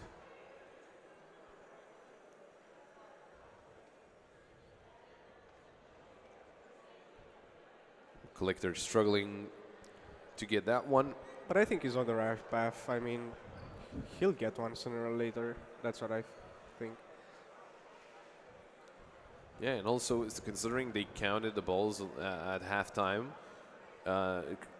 thinking about how Ziggy had like 5, but he just let them go, and now he has none. It's probably going to be just an equal score. It's going to be 0-0. Yep. At this point of the proceedings, I don't think that there's anything to separate them. I wonder if we do have like a tiebreaker round, or I don't know, additional minutes like in actual football. I guess we could, if nothing's decided by the end of the regulation, but.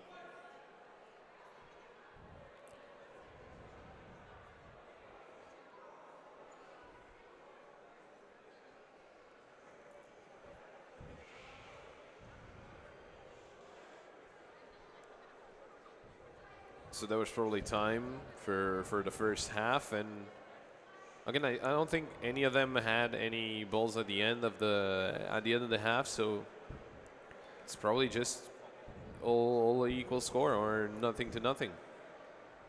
Yeah, that was confirmed as well. It's 0-0, and They're getting ready for the second half. yep.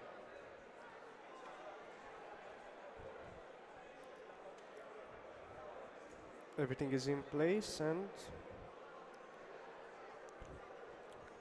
hopefully we will see a goal in this second half.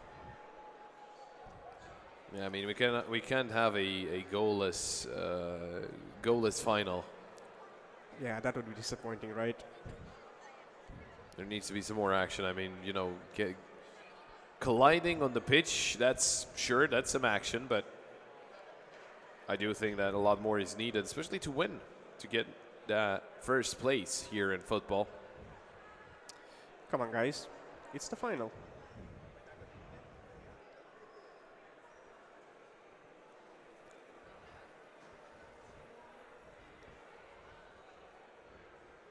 They should be getting ready to get the second half underway Any moment now. any moment now, yeah.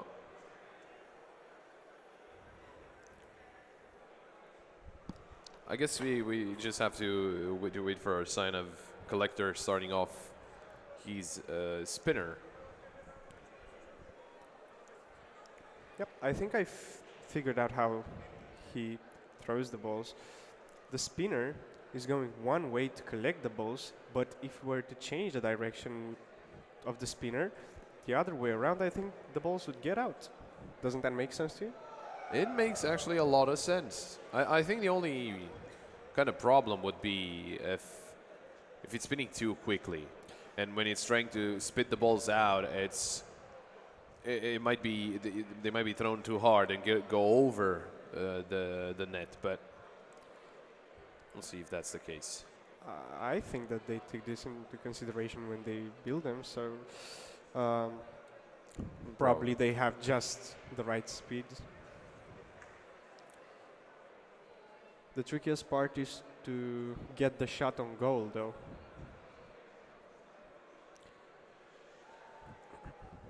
We saw such an attempt in the third place final, but unfortunately it was a shot, yes, but it wasn't on goal. So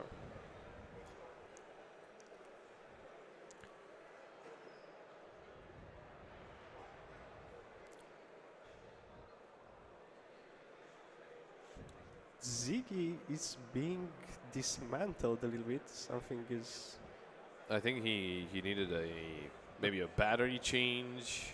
a quick fix, yeah. It doesn't seem to be, you know, too complicated of a job. Just get the old battery out, get a new one in, and Maintenance. yeah, exactly. That should basically be it. Yep, looks like they're ready. Yep.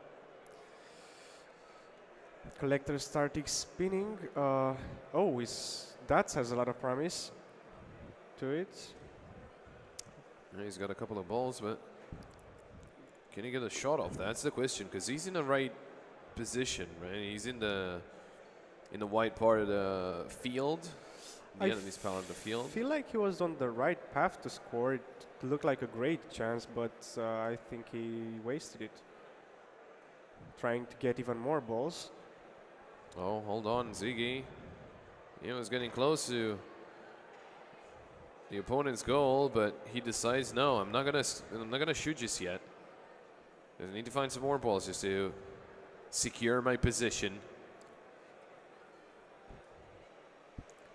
Although he stops at And the edge. Collector now has a chance to shoot.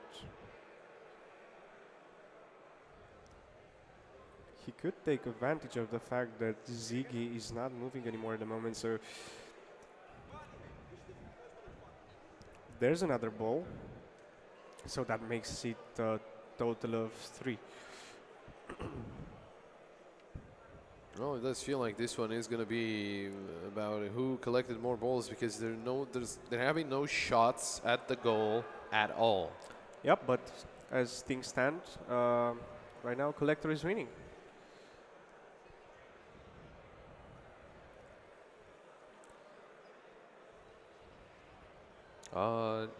Does he have 3? I think he Yep, has 3, 3, right? yeah, it's 3. It might be that Ziggy has like 4 or 5. That's kind of the scary part. If he keeps on turning, because there's 3 more balls that Collector could get. Actually, yeah, I didn't take into consideration that there were 12 in total and only 3 left, so... It might be 3 or 4. No, it's actually 3, so yeah. That's 2 and 3, and oh, that's a lot of balls. So yeah, that's 5. That's 5, and so it should be 50 to 30. It feels like. And we might just have a winner, but let's wait and see what the referees decide. Yeah, there we go. 50 to 30, favoring Ziggy, and with that, considering that was the second half, it should be over. We're waiting on official confirmation, of course, but Unless the final has more rounds. Oh, yep.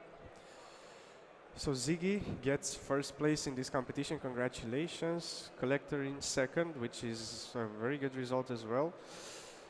And on third is also... it's Yeti. It's Yeti, another robot from Star Wars. So.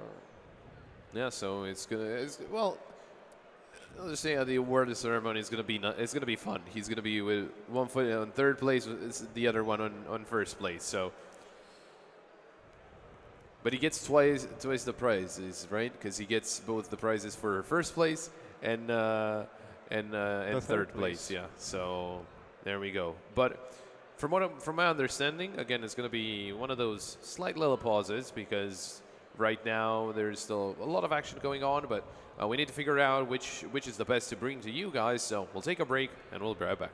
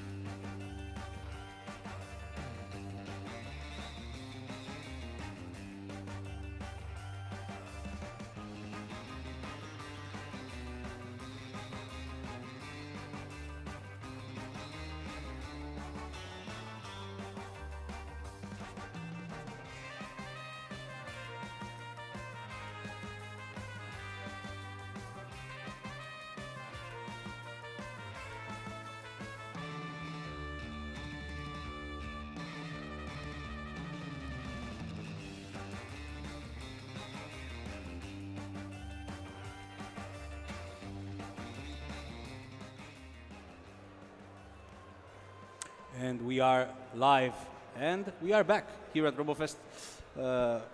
Alongside me, it's Eric. Welcome Hello. back. Thank you.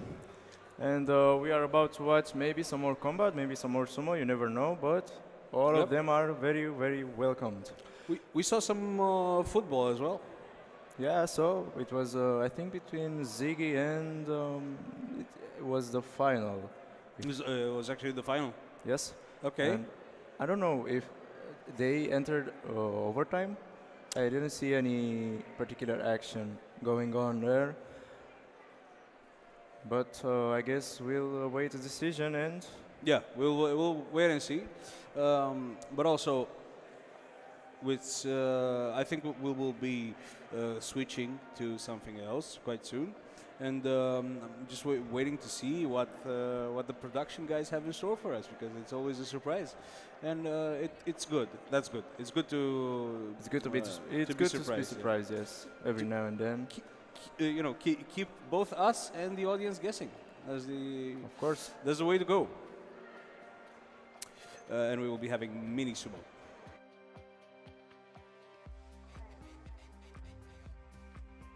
Mini Sumo. In this challenge, teams with participants over 18 years old will put their robot skills to the test in the game of sumo. The robots will enter a circular ring called a doyo. This is their fighting area, and whichever robot gets knocked out of it loses. In order for a team to win, they must knock out the opponent's robot out of the doyo twice.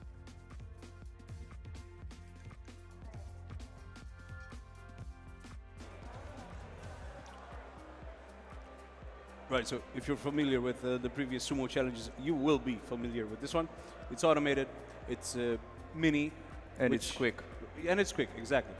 But mini is the largest of the 3 smallest categories. Yeah, it's mini, nano, and micro. And so Mini, micro, and nano. Nano is the smallest. Yes, actually. And yeah, we'll be waiting and we will see.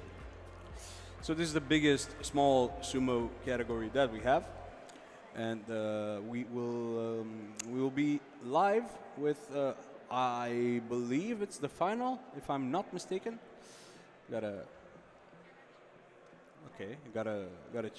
check on that.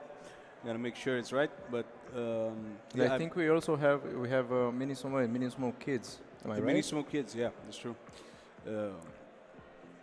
It's the it's like the contestants are kids, not the robots. Oh yes, of course. I mean, you can say that. Yeah, I know. You could say that. I just love saying that. It is a stupid joke, but it is mine. It is mine, and it's good. So we will be live with the 3rd place mini sumo finals.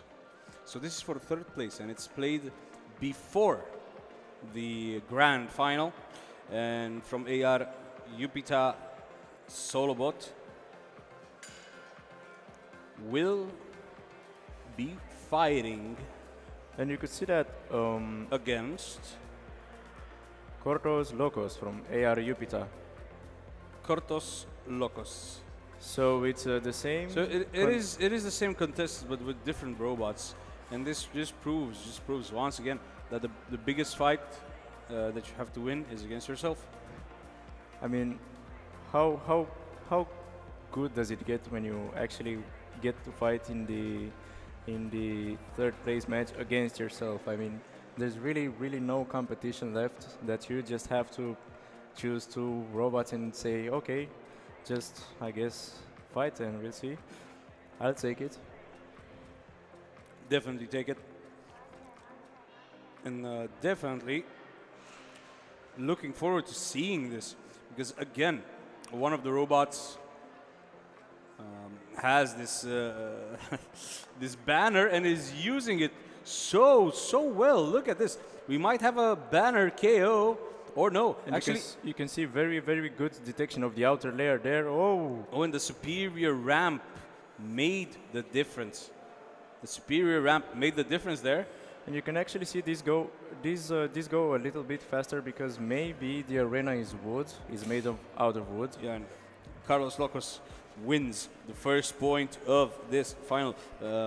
Remember, it's still a BO5, so we will be whoever gets to 3 points first wins. But right now, Carlos Locos is in the pole position for that, having secured like this was a convincing win because Zolobot kind of threw everything that it had at its Yes. opponent, and Carlos Locos just just took it in its stride. Like it had no issue, no issue holding on, no issue coming back, and turning things around. I mean, I think the contestant wasn't really sure what robots to play with in the final, and he said, "Well, let's test it out here." It's just that the ramp, the expanded ramp from of Carlos Locos proved to be the winning strategy, and again, it proves that in a 1v1, in a frontal lock, Carlos Locos has the upper hand, and it's 2-0.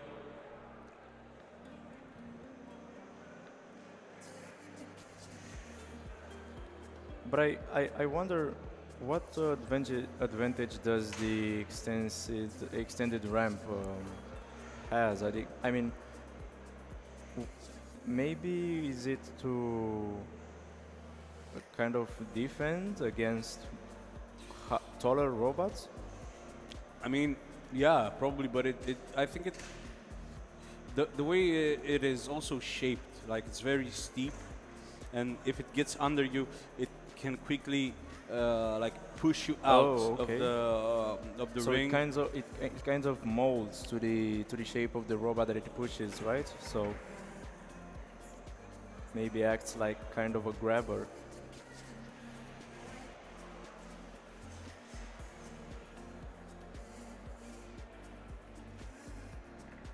Yeah, so that's what I was saying.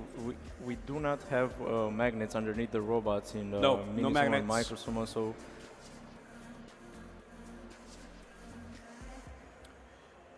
So this is the decisive factor. This is the decisive round, and I think Zolobot is out. It's a 3-0 win for Carlos Locos, and still a win for AR Upita, who have managed to secure both third and fourth places here in Mini Sumo at RoboFest. so that means that Carlos Locos is moving forward in the grand final. Does it? Yes. Third place match. Oh yeah, you're actually right.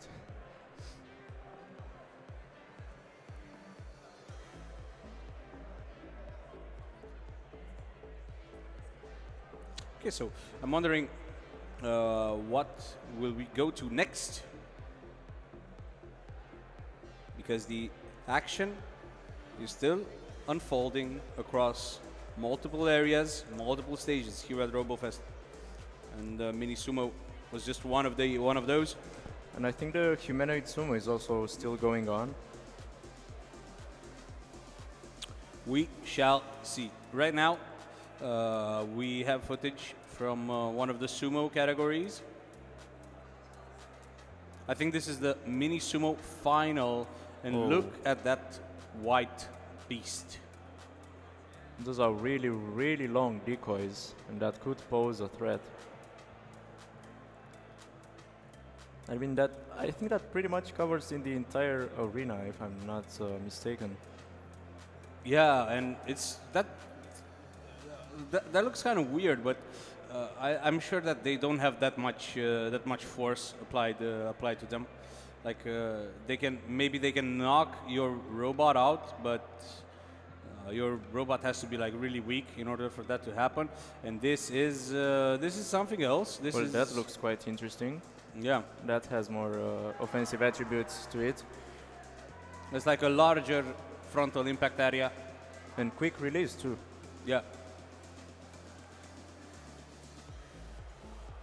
And they don't necessarily have to activated at the start of the round. I mean, you can choose when to use it.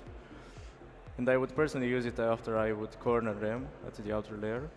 Okay, and Lord Smith on stage.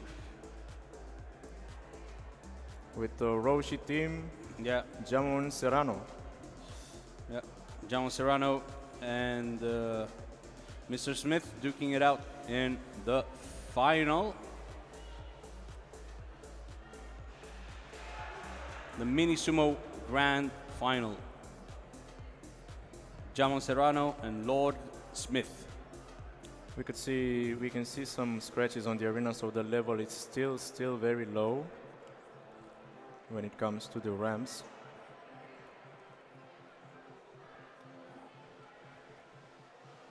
Very interested to see the decoys in action against this wide beast. Well, I'm gonna say it, my money is on Jamon Serrano. Look at that. Look at that ramp. Whoa. Huh? Look at this. Absolutely, there's no coming back from this. I mean, what more you can do from this position? You're pretty much just doomed. So if the robot from Arushi team manages to get under the opposing robot, then this will happen. This will happen, and it's a clear victory for Jamon Serrano, who takes the first point of this grand final.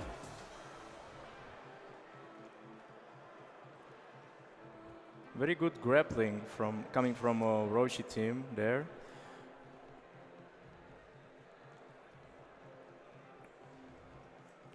Good grappling, good friction, good stabilization. Waiting to see more of that. Keep in mind that it's still best out of 5, so we have 2 or maybe 3 rounds left.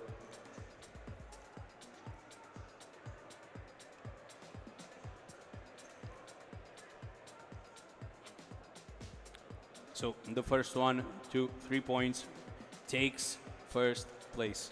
And right now, Jamon Serrano is in pole position to make that scenario happen. Very aggressive robot, considering it's still Mini Sumo.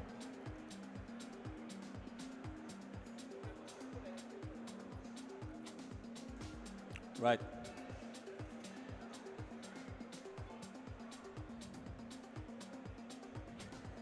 So is it, I wonder what we will see next. And also you can see the blades has like a little curvature to it.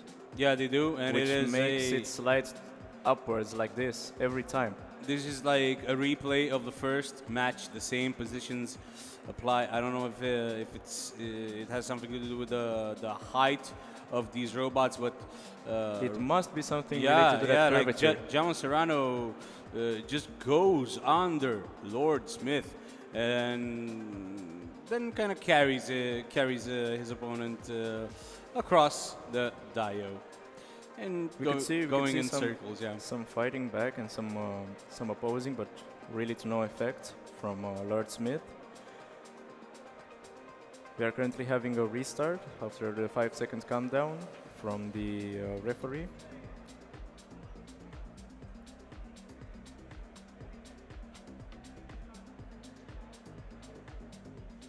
We are waiting to see how this plays out.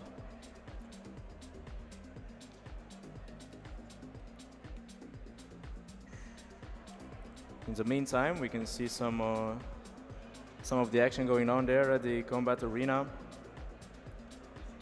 Again, some sting, some tail build against a classical flipper.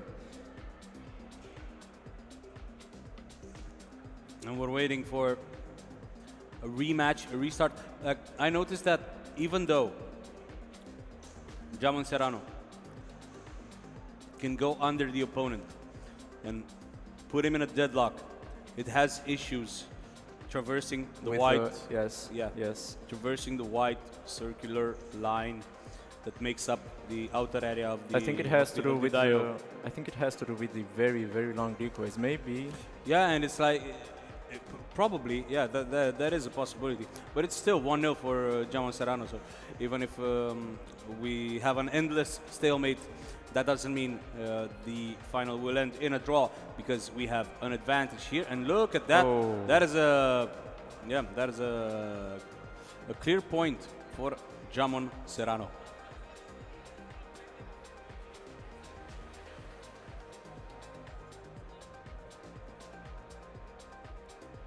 Quite a decisive mistake there by Lord Smith.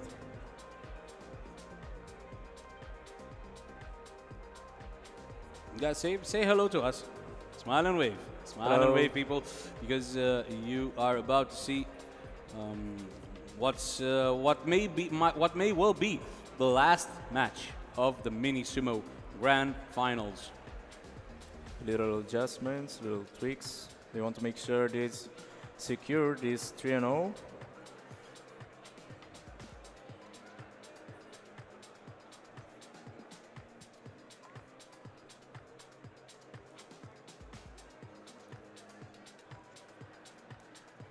So maybe a 3-0 win will be secured in the next match. We shall see.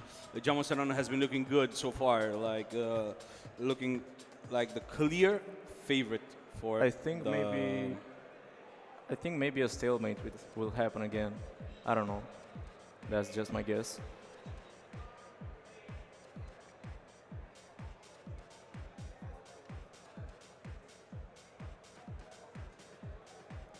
So we see some more movement from Lord Smith, and the first point secured by Lord Smith to it 2-1. Yeah. And nothing is ever as black and white as it may seem at first, because this is a surprise for everyone, I think, for everyone involved, because Lord Smith hasn't really been in this so far, with Serrano dominating the first three matches, because we got one who had to be redone. So this is the first time that Lord Smith actually comes alive in this final. Yeah, so you can see that Lord Smith actually took advantage of the extensive ramp of Jamon Serrano and pushed into it, because it had basically no stabilization like the one in the center. Yeah, that's true.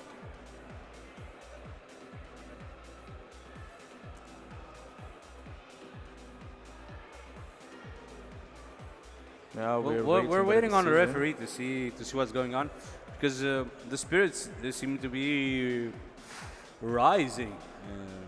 Seems pretty heated up there. So it's 2-1 score. The last match has been validated by the referee. Which leaves us to 2 more rounds to decide the outcome of this fight. Lord Smith appeared to say, like, what's the problem? What are you mad about? That's true. What makes you so angry? The fact that I won, or the fact that I can maybe win the whole thing? Or the fact that you didn't get 3-0 like you probably intentioned to. You wanted to get a 3-0? Well, sorry to spoil your plans, but my white-winged beast will match. Will match your robot. I like that we keep it competitive here. Of course you do. So you see how they have free will to choose their starting positions. I mean, you can choose the default. They are very at much in the liberty to center. choose whatever they want. And let's see it again this time. Again slides up the ramp, and again having issues with crossing the outer layer. Yeah, we've seen this one before. Okay. But yeah, this means that this Jamon Serrano wins the mini sumo final. He is the mini sumo champion here at RoboFest, and deservedly so. We see many eyes, many applauds, many cheers for Jaron Serrano.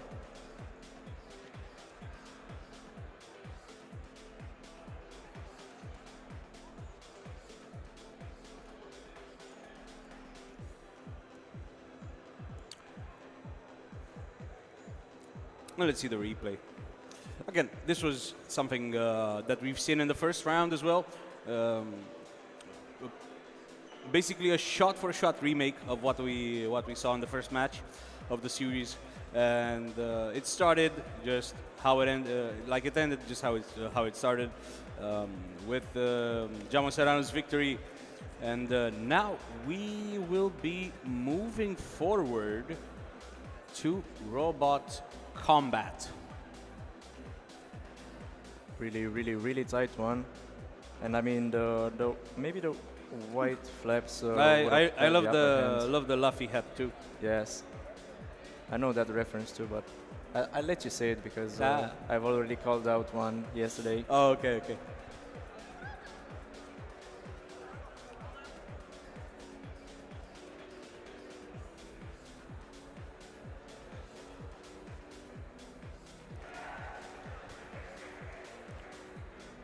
We are edging closer and closer to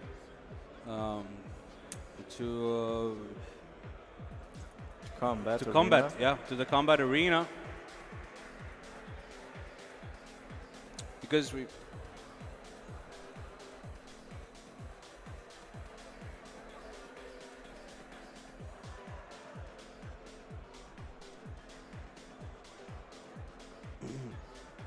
Could you say that again? Are you saying that we will be witnessing the most destructive robots Smashing here against at RoboFest? windows. Yes, of course. And you can see and you can hear actually, you can hear from here and from everywhere the windows smashing, the bits falling apart. Yeah, we would just love to see it. That is all. And we are here. We are back with robot combat, and this is absolutely lovely to see. And this is actually D-metal. Yes, this is actually, I think. Oh no, so they're both spinners, but one rotator motor just stopped working. I guess it's sustained damage. It's D-metal against one of the robots from Team Wolf, I believe. Okay, so it's Orion and Kraken duking it out. Orion is the robot with the red wheels, and Kraken is the robot with the deep metal riding You on can see it. that Kraken has a little bit of trouble finding his opponent.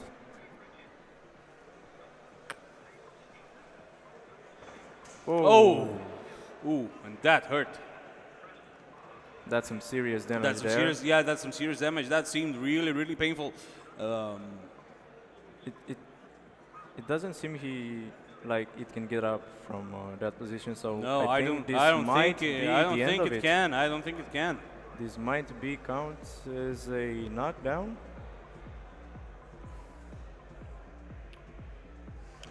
Oh, but Orion A little bit once more still out for blood, and look at that. He's like, let me help you out. Like, let me give you a push. Well, both robots kind of stopped there, and the damage that Orion took, I'm not sure if it was warranted or really necessary.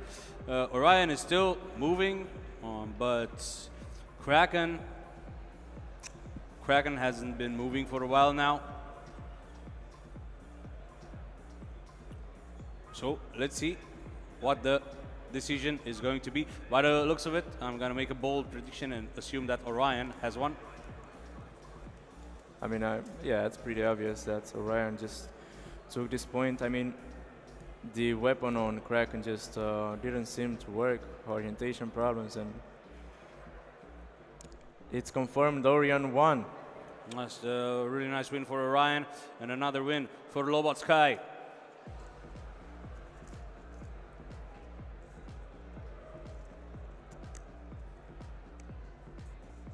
Wonder what tournament round we're in. I wonder that too.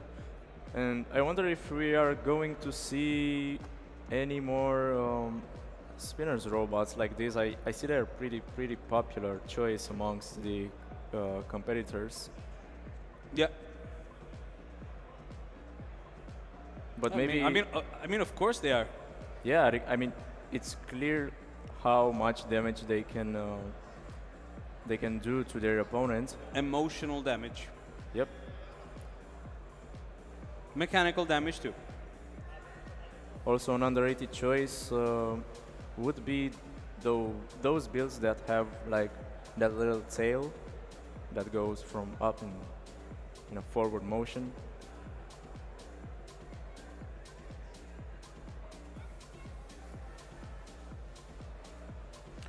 And we will be following this matchup with another combat robot match. Another chance for these fine robots to see what they're made of.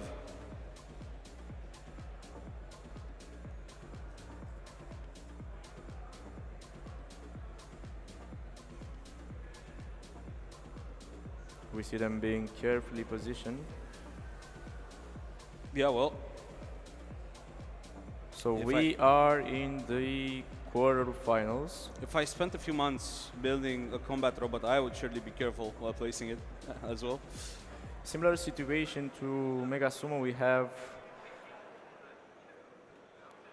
7 Mexican robots in the quarterfinals.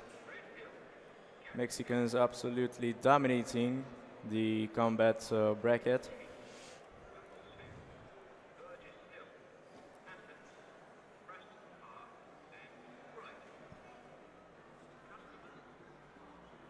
So 7. Did you say 7 out of? So like 7 out of 8? Yep. Oh, okay. I like these odds. Well, what's the outlier? What's the other country? Tough question.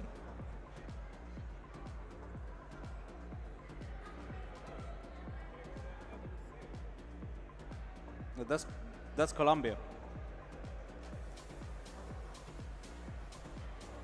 Okay, so back to us.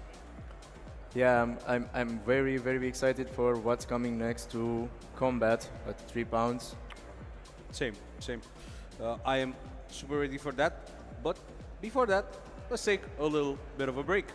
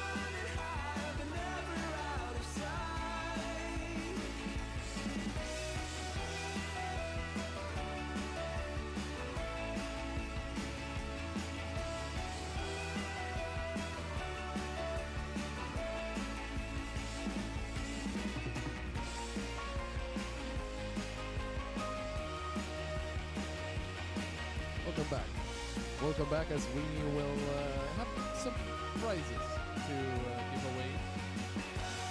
First of all, we're going to be starting off with Freestyle Showcase. For Freestyle Showcase, third place, it is going to be a team from Romania. It is Team Smart Bits with Robot Sound Sight. We can give them a round of applause.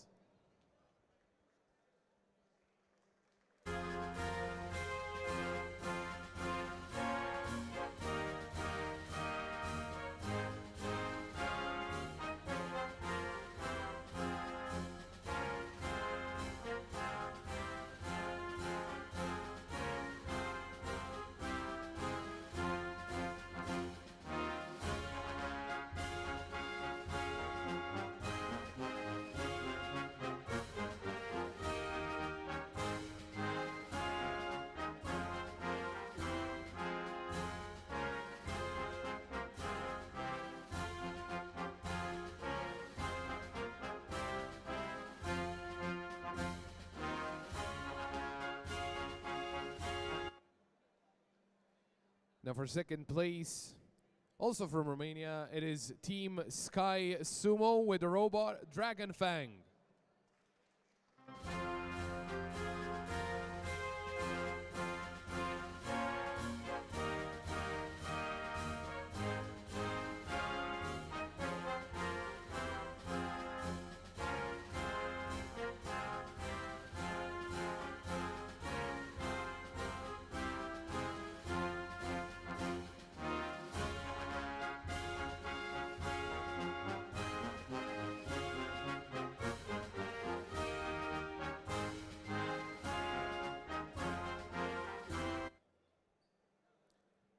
And for first place in Freestyle Showcase, also from Romania, Team Foca with Kestal Mini.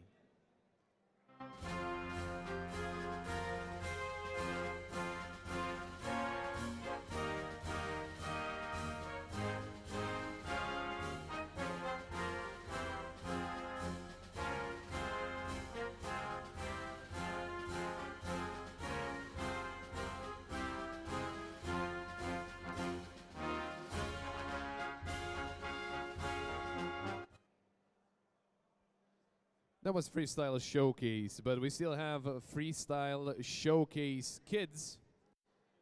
For third place, from Romania, from Team Taros 758, it is Taros X.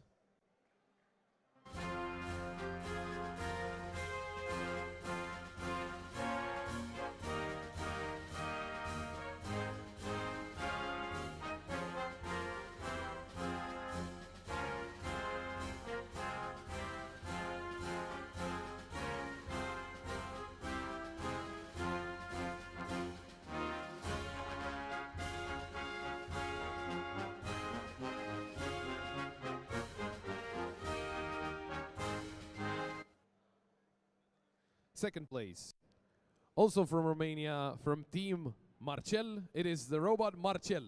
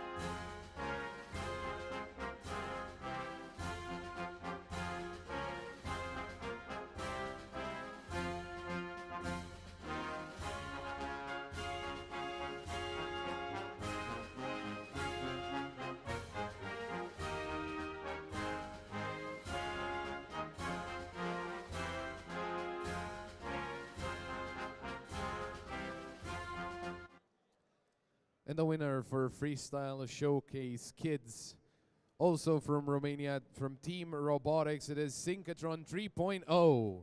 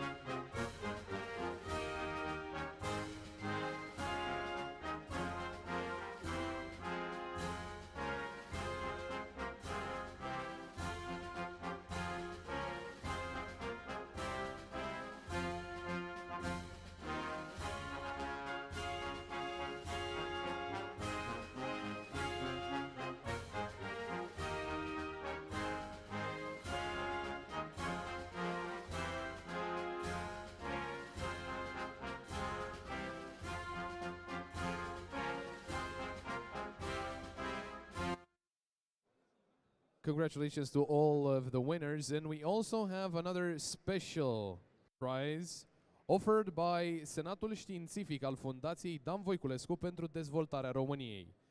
That prize goes to, from Romania, from Team Foca, also Kestal Mini.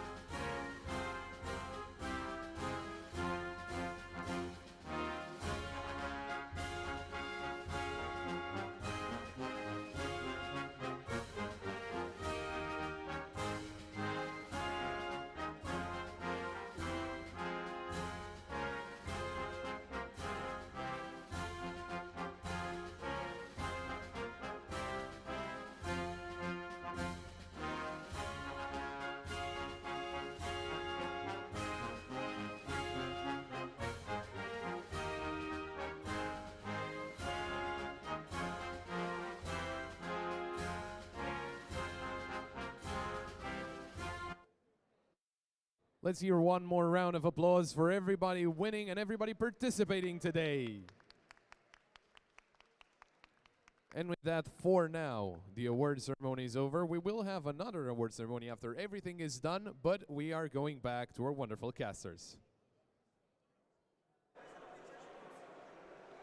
Thank you, Mr. Pop, and congratulations to all the winners and all the teams and people who received medals. It was so lovely to see. Yeah. And yeah, we're back. We're back here at RoboFest. Alongside me is Miruna. Welcome back. I'm glad to be here. Congratulations to all the teams. Yep. And obviously, it's such a momentous occasion for everyone involved. As we're reaching towards the end of our event, like there's this like celebratory feeling in the air. People are taking pictures, raising their flags, you know, representing their teams, their countries, their colleges. And everything that is important to them is represented here at RoboFest. Yeah, and now they receive something they worked hard for. Exactly. It's like as I was informed by you and your colleagues, building robots and prepping for this type of event takes months. Takes months of preparation, takes hard work, dedication, and a lot of know-how. And we will continue our broadcast with Humanoid Sumo, the third place match. A very important match. Yeah. It's for the bronze medal, and we will be joining in on the action soon enough. But until then, tell me, how are you feeling about the event so far? We are reaching the end. Well, what are you feeling right now? Because I know it's an important event for you as well. Like you were probably looking forward to it for the past few months. Yeah, for sure. It was a great experience. It was my first time broadcasting, so I really enjoy doing this. I'm sure in the future I will try to repeat this experience and try to evolve my skills to develop new skills. And the energy was awesome. People were absolutely brilliant. Everyone was focused on their tasks, and I love to see passion, determination, and to see people who are really interested in the field of robotics. So do all who come to this event, and I see that year after year, more and more people get involved, and it's such a nice feeling. And our familiar face here in the Humanoid Sumo third place match, Sardokar from Team Tor, and Digital HR1 with the lead. Sardaukar is the one on the right. Whereas Digital HR1, certainly an interesting look to the robot. Like you're gonna remember Digital HR1. Yeah, for sure. The green robot. Look at it go, and it has a rotating head as well. And I also remember the black one as the robot who was dabbing. Yeah, yeah. It's our dabbing friend, yeah. Very nice moves. But not a lot of contact.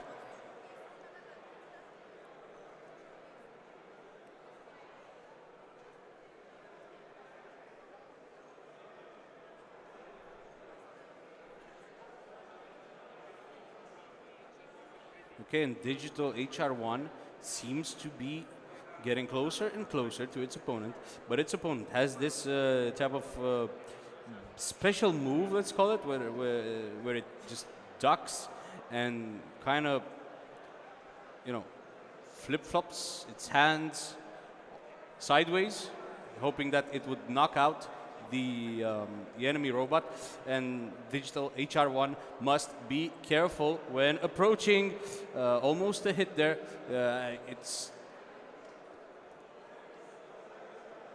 They didn't touch each other since now. Yeah, no touching so far in this match. And Sardaukar like lengthens the gap between him and its opponent. Digital HR1 tries to close the gap, but it is not enough.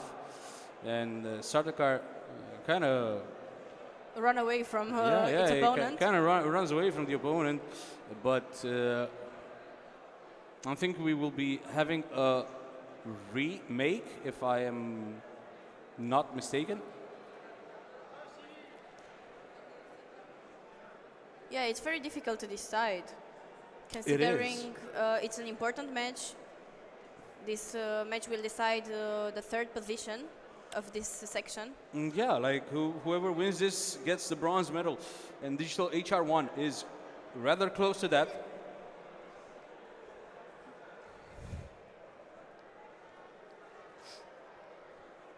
People are waiting. Yeah, they are waiting for the showdown. Hello, hello. Thank you for being here, and welcome everyone. We hope you had a lovely time here at RoboFest, and thank you for joining in on the action and for watching the Humanoid Sumo third place final.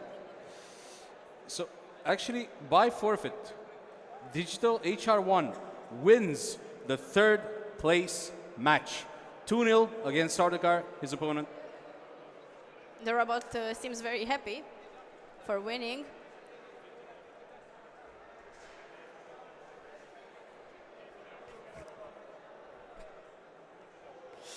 Yeah, and of course everyone is happy when they win. There wasn't even that much violence involved. It was just a lot of spinning left and right. And now we are back with some Mega Sumo.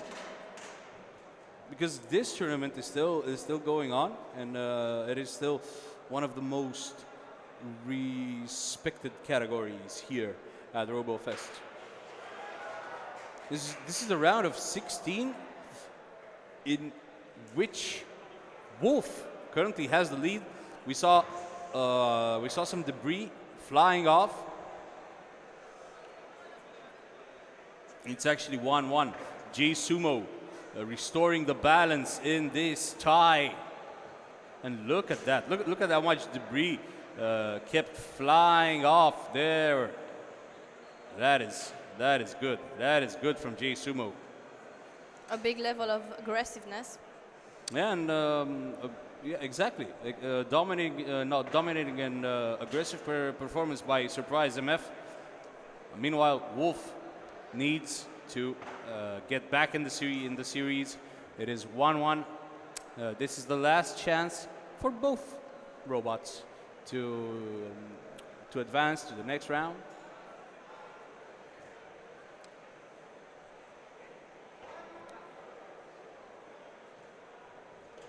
So let's see what strategy will Flex team implement here.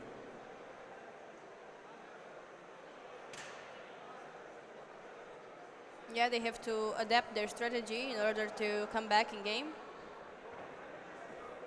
and win the last match. Exactly.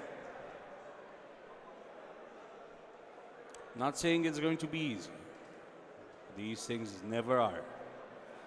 But what I am saying is that it is a very important match for both teams.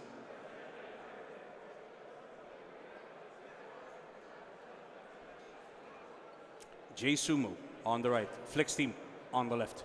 The robots have been positioned on the dojo, and we are ready for the final showdown between these two. Whoever loses exits the competition. Whoever wins advances to the next round.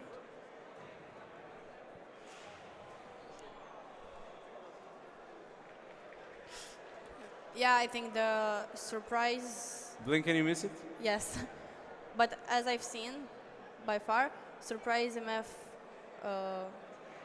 Yeah. Yeah, that is a win for Sumo and for Surprise MF. 2-1 victory. And the team from Turkey advances to the next round after eliminating Flex team.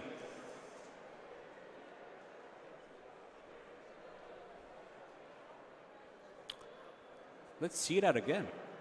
Yeah, Well, that was as straightforward as they come. And now, we are getting ready. For the final of Humanoid Sumo. Are you excited about that? Of course, it's the most important match for Humanoid Sumo. I think everyone is excited. Let's see how the little humans are going to... Little robots. Yeah, little robots, similar with humans. Little humans, that's what we call children. Kids. Kids, yeah. And everyone is excited for what's about to go down. Humanoid Sumo, the grand final, is about to start in a few moments. We are getting ready. The robots are getting ready. And you can feel the tension. You can feel the tension in the air. Yeah.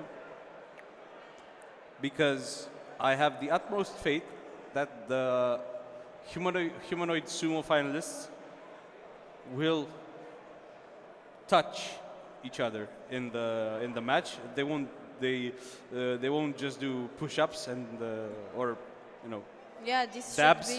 should be the best robots. Yeah, these are the best of the best, and there's a reason for which they are in the final. So let's see what they are ready to do. Hopefully fight. And this, okay.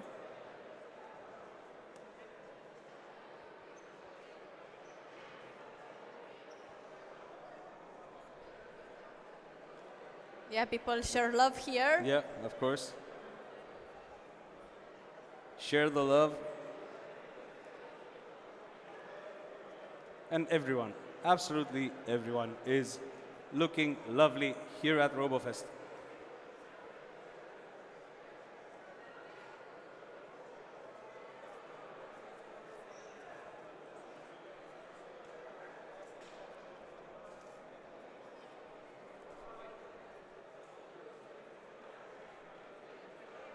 It's a very important match, so probably the teams are trying to fix everything before getting into the area. Yeah. We need to make sure that the area is safe and that the robots can perform to the best of their ability.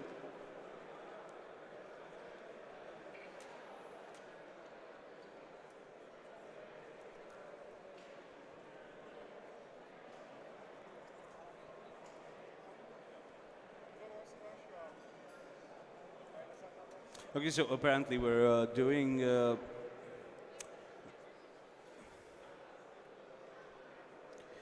so it's. We are back to Mega Sumo. Yeah, we're back to Mega Sumo. We're just seeing the highlights. I was just saying that we're gonna see a little bit of Mega Sumo before the grand final for Humanoid Sumo, because it's taking a while to get ready. So we're gonna see some Mega Sumo instead. Okay, we see another robot with a banner, but this one doesn't move. It didn't really move too much. Yeah, in this case, If at all. The flag wasn't really necessary. Yeah, it wasn't like a good luck charm as before.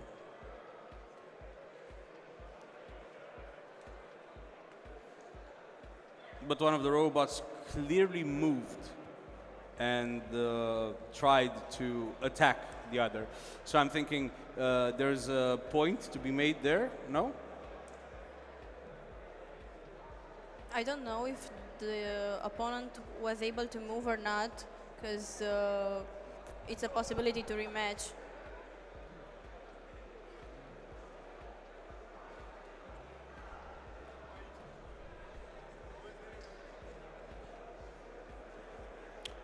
Yes, and it's probably going to be a rematch between the two. Let's see it. Let's see how the action will unfold. Will the banner robot win it all? Will it move, or will the opponent manage to take the series home?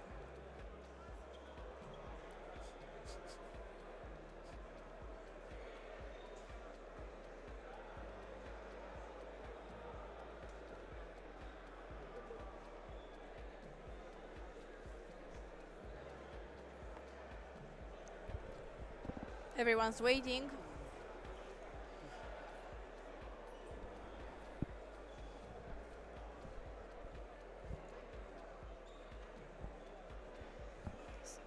So we are going to see the rematch for Mega Sumo. Yeah, so it is going to be a rematch, as I thought it would be.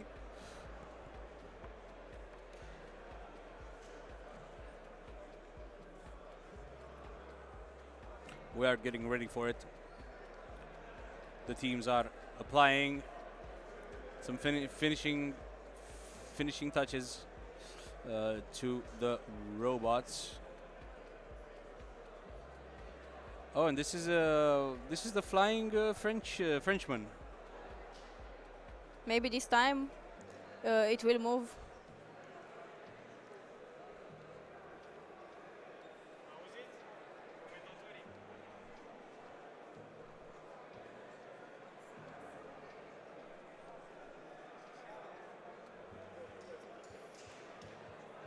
Yeah, so they are getting ready for the rematch. The score is still 0-0.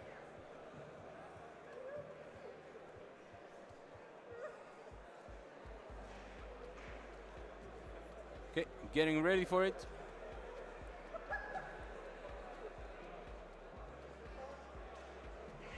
Oh, and that is a quick and easy victory for. Which one is this? FS Robot and the number? FS Robot 3 or something like that? I just call it the robot with the wings. Okay, the flying Frenchman. Okay. As I've said probably in the previous round, this one was unable to move. It had a problem, so it was necessary to rematch. But now, not only is it moving, but it is. It's moving very fast. Yeah, moving fast and winning actually. With a lot of force.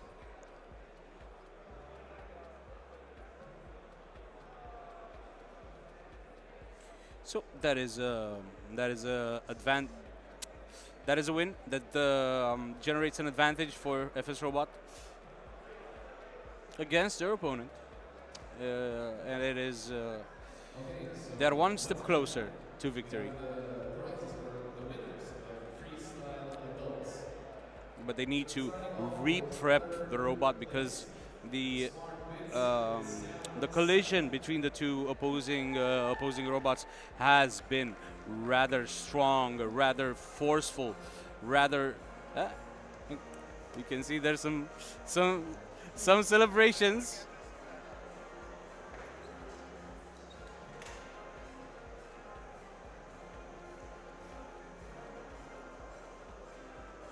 Hope they're not celebrating too early, but let's see. They are still in this. They are still in this, and to they need to prove that they can get back into this series because it is an elimination series in the Mega Sumo category, and we can see that the Romanian team has placed their robot at an angle.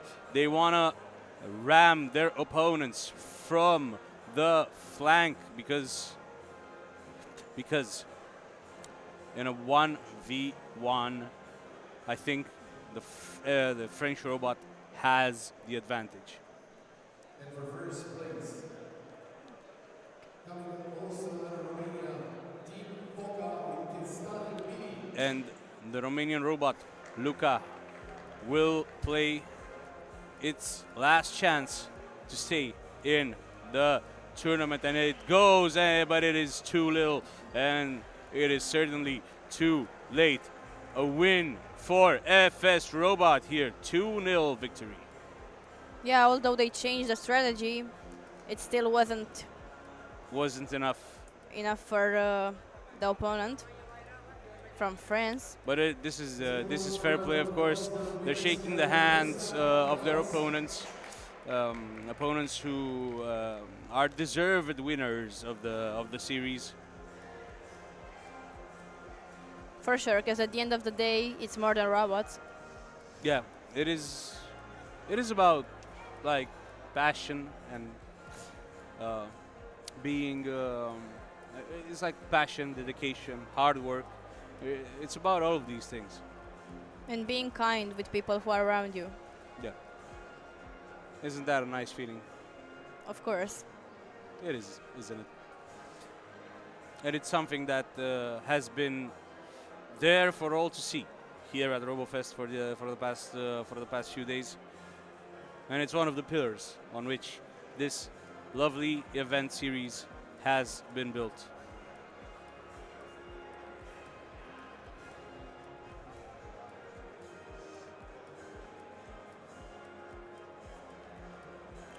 We will be continuing our broadcast with another Mega Sumo match.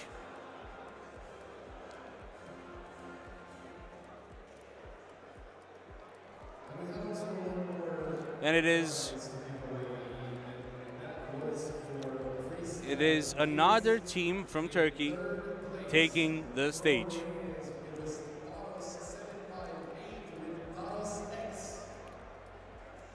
I don't know who their opponents are yet, but we will see. But and anyway, teams from Turkey have kind of spoiled us so far.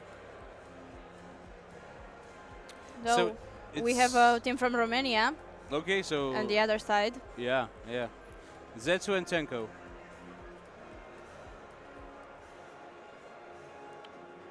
Yeah, but Tenko is not ready to be at the field. Yeah, not yet anyway. We've seen so many sumo matches, I think. In this category were involved so many teams. Yeah. Many teams involved, a lot of people smiling, enjoying the moment. This is what it's all about. Supporting their teams, as we've seen, they have flags. Yeah. I've seen a lot of flags in the last hour as we're reaching closer to the end of the event. Like, it's super nice that everyone is celebrating, displaying their flags and being like, taking pictures and probably sending them home to their loved ones. It's absolutely delightful to see. Yeah, for sure they are collecting memories from these events. Yeah, and I love it that most of the pictures are happening like right in front of us Yeah, yeah, yeah. at the caster desk. There's like a space here, and people have been taking photos with their country's flags for the past hour, and it is super nice. We saw Lithuania earlier, now we see Croatia. It's good. Probably the view is the best here in front of us. We have the best seats in the house, of course. They see the Mega Sumo in the back and the combat in the front, so And it's a nice place to be. And some annoying casters in the background. I hope not. You're hoping that we're not annoying or that they can't hear us. No, I hope they consider us some nice casters. Oh, okay. I hope they like our voices. Okay, I think they certainly like yours. Thank you. So from IBB Tech, it's Manco.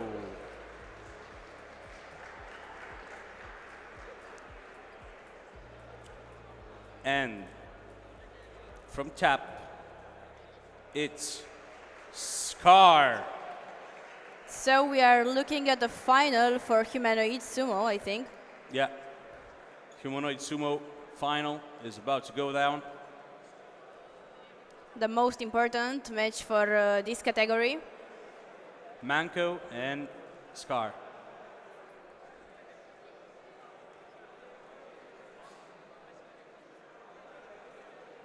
There's a lot of tension.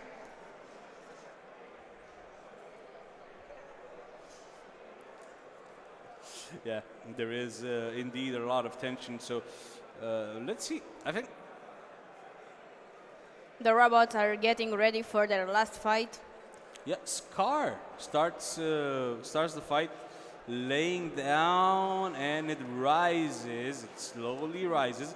Oh, look at him! Look at him go! Look at him move! Like a little dance. Exactly. And it went sideways too. They are still prepping. They are still getting ready. We will have a resetting of the robots.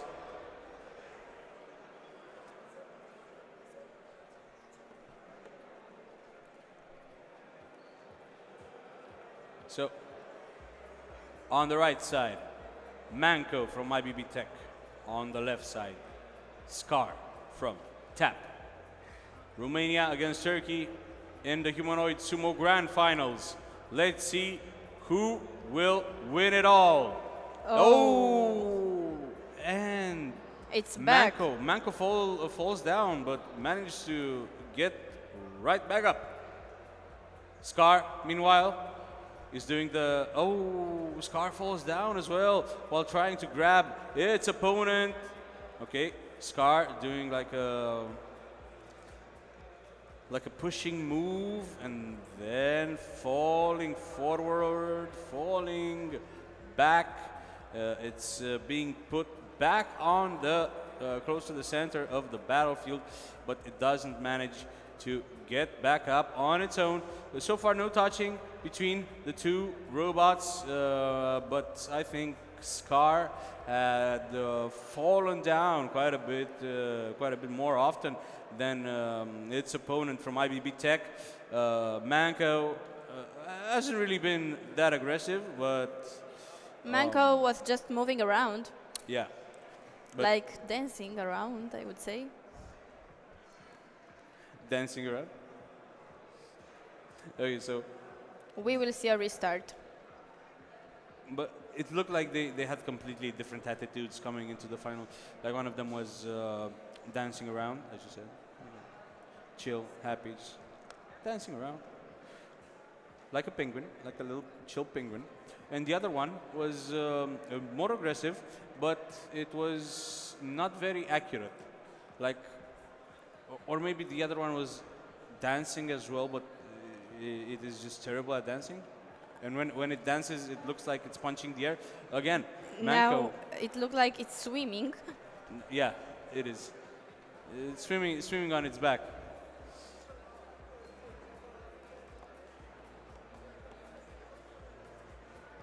Swimming in order to push itself up. Yeah. It's very hard Whoa. though.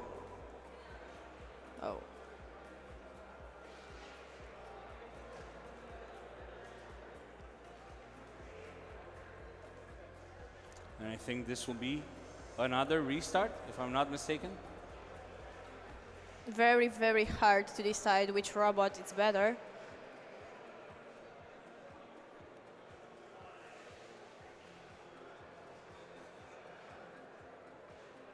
Yeah, well, so far we haven't gotten a clear indicator as to which one is better. Now the criterias They're just kind of different, but equally ineffective in combat, I guess.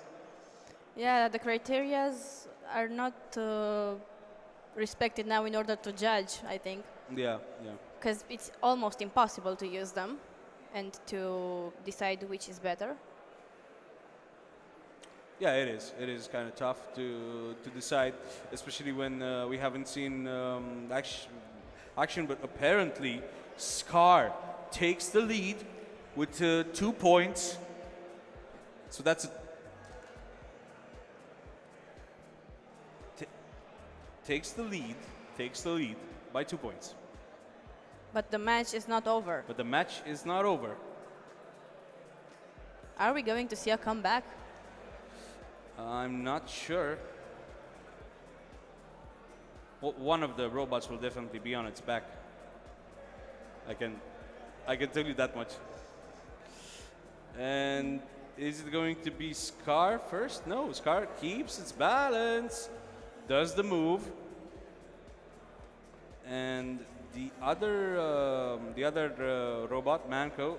Oh, okay. See, told Yeah. you. One of them is going to be on its back. And You are right. And Manco is still doing the dance, you know, doing like Michael Jackson moves.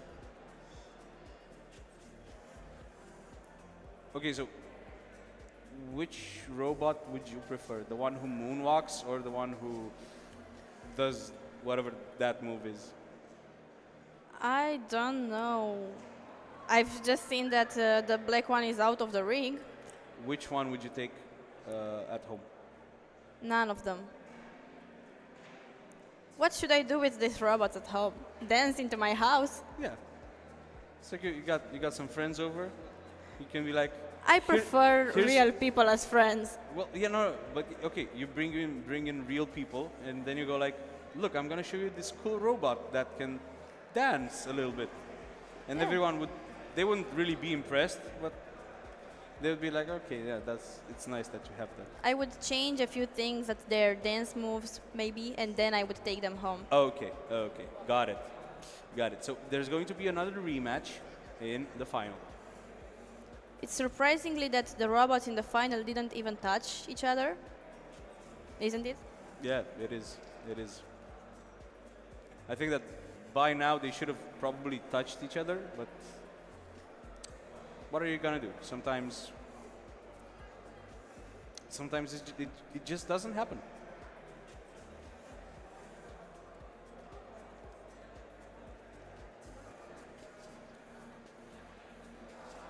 Okay, that was almost a touch. I think. Yeah.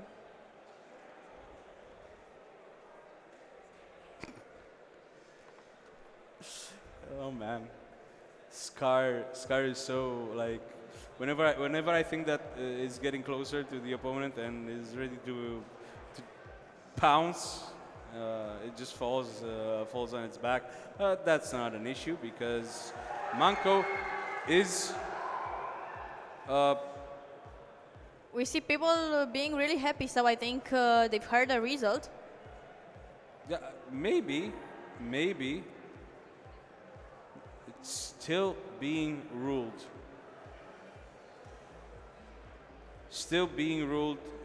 We don't have the official decision yet, but cheers for The Turkey team. IBB Tech. Yeah, cheers for IBB Tech. They seem to be really enjoying themselves right now.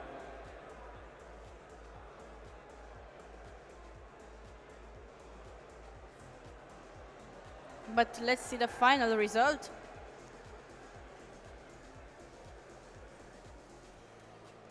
Yeah, last time we checked, it was 2-0 for Scar, but now we have confirmation that IBB Tech has won the Humanoid Sumo Grand Final 3-2-2. Congratulations for the Turkey team. I think it's pronounced Turkiye. Okay, if you say so. Oh, they say so. They are actively cheering it, so the team from Turkey has done it.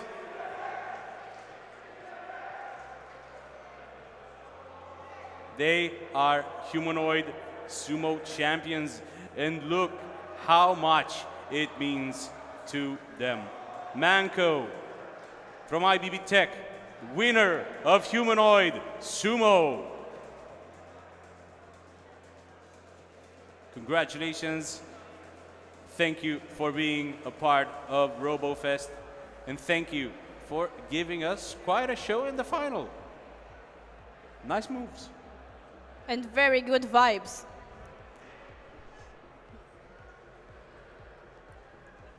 And very good vibes, exactly.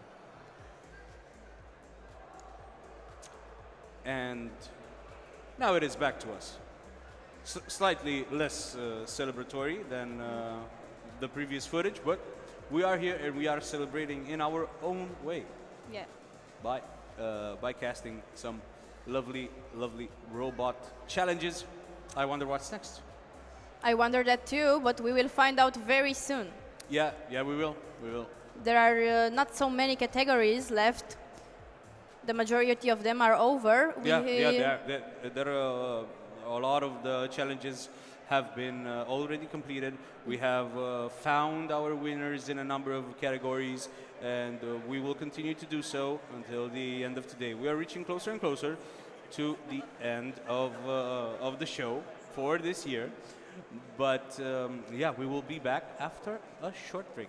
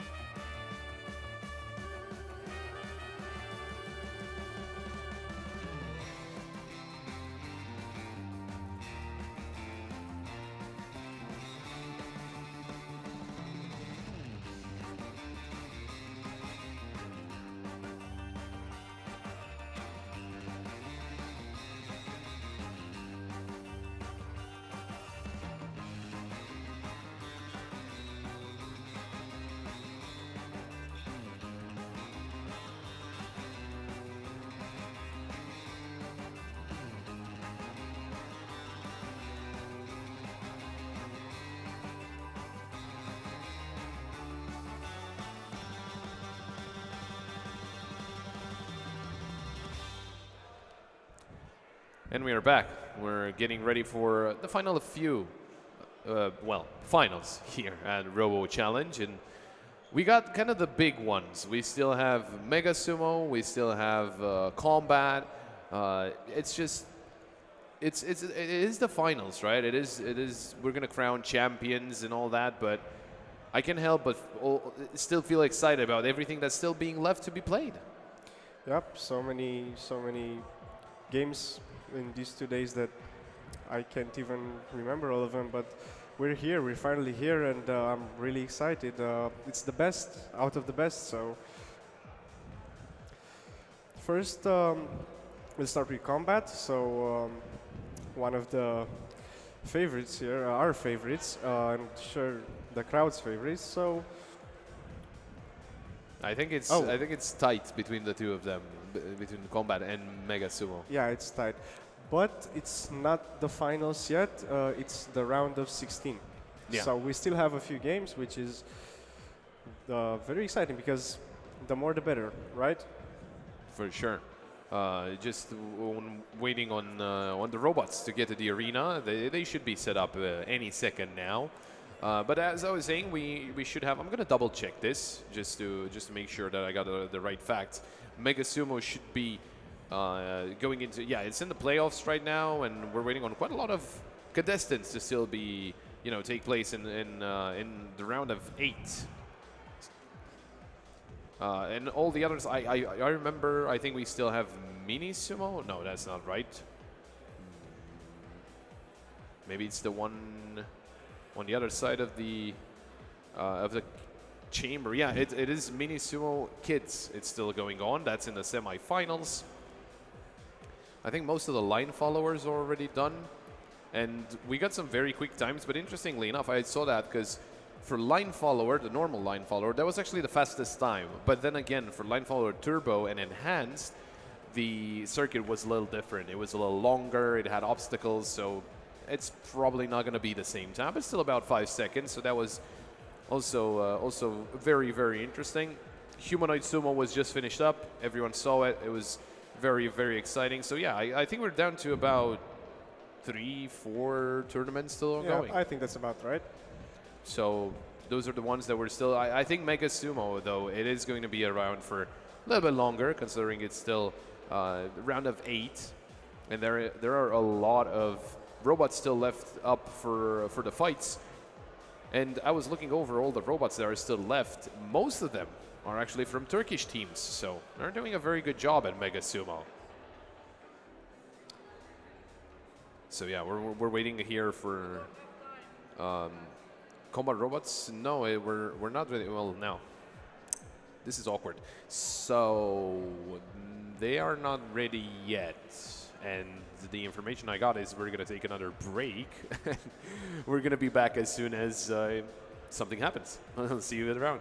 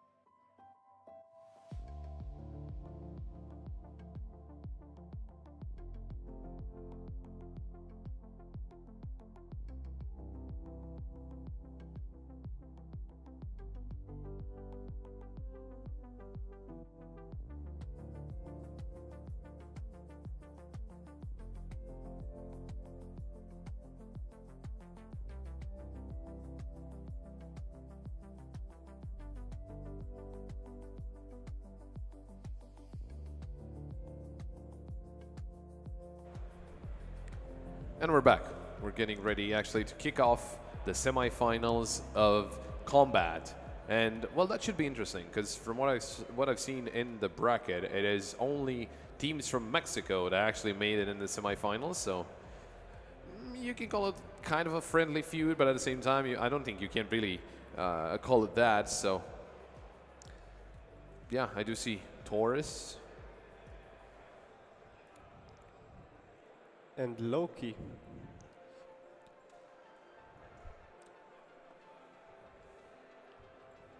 The way I see it is, no matter who wins, is a win-win situation for everybody because they're all countrymen and they're all from the same country, and no one should be upset if.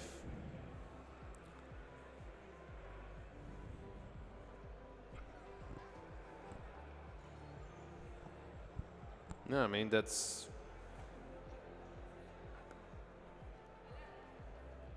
That's also what happened yesterday in combat robots of under 1 pound, where the first 3 places were actually occupied by teams from Mexico.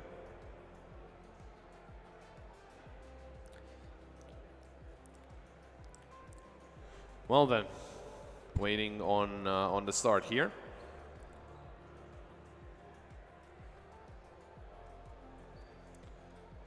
Just everything getting set up and just the arena to be closed, so everyone is safe, everyone watching and everyone participating as well. We saw some of the highlights there where the robots were actually smacking against the glass, and safety of course is the primary concern.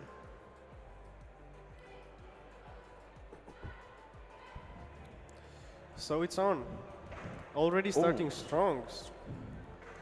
There we go. That's what we were talking about, all those jumps and being thrown around the arena. That's a lot of hits, yep. A lot of airtime as well.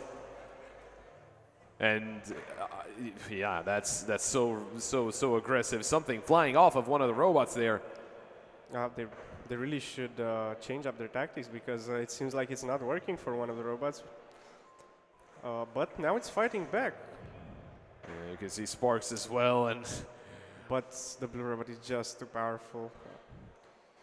Yeah, he keeps throwing the other robot around. Oh yeah, it seems like it's over. I don't know if it can move anymore. Now for sure, if it doesn't get any help, it cannot move at all, and that could be it. Yeah, the arena's opening, and that's the end. That's Loki winning, and well, I guess securing his spot into the final.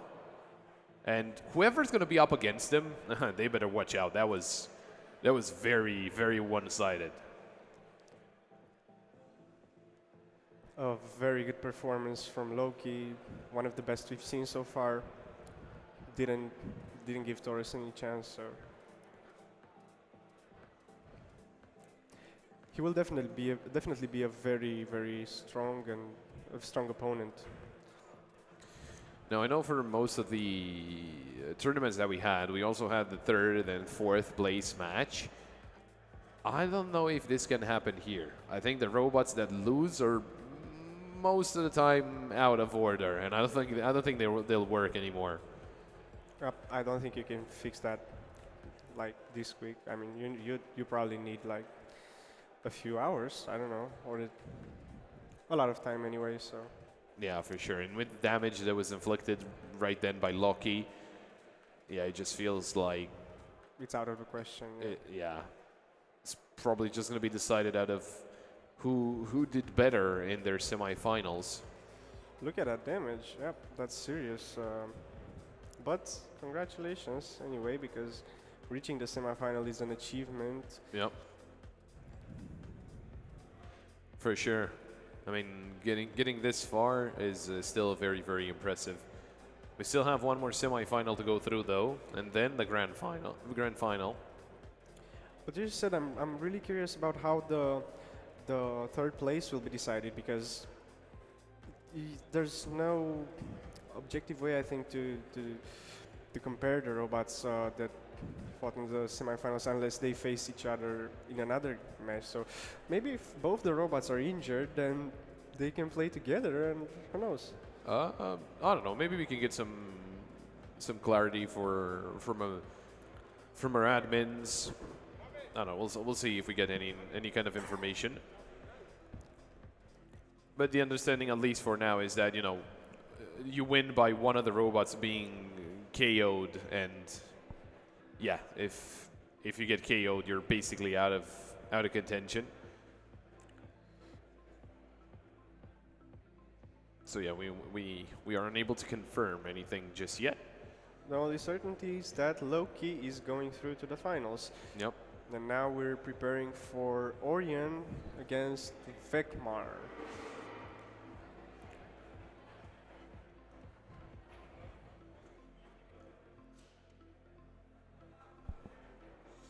Yeah, there we go. Orion from Lobotskaya and Vegmar from Wolf Robotics.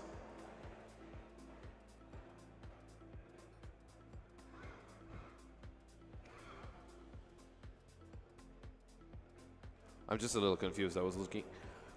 Now I get it. This is the semifinals of the lower bracket. Oh, so the losers bracket, right? Yeah, that's why. Oh, okay. So considering it's the losers bracket and the fact that they can still fight, maybe they're not fully out.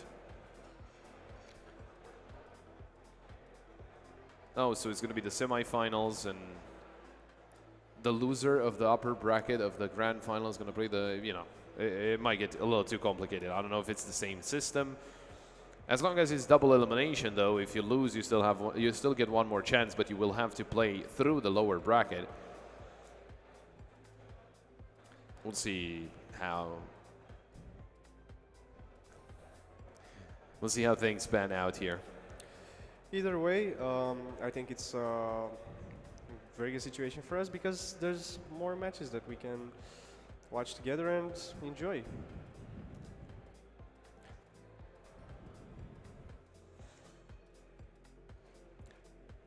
And again, we still have the Mega Sumo competition also still going. We get a good look at Orion. Orion. Really nice design on the robot there. And there's Vekmar. Kind of on the smaller side, I think. Yes, it's a very small robot, but I think that if you made it this far in the competition, it has something up its sleeve for sure.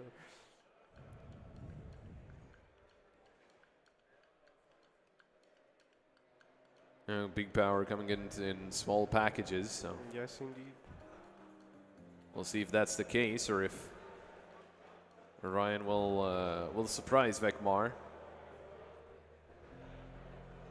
And again, I was talking about the semifinalists of the upper bracket. All the teams there are from Mexico. That's also the case for lower bracket. All the teams that are still remaining in the tournament in the lower bracket semifinals are also from Mexico. So yeah, just the combat robots, the combat robots field feels like it was dominated by the Mexican teams. Yeah, it was, and that means that they're doing something right. So maybe all the other teams from all the other countries can learn a few things from them. A few useful tips for future competitions.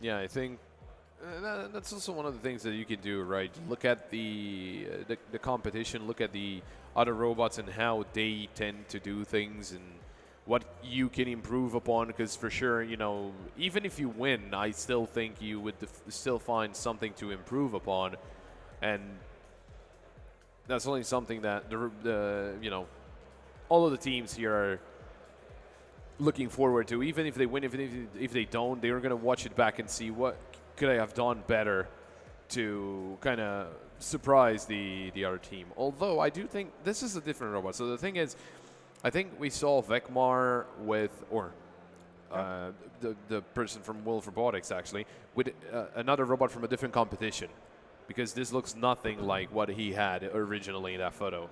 But I do recognize the design on the robot on the right side. Yep. Oh yeah, that's Orion on the right. That's Orion. I'm not sure about the left, but That's Vegmar, of course, and that's a very big hit to start things off from Vegmar, but oof. twice. Oh, but that was unlucky. Oh, okay. It looks like he's struggling, having some problems. Well, the thing is, like, so far, you know, Orion, if he would have gotten style points, then yeah, it would have been very stylish, but not a lot of hits, that's the problem. Oh, one of the blades. Oh, yeah, that was a hard hit. One of the blades fell off of Orion.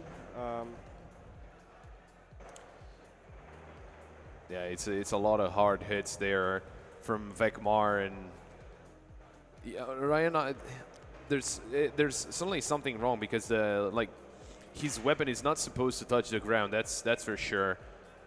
And I don't think he's supposed to just do 360s non-stop. So. Oh, do you think he's flipped over? Like, oh, now it should be better. When he is flipped over, it's a little worse. Yes, but like this, yeah. Technically, that's the wrong way around. But with the big wheels, you would assume that he's okay each way, right? I think he was okay when he started a competition, but now after all the damage that he suffered, that might be a bit of a problem. Oh, that's a good hit. He managed to get a good hit, and look at that. He might actually win because the robot can't move in this position. So unless he finds a way to get back on his wheels, I think Orion will win this. Wow. That's actually very exciting. That's crazy. The fact that they win off of that, even though it felt just obvious that Vegmar was getting a lot more shots in. Yeah, like a few moments ago, Vegmar would have won this, but yeah, that was definitely the greatest comeback in this competition so far.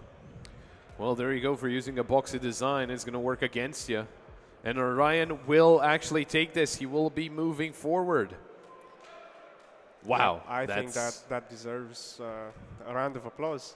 I'll give him one. Hey, you know, I'll give him one because that was very impressive. I for sure thought that Vegmar takes it, but in the end, hey, you get flipped over, you lose.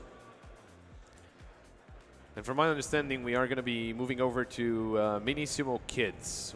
That might be our next one. We already have the operators up. Korfes and Simurg Technic.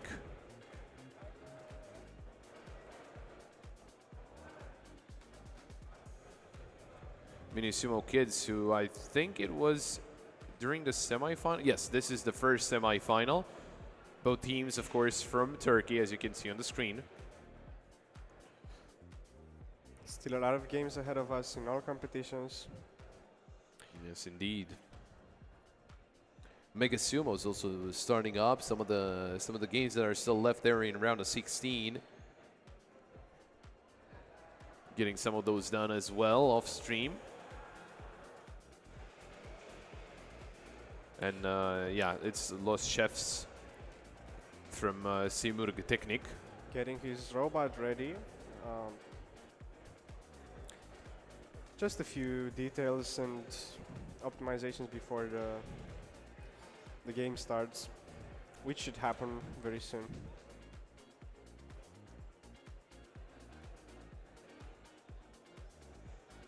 Korfes will be on the right side of the screen there.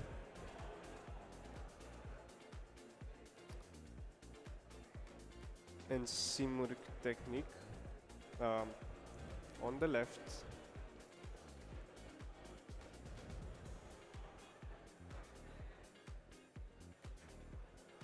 There we go, the referee giving the go-ahead to place the robots onto the arena. And it's an interesting position. Again, kind of faking the fact that you're not going to be very close to the H. And it's going to be up to the referee to give the head start. And there we go. There's the first point going the way of Lost Chefs, actually. Yes, a very fast one as well. And again, this is the semifinals, and with that, it is going to be still a best of 3. But in the grand final and the third place match, that's going to be best of, those are going to be best of 5s. So if Lost Chefs manages to secure the next point, then he's through to the next stage of the competition. Yeah, he is indeed through to the grand final. He looked pretty decisive. He looks pretty confident. Yeah, it's pretty. It's not. He doesn't look nervous at all. Like I'm sure he knows what his robot is capable of. Wait, he has his own arena with him, I guess so.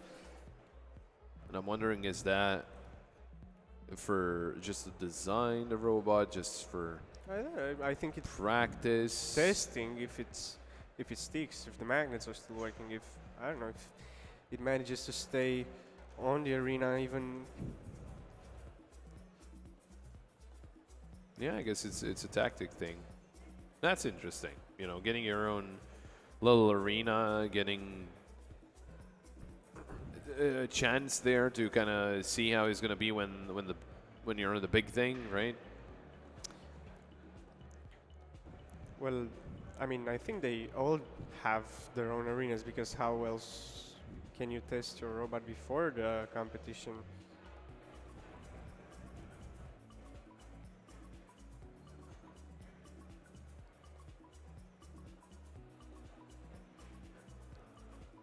That's a totally different starting position. Yeah, he's not that far behind this time around, Lost Chefs. Korf is also up close and personal.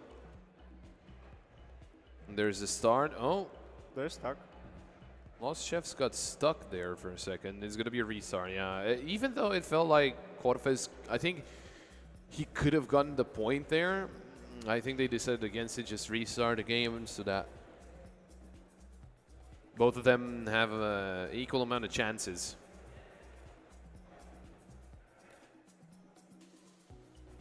Still looking confident, even though the round is being restarted. And now they're getting ready to set up the starting position again. I think it's the same tactic, the same position as before. Just make sure both the robots are on, and oh, there we go. There's the point for Kerfez. Yep, got behind, got under Lost Chefs really nice, and there's nothing you could do about it. When the other robots gets under you, like there's nothing you can really do because you're just standing on your back wheels, and those of course are not magnetic. They spin, so if the other robot just continues to push, then you're off of the arena in no time. Well, it's tied up, and We're back to square one.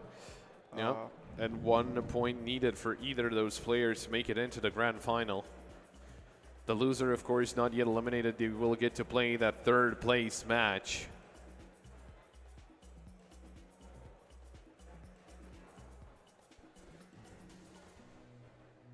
And again, some tweaks, some adjustments.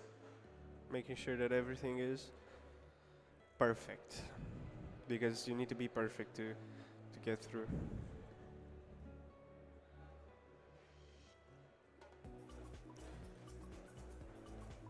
Discussing the strategies. He's been given advice by his mentor, I think. Yeah, well, let's see what the difference is this time around. If he's going to go for, you know, another backwards placement, or he's still going to be up close. I think it's still a lot of variables to think about. The referee calling them up to the arena. It's interesting because you don't know what your opponent's strategy is because you both place it at the same time. Yep, look, here they didn't place it at the same time, and now I have to place it again. And I think Corfez was also going for, he was going for the same strategy every single time, just being pretty close to that H. Lost Chef's going back to what won him here the first game, but he will not win the third. It will be Corfez to walk away with that win and qualify to the grand final. Corfez using the same strategy in each round seems to have worked. I mean, he's true. Yeah, there we go. And one more game needed. The other semifinal, it is Nurev Shun against the Mechanics. And, you know, Lost Chefs had a team, Simurg Technic. That is one of the robots they had in the semifinals, because Nurev Shun from the second semifinal is also from Simurg Technic. They'll definitely support him. And also he could still get that third place. It does come down to if Nurev Shun wins the second semifinal. If he doesn't, well, he's going to fade his teammate in the third place match. Until then, I'm sure there's some teams that need to get themselves to field A. I want to say, I think that's field A. I'm pretty sure that's field A. Yeah.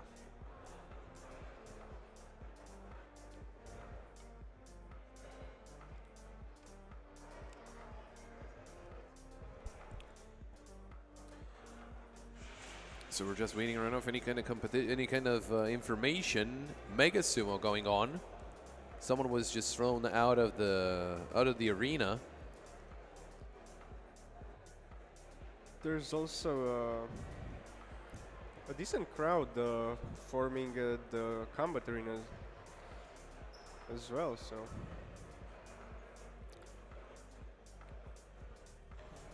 yeah, it's a lot of excitement over there, and that game also should start fairly soon. I don't think it's going to take too long for the combat arena to be starting up once again.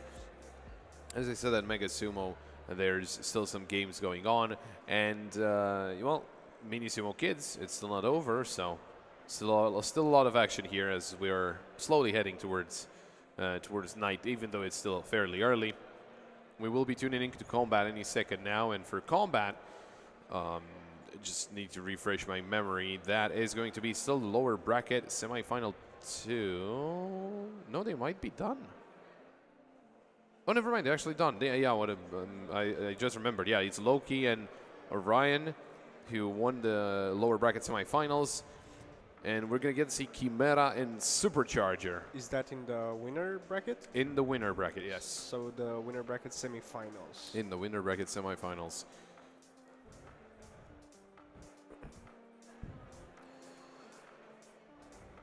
Wait, haven't we seen these robots before?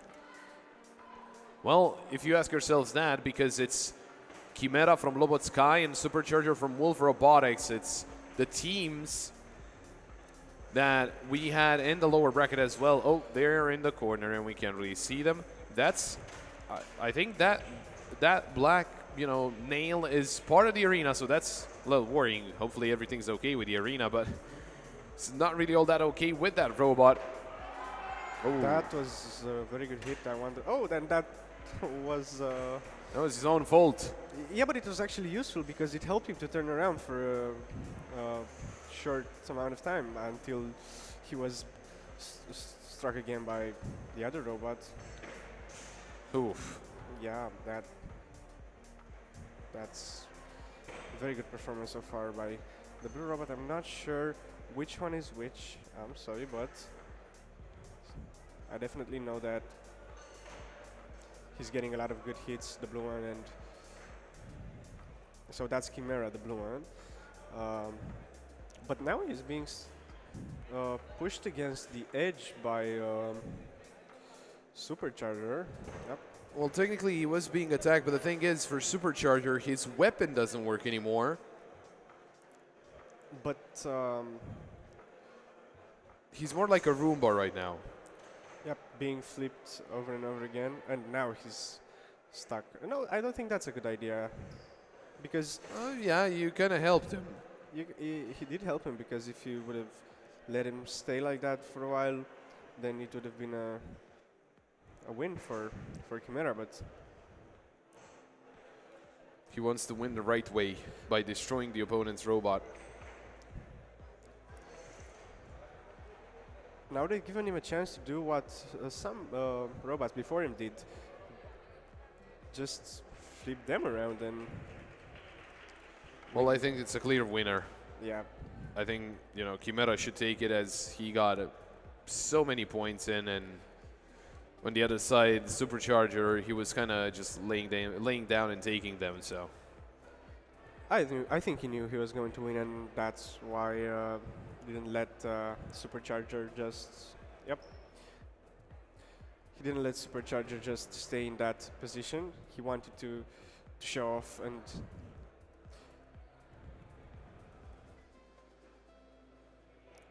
so we're going to move on to the Mini Sumo Kids semifinals. It's the last semifinal, and after that we should know how the final looks like. yeah, the final and the third place final. Yep. So there we go. It's Norev Shan. I don't know if we got the if the website has the team wrong or we got the team wrong. That's we're gonna have to figure it out. Mechanics for IT Innovations. And I was looking over at all the other teams. This is the only team that's left in contention that is actually not from Turkey. And they should, well, they're from Azerbaijan, but that's...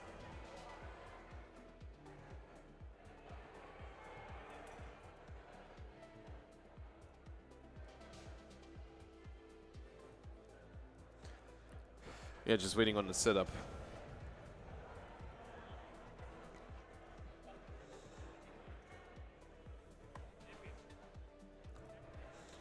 So yeah, we're waiting on everyone to be set up.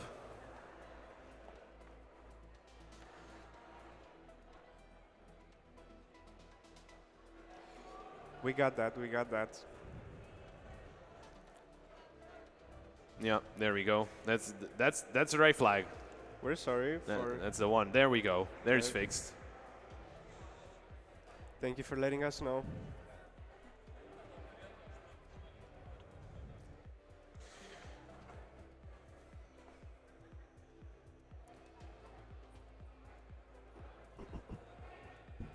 So the robots are in play. Oh, and we actually have a robot with flags. We for the last few games we didn't see that.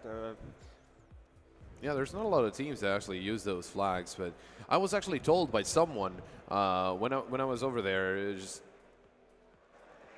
oh, there we go.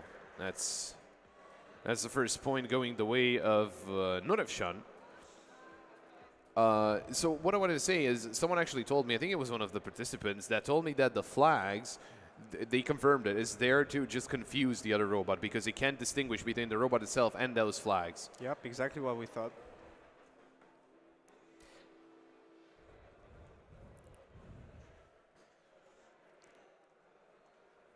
And I confirmed it as well. They're just very flimsy. The flags are just there for just basically to bait. It's not something that he can use to fight.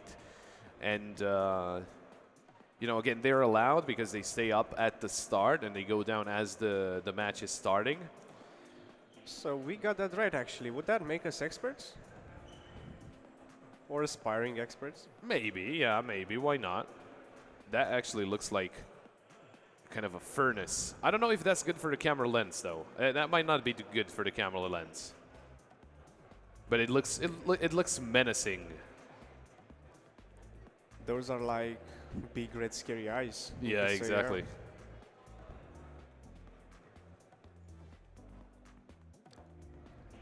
I don't know if a robot could get scared, but if they could, the other robot would definitely be scared. So. Yeah, for sure. I mean, you gotta be menacing to inspire fear. Maybe not the other robot, but the other operator. To think that he's got nothing on you. But I think it would have been more efficient if it was remote controlled, but in this competition it's not so. Well, I think it's easier if you have the remote control, right? Because if you have them autonomous, they just have to find each other using their own powers. And Yeah, and if they get stuck or anything like that, then... oh, that was so smart out of the robot there, out of Nodovshan, because at first he was baited by the flags, but then he realized and adjusted, and he gets the they get the second point, and they secure the spot in the grand finals. So again, Sumo Technic, they're gonna have one player that goes into the grand final and one player that goes into the third place match. It was really smart indeed, because he first hit the flag and made the robots start rotating, and when you're rotating like that, it's really hard to escape, and yep, it's a death sentence, we could call it, I guess.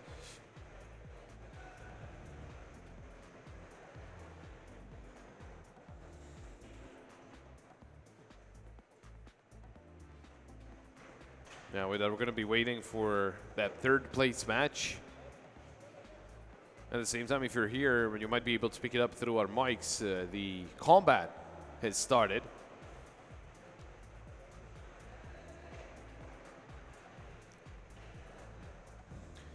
But I think that might not be on for too long. It might be a little too late for us to tune in right now. Although, again, Mega Sumo still going on. The Mini Sumo Kids competition should conclude soon. I mean, they just finished off the semifinals, and then we'll have the third place in the grand final. Over there at combat, okay, of course there's combat, so that's a lot of noise coming on from over there. So we'll take a break. We'll see what happens there, and we'll see you soon.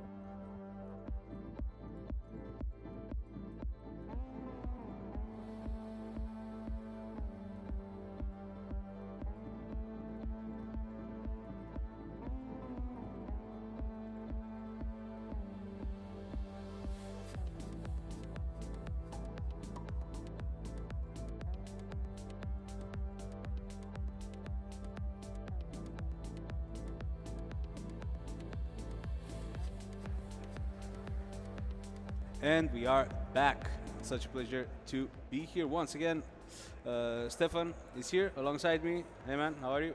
I'm great. I can't wait because there's going to be the third place finals. I'm sorry, it's a third place final next in mini sumo Yeah, Mini Sumo Kids. kids. Yeah. Yep. So that should be exciting. Yeah, of course. Final is a final. So Final is the final, absolutely. And I cannot wait to see what this final has in store for us. I think it has a lot in store for us. Yeah, certainly it does. And it is a best of 5. So first robot to get through 3 wins Yes. takes third place in Mini Sumo Kids tournament. But also we're going to be seeing probably later some more robot combat. Yep. We all look forward to it. So we got Lost Chefs again from Simmer Technique. And Mechanics from IT Innovations battling it out in the third place final. Yeah. I really like the fact that we get to see. Yeah, we do get to see like two international teams, Simmer Technic and IT Innovations. I wanted to say that I love that we get another chance to see mechanics because I really like the flags. It's one of my favorite types of robots. Yeah, same, but it seemed okay. This I is think we're gonna. tricky. Yeah, it is tricky. We gotta see which of the 2 robots exited the Dio first. That's what matters. I think that I might have the answer to this question. Even if a robot gets out of the arena first, if he was the one that made the other robot get out and not vice versa, he still gets the point even if he got out of the arena first. So I think that this one will go to Lost Chefs, but we're still waiting for confirmation. Would it? Yeah, but wouldn't it go to mechanics? Because oh yeah, actually Lost Chefs because they used the wings. He Mechanics. pushed the wings. Yeah, He yeah. pushed him out of the arena, and but he exited the arena first. But that still doesn't matter because Mechanics was the one that got out first. Oh, or is it a replay? I'm not sure because. Oh, so No, I it's was wrong. I was wrong. It seems. Yeah. I think that they took into consideration the fact that I think one of the wheels was still on the arena. Maybe, yeah, yeah. So one was completely out, and the other one was still partially in. So the assumption that Lost Chefs pushed Mechanics out of the arena was wrong. Yeah.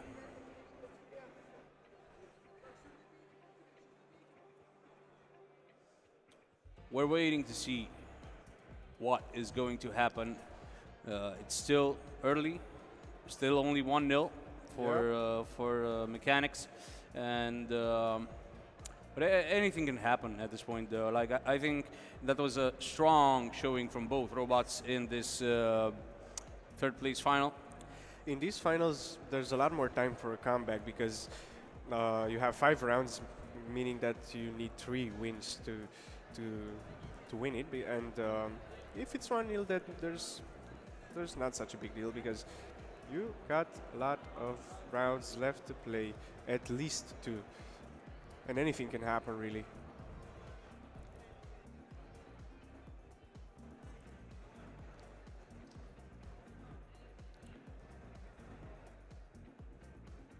So we're almost done. The robots were placed correctly on the playing surface. Yep. The flags are down. Oh, the. I think we need to restart. We need to do it again. I'm not sure what the problem was there, but it seemed like Lost Chefs didn't start. It wasn't able to get moving. Yeah, definitely. I think mechanics moved a little too fast. Yeah, that could be the case as well.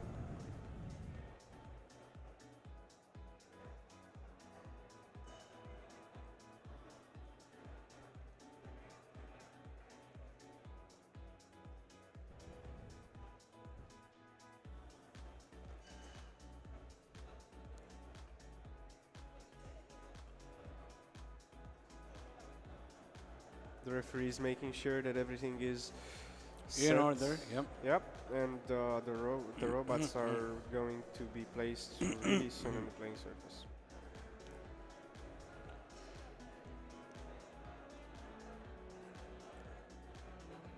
Right. That's a different tactic. Yeah, certainly is, and we will see when the flags of mechanics go down. We will take that as an indication that the fight has started, and it started, and it is over as quickly as it began with a win for Lost Chefs. It's 1-1, bringing everything into balance again. Lost Chefs wasn't confused by the flags and actually went and flanked them. A really, really nice strike that Yeah, absolutely. gave mechanics no chance. So, as I said before, there's a lot of time to come back, and this is what we're witnessing right now. It's a draw. Still, at least 2 rounds to be played. So, anything could happen, really. Exactly.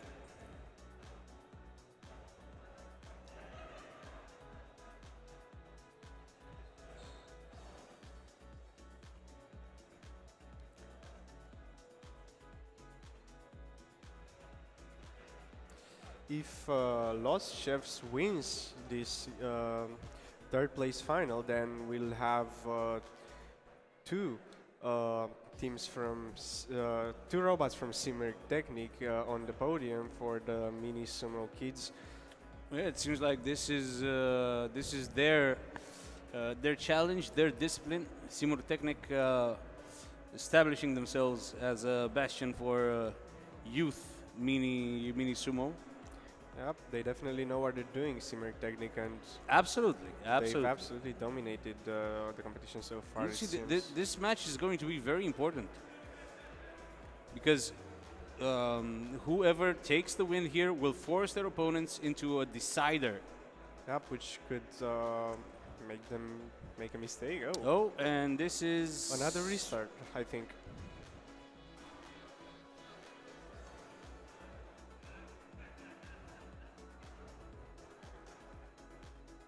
So it's No, that's been okay. confirmed. Yep, another restart.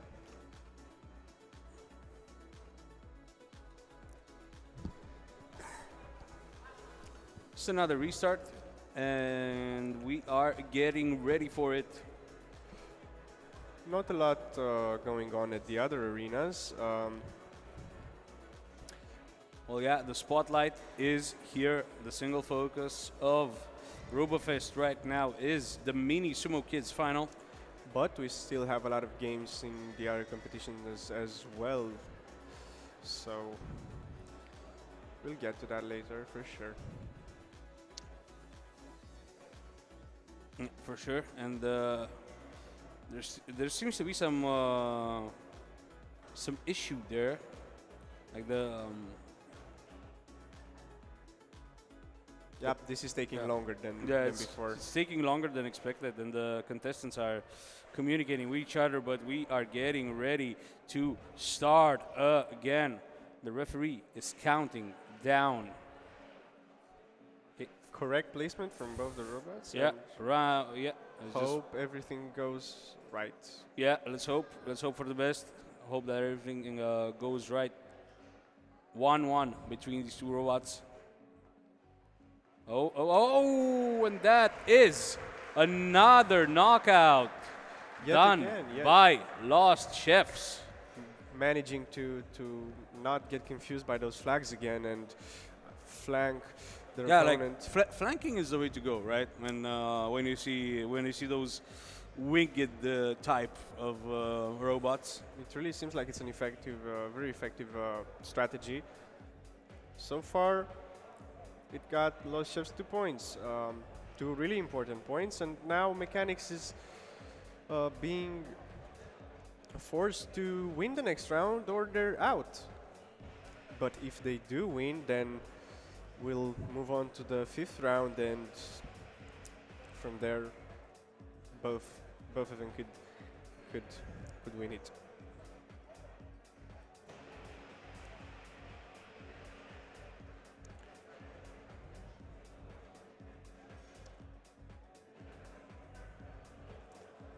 There's a lot of pressure on Lost Chefs as well, because they know they could get the third place if they win this next round. So they would not want to lose that. It's all or nothing now.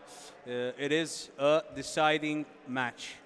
Lost Chefs has the final in hand and wants. Oh, I didn't see that coming. yeah, neither did I. Lost Chefs tried the same strategy again, but Mechanics managed to outmaneuver it.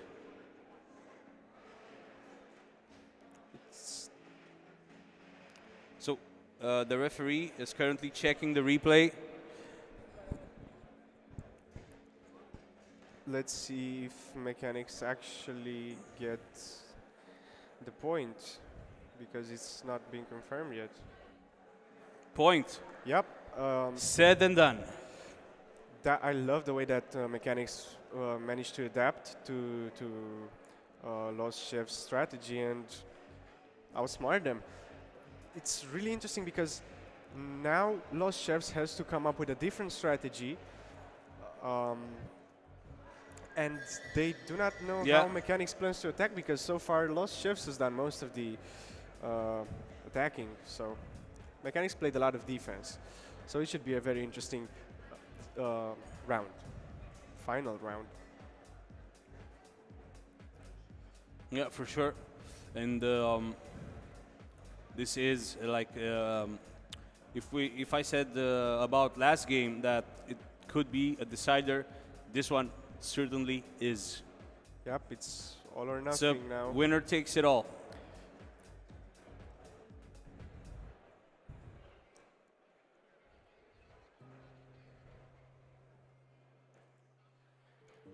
Lost Chefs really needs to get creative, because I'm afraid that if they'll use the same flanking strategy, Mechanics will know how to react. And look, they changed it up.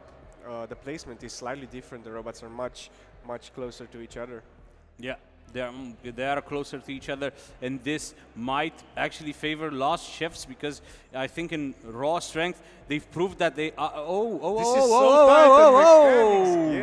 and Mechanics gets the point, gets the win. Who would have seen that coming? Game, set, and match for the IT Innovations robot, who manages to take third place here at RoboFest. And what a final this was. A final for third place, but such a beautiful final. An outstanding performance and an outstanding comeback. So congratulations for securing the third place on the podium. And this was close. Like, this was, I don't think like Lost Chefs. I don't think they were missing a lot in order to become champions. Or to get third place. Actually, the difference between the teams is not that high, but yeah, in the end, Mechanics proved to have the edge.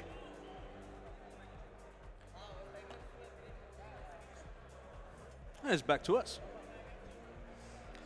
What did you think of that third place final? I think that it was one of the best knockout stages that we've seen so far in this competition. It could have gone either way, to be honest. Yeah, could have gone either way. But at least we got 5 games. We got our entertainment out of it, and it was certainly nice to see, and certainly a good way to prep everyone for the grand final. Yes, which we're looking forward to. Yeah, it is what's coming next, actually. And it will be very interesting because we have another team from Simurg, Turkish team, and I'm not sure who the other contestant is, Okay, but it's yep, good. We're very well informed. indeed. One team is from Turkey and the other one, I don't know. Yeah, Okay. but what I wanted to point out is that the Turkish team still has a chance to win, and Yeah, they can. They they can. could get a first place. They can take home the gold. Yeah, that would be a sort of a consolation for Los Chefs. And I'm sure it would be. It would make them very happy. Like I saw the Turkish team after their win in the Humanoid Sumo finals. They were so happy. They were celebrating. They were, like yelling out, chanting and stuff like that. It was really good to see. And of course, we would like to see more of that. And we will do that with Corfez, who will take the stage in just a few moments. And Narfeshan, Yep. two Turkish teams. Two Turkish It's an teams. all Turkish final here at the Mini Sumo Kids here at RoboFest. And this is what it's all about. Let's see it. Corfez and Nurfeshan. And Corfez against Simurg Technic. Very similar looking robots. I can see why they are finalists. Really, I think they're. Oh, Yeah. whoa. They were analyzing their opponents. Yeah, analyzing their opponents and trying again, to read their minds. yeah, a quick win though, a quick win, not nonetheless. Started really slow, but then it was just explosive. I mean, all happened in a few seconds. So Exactly. So there's apparently still the referee is apparently still deciding, still making a decision on the winner. Not sure exactly what happened there because from where we were standing, it was pretty clear who won. There seems to be some debate going over at the Simurg Technics camp.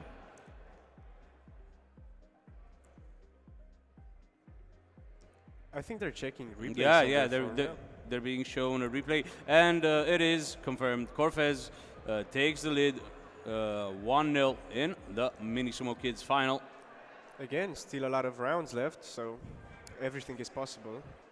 Yeah, if it's going to be as close as the last final, then we are in for a treat. But there's still some debate going on. I think it was a very difficult decision to make. I wouldn't want to be. Yeah, for sure. I would not want to be a referee either in these situations when in situations where the stakes are so high. But it seems like Corfez get the point someone has to do the job, and someone did do it. I believe really well. They did their due diligence. They checked. They listened to the team's plea. They did their checks. And now we are ready to resume the Mini Sumo Kids final. 1-0 for Corfez against Nurfeshan. That was really fast. I mean, we didn't wait. Oh, but a very different strategy this time. Both robots at an angle and really close to each other. Yep. Oh, and again. But it seems like they're stuck, so. Yeah, they are stuck. And it will be a remake.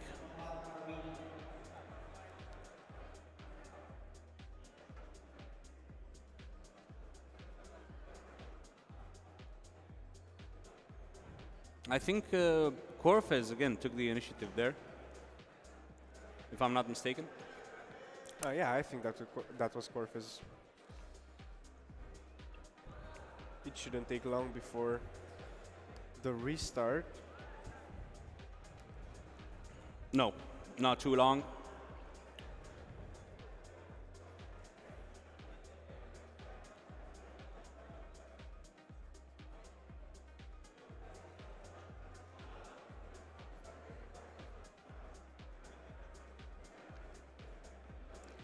Yep, the robots are ready and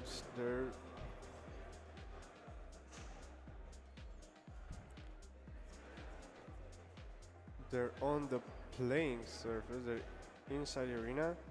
Let's see how they approach this. Oh, and this is different, I think. And yes, that was a tight fight. It was a close call, but it's 2-0 for Corfez, and we are getting closer and closer to a critical moment in this final. If Corfez wins the next match, then it will be game over, and they bring the whole thing home. Last round at 1-0, I said that there was still a lot of time left to make a comeback, but now at 2-0, things are a lot different. Another win from Corfez would mean that they win it, and Nurevshan will get the second place, which is still great, but yeah, still a better showing from Nurevshan. I think the robot did not pull its punches, tried to fight for his chance, but the opponent in the end was stronger in a deadlock, stronger in a 1v1, in a prolonged 1v1.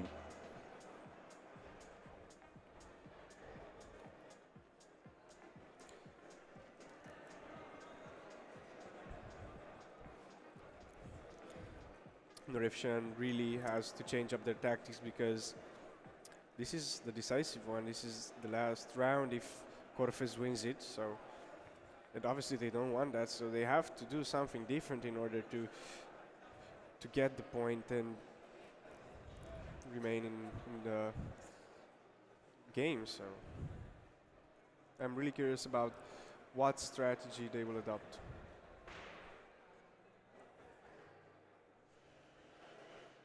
Okay. So we are getting ready for the next match of the series, and we at the caster desk are getting ready for another voice change. Stefan has suddenly changed his voice. Yeah, I'm back.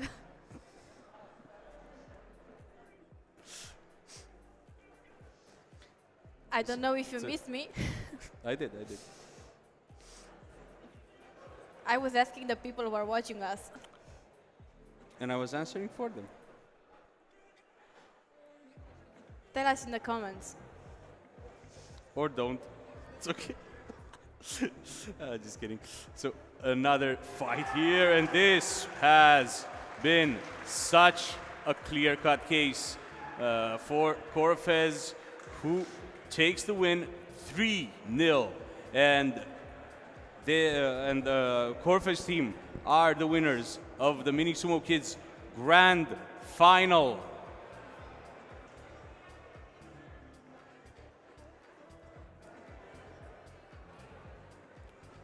So Mini Sumo Kids is also over now. Kid, do you want me to ask you again about predictions? Who do you think is going to win the Mini Sumo final?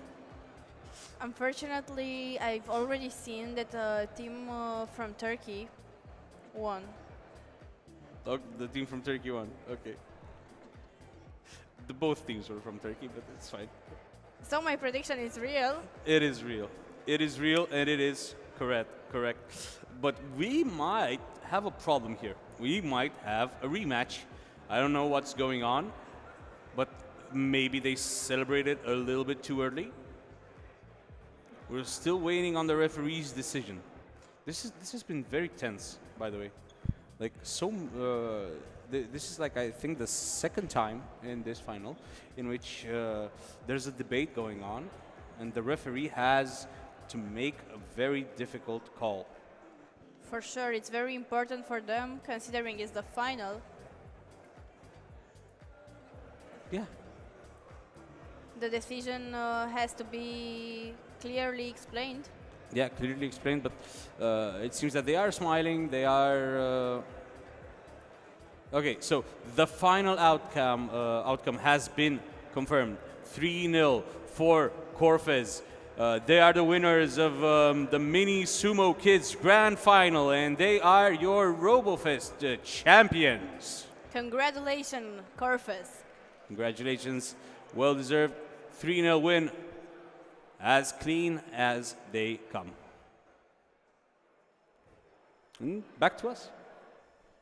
After a final, after that kind of a final, what do you say? I think they deserve to win, although I didn't see all the matches. You saw the ending of one.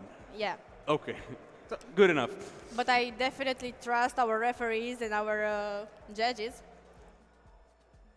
So we are going back to combat after the homologation. Okay, going back to combat, going back to more violent territory, let's say. Oh, that's good. Love to see that, by the way. I imagine that the only robots left in the competition are the best. For sure. And maybe they are full of duct tape by now, because they had to fight a lot in order to get to the final. But we hope they are ready to compete again. Yeah, we do. That we do. But I'm sure they are. I'm sure they are. Nobody reaches the final stages of a tournament and then they're like, oh, my robot isn't ready. No, that just doesn't happen. Yeah, they must be ready. Maybe there's gonna be like a correction of this, and every time that actually did happen would appear on screen, on top of me. That would be hilarious. Like maybe it happens all the time and I don't know about it. But anyway, I'm just making an educated guess. Like, if your robot reaches the semifinals or the finals, then it must surely be ready to perform. Anyway, so we're reaching closer to the end. How are you feeling the atmosphere here? Like, what do you think? I think there are no longer that many people. Yeah. Only the finalists are here, and the people who are so passionate about robotics. But the ones that are still here are surely waiting to see the results. Cream of the crop. Cream Yes. of the crop, obviously. And we are also waiting to see the results. So we are back to combat. Okay, blue or green? Green? You go. I wanted to go. I wanted to go with green. I But- see more red. Well, but the green stands out more. No. Yeah. I would say the green one. Okay, then I'm going with the robot named after the Norse god Loki. Let's see if your prediction game has improved. Oh. I don't think it has. Unfortunately not. And it's the last prediction. Oof. I think Baymax has seen better days.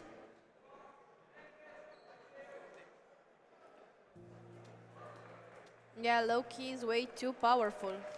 And Loki is the winner of this match, AR Jupiter, with the win over Lobot Sky.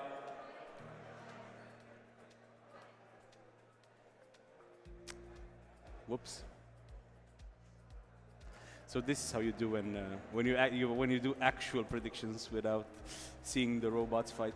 To be honest, I've seen the green robot moving a little bit, so I thought. Okay. So you yeah. I've cheated again. Don't do that. But this time, it didn't work. Okay, so you go by which robot moves first, and I just go by color. So, And this yeah. time, color was better.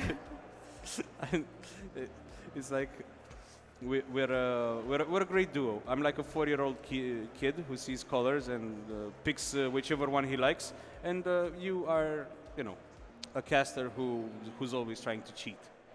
It's really good. But remember that cheating is not good at all. So don't follow my example in this case. Oh my God. Okay, not gonna do that then. So it's okay. We're learning valuable lessons here, and that was such a fast fight. One and done. One push. One blink and it was over. Exactly. And it's a 2-0 win for Surprise MF against Schrödinger.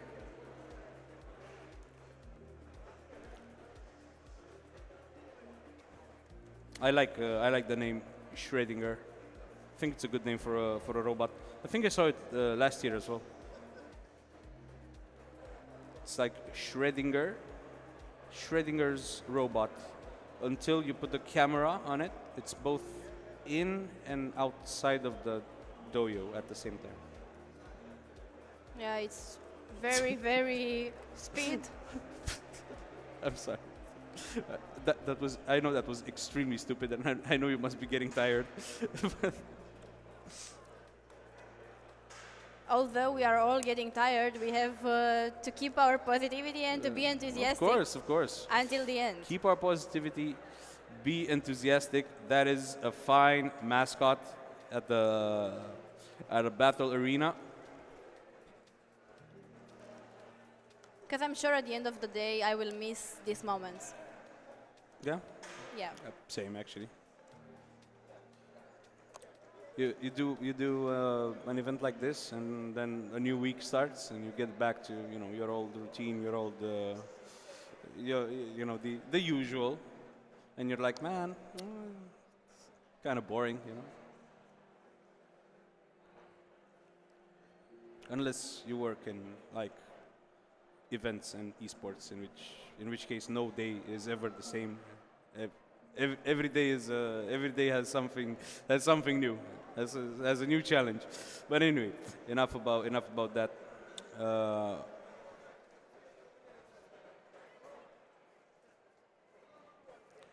We will have for you the winner bracket final for the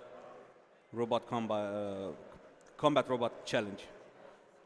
Very soon. We are getting ready for it. But in the meantime,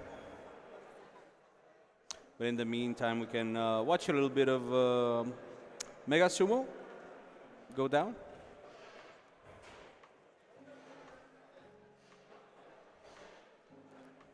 Or not. See? We never know what to expect. Miruna, yes. I will ask you again. You know what I'm going to ask you? Yeah, I know.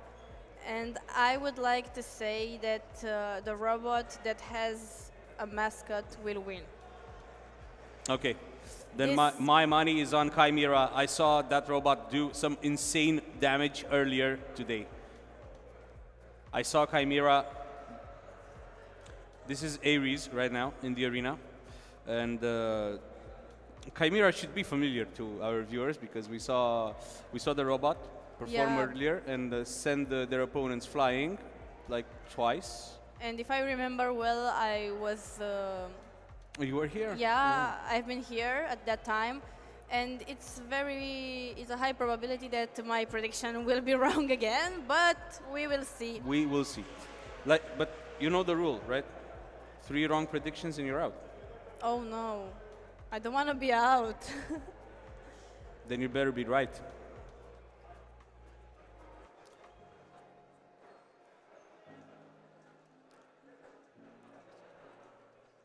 This is such a tense moment. We're getting ready for it, and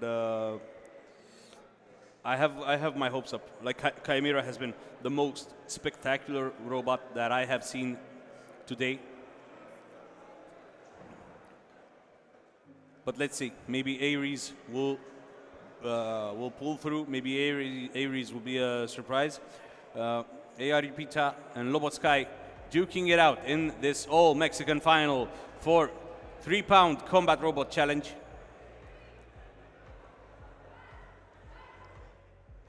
Okay, and they started.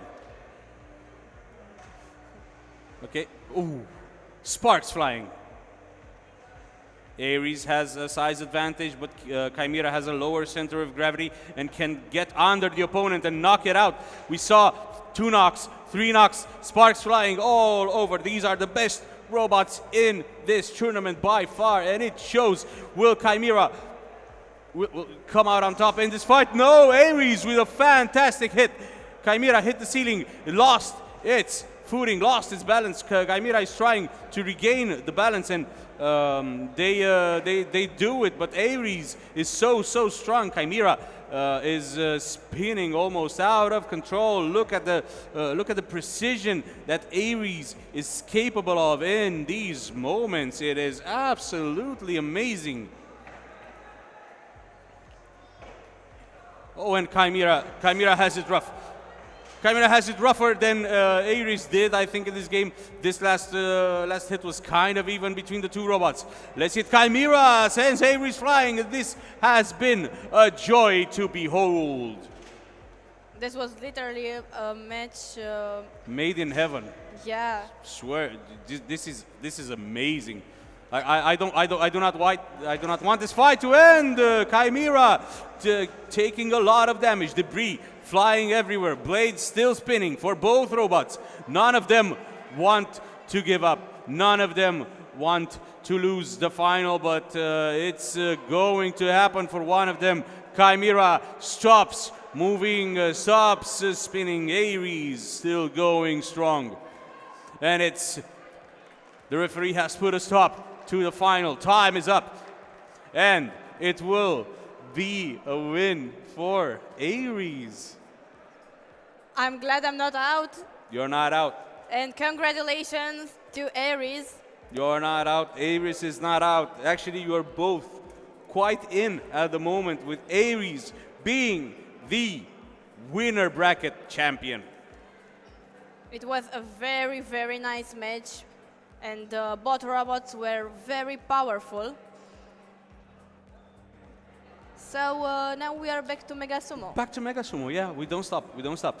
The Flying Frenchman, FS Robot, and I remember. a number at the end, FS Robot 1 or 2 or 3, I'm not sure which one.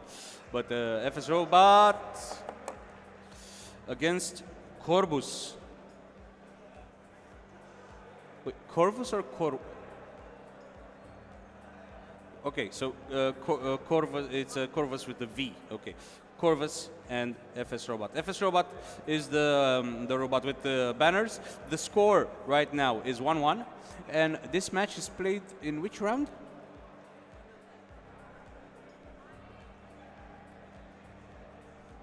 We will in the quarterfinals. We're getting closer to the big epic showdown at RoboFest.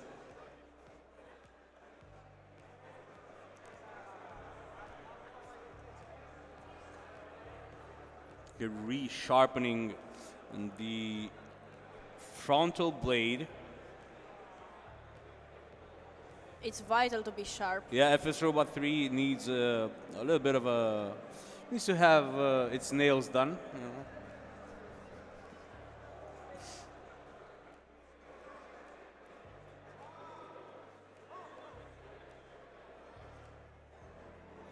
And it's getting ready to perform again in a way more powerful. More powerful. We haven't seen them perform up until this point, but we haven't, or did we? Well, like we've seen FS Robot, right? But have we seen Corvus? If I remember well, I've seen Corvus once. Okay, and I don't think I did. I think you were casting with Pop. Yeah, right? probably. So, what can you tell us about Corvus from your memory?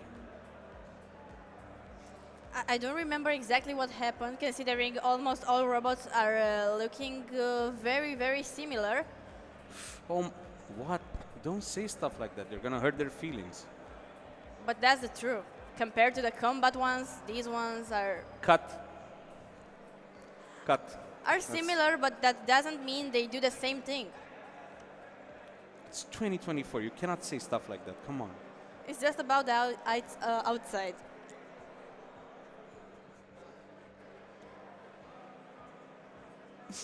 Okay.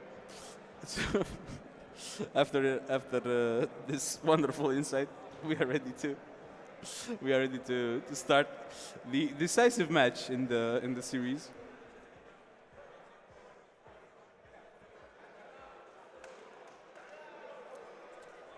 So this match is going to decide who's gonna play in semifinals. Yeah, that's true. And we will find out very, very soon. Very soon. This is the deciding game in this best of 3 series.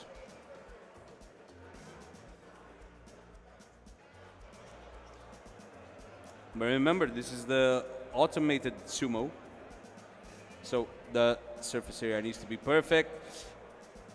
The referee has given their okay. The robots are placed on the surface, ready to start. Let's see, Corvus or FS Robot, who will take the win? The infrared calibration phase has started.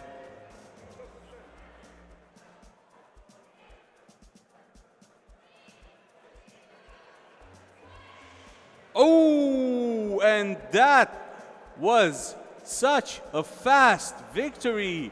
Corvus sends the FS Robot flying out of the arena, and Corvus wins. Will perform strong. You said it. You said it. You said that they're getting ready to perform stronger, and they did. I knew it. You knew it. I had a feeling. You had a feeling. Okay. Going back strong with your prediction game, and this is we will continue with combat robot 3 pounds. Our blue friend Loki from earlier will face Orion. This is in the this is a loser bracket final, and if just a little clarification, if you could tell me. Does the winner of the winner bracket and the winner of the loser bracket face one another, or is it like one is the champion, the other one is second place? I'm not sure, but I think they face again. Okay, so the. But I repeat, I'm not sure about that. Okay.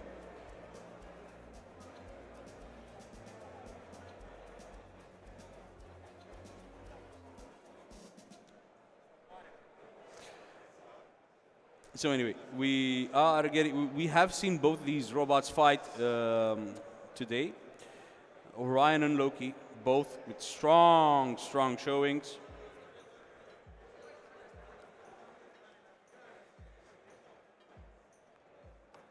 Okay, so the winner of this series will go to the grand final.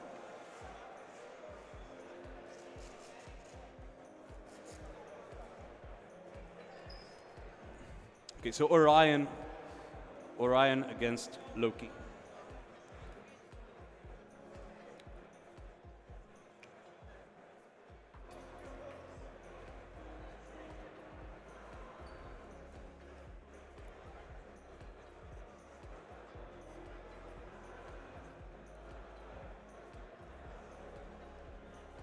Okay, I'm really curious to see.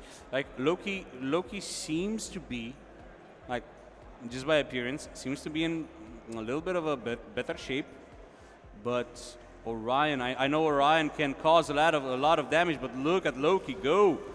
This trickster god has some tricks up his sleeve, and that was such a clean hit.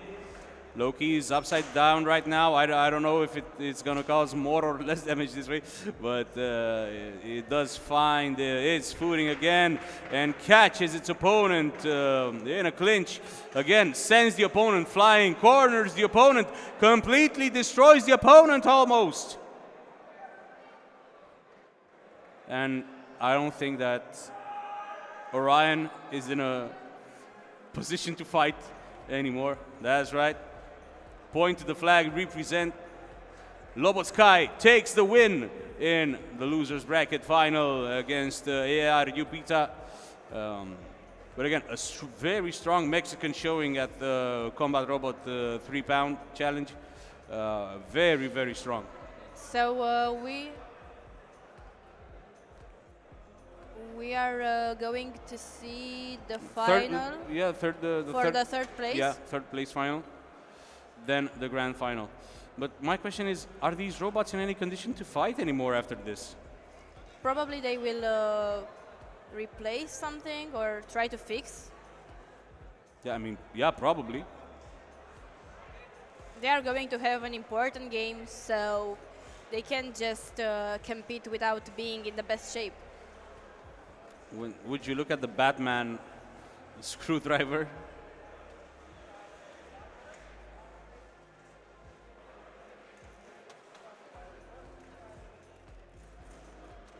I think some amount of debris needs to be cleaned from the arena as well.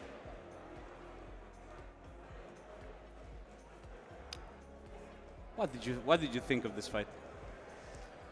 I think that the blue robot was way more powerful, Mr. Loki, yeah. but also from the beginning of the match, their opponent was a bit hurt. It was obvious. Yeah, yeah. That's why I said at the beginning, like Loki looks to be in better shape, but this fight would have taken a lot out of it. Like, I don't think Loki is in such good shape right now after this. Yeah, it's Mainly a bit because it seems like its opponent got stuck to Loki in a way. Yeah, at the end of the game, that's true. But maybe they are going to do something. Yeah, maybe. Who knows? Will they? Won't they?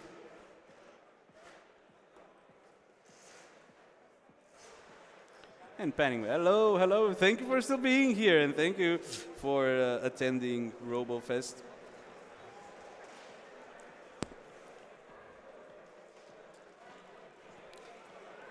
It's still so great to see all these lovely people gathered here and being part of this awesome, awesome event.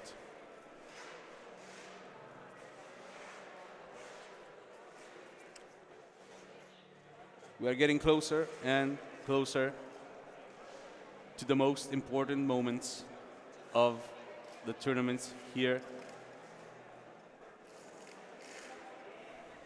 And we can see that there are so many people now. Probably they feel that the end is coming, and they they don't want to miss the most important parts of the competition.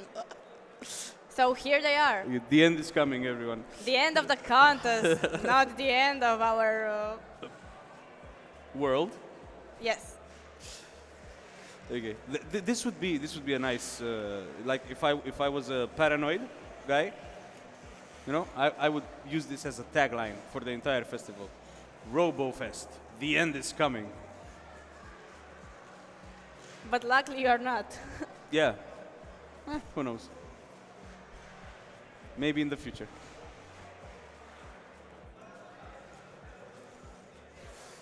Okay, so we are still getting closer and closer to the final, to all the finals, to multiple finals. We're getting closer to Mega Sumo and to the Combat Robot Challenge. These are the only two sections that still have matches now. I don't know. That information will be available to us soon. Are there any other tournaments being played right now other than Mega Sumo and Combat Robot?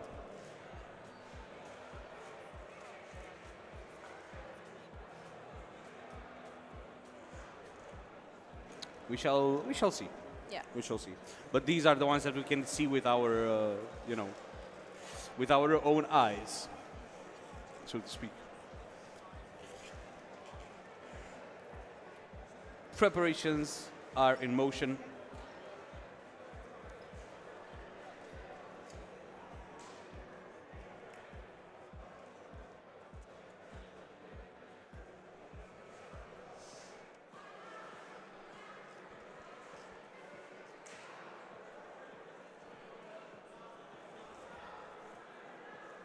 People just walking around.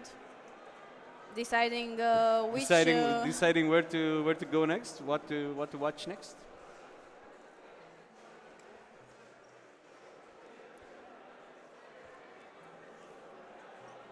And we are back to the Mega Sumo field.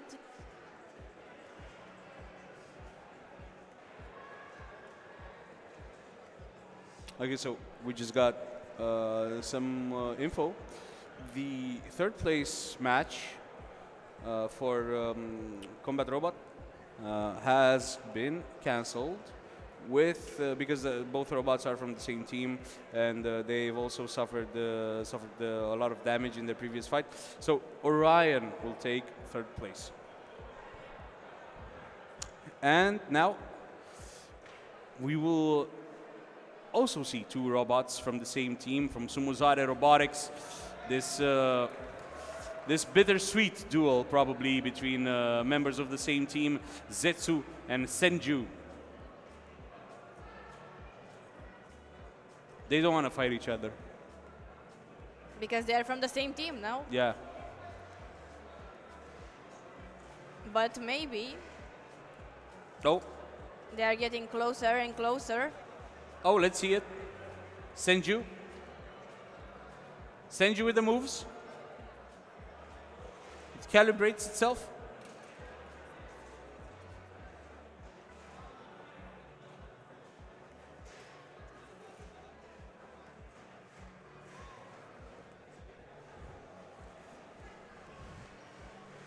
So we have a new announcement that the final for the third place at Combat will actually take place here, as the contestants changed their mind. Yeah, guys, sorry for giving you fake info. I was just kidding. Haha.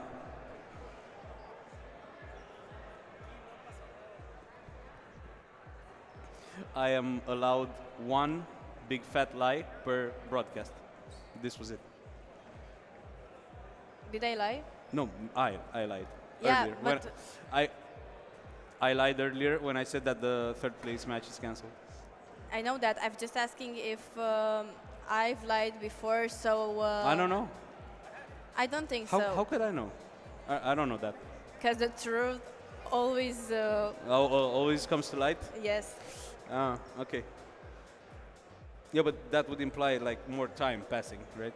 Like maybe I would figure out that you were lying maybe in 6 months or maybe next year, maybe at the next RoboFest. In real life, yes, but considering this competition only lasts for 2 days, we have to find out until the end of the day. Okay, so the truth has to come out by the end of today. Yeah. Okay, we will see. We will see if you are lying or not. You will. Don't worry. You will be judged, both by me and by the lovely people of RoboFest and you know the people watching from home. I'm sure. So that's why Be very afraid. This is serious. I hope I didn't lie. So do I. Because what? Okay, I'm allowed. I'm allowed one lie. But you came clean. Yeah, I came clean. Yeah, that's true. But you don't get that privilege. This is the first time you cast. Yes. It's a one lie and you're out. I'm sorry. I don't make the rules. Okay, so hopefully I didn't lie. I do actually make the rules. What? We're just getting ready for that restart. And people are running around. Everyone's in a hurry. The teams have to fix something before getting into the ring.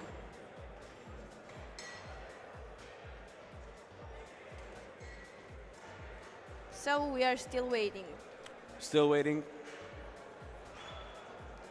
And still, we are getting closer and closer to those very important moments that I mentioned earlier. But these moments, again, are very important as well. Brother against brother, teammate against teammate.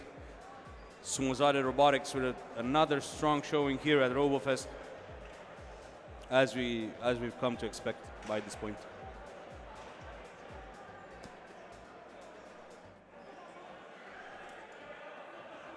If you ask me, it's a very good strategy to come I with. didn't.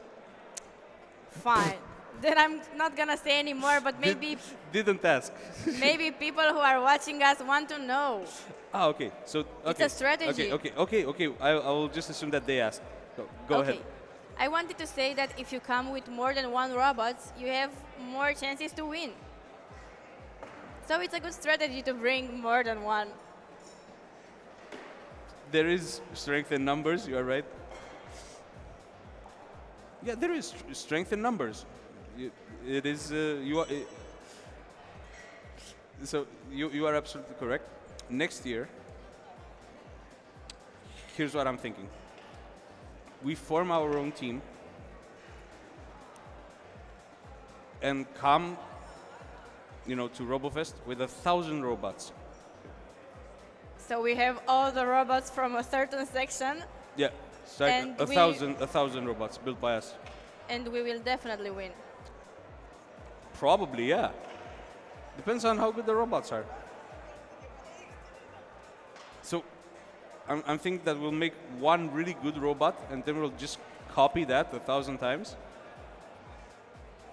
Yeah, I think it's hard to do the same robot twice. No two robots are the same. No. Aha. Earlier you said that they all look the same. They I all look said alike. they look similar, but just outside the box. I'm sure inside teams are placing different elements, Yeah, probably they have different placements and different configurations, obviously. and that's why they are moving different, they act different.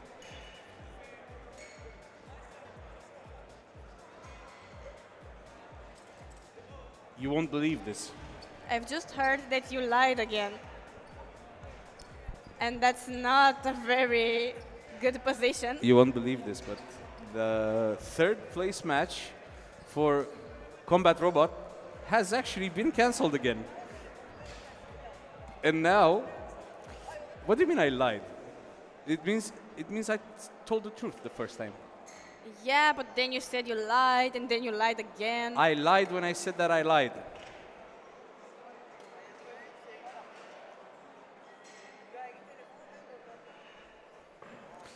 And in a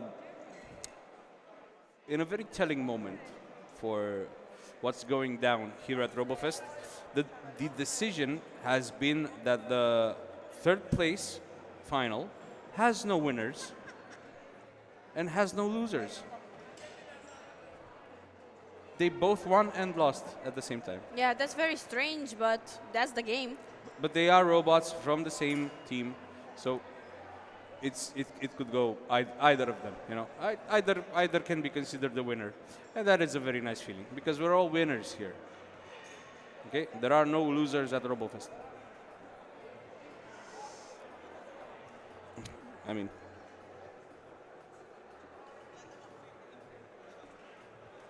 We are still waiting the two robots from Sumo Robotics to start the game.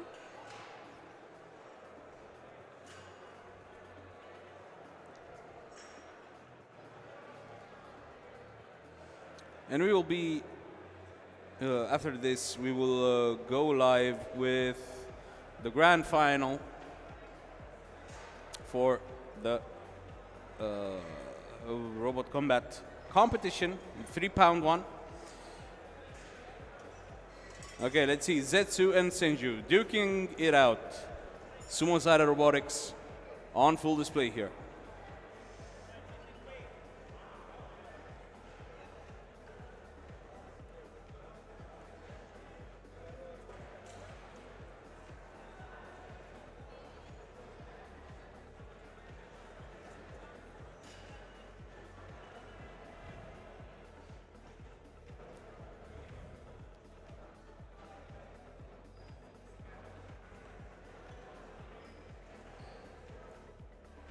I won't say anything if you won't. Then I will say something, because people have to hear us. Say something then. Yeah, it looks like they are. I only wanted to start talking when the robots actually hit each other, and they did. They did. It was worth the wait. It was worth the wait. You won't believe this, but the robot from Sumo Robotics has the first win. Yeah. And also the robot from Sumo Robotics lose. Yeah. I can't believe that either, you know. So 1-0 for Zetsu. Advantage in his fight against Senju.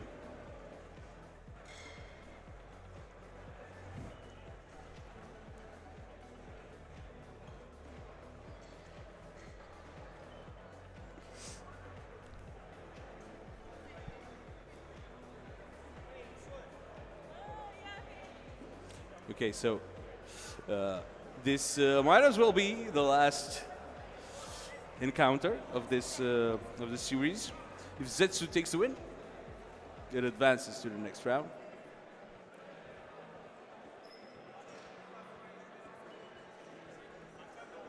But also, if Senju takes the win, we will have another match between the two robots from Sumo Robotics. Yeah, that is completely true. Come on, let's see it. Senju on the right, Zetsu on the left. I think. I'm 95% sure I got it right. I got it right. I got it right. Senju is on the right.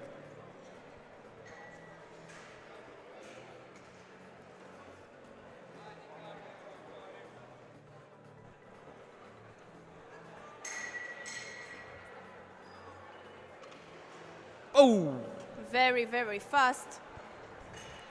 Fast and easy. I think that was a win for Senju, right? 1-1.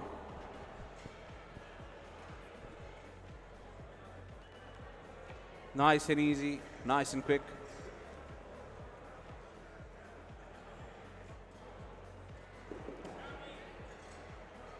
So It's now 1-1.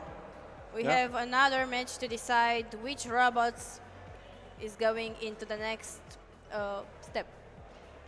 Yeah. That we do, and it is 1-1.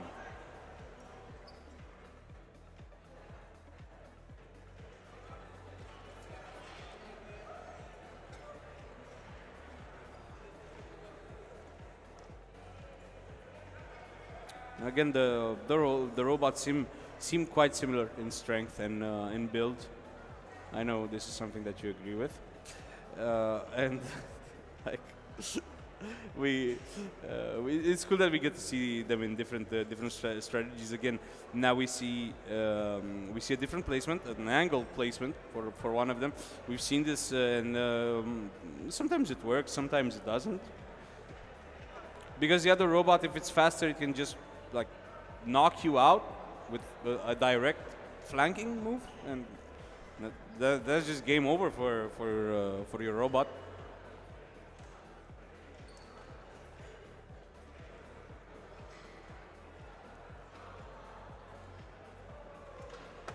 And In this case, the robot doesn't seem so fast. yeah, one seems a bit slow, and the other one is kind of standing still, but.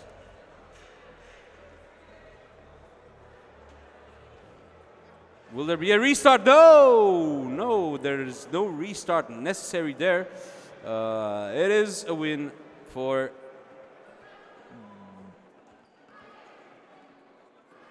Zetsu, Yes. I believe.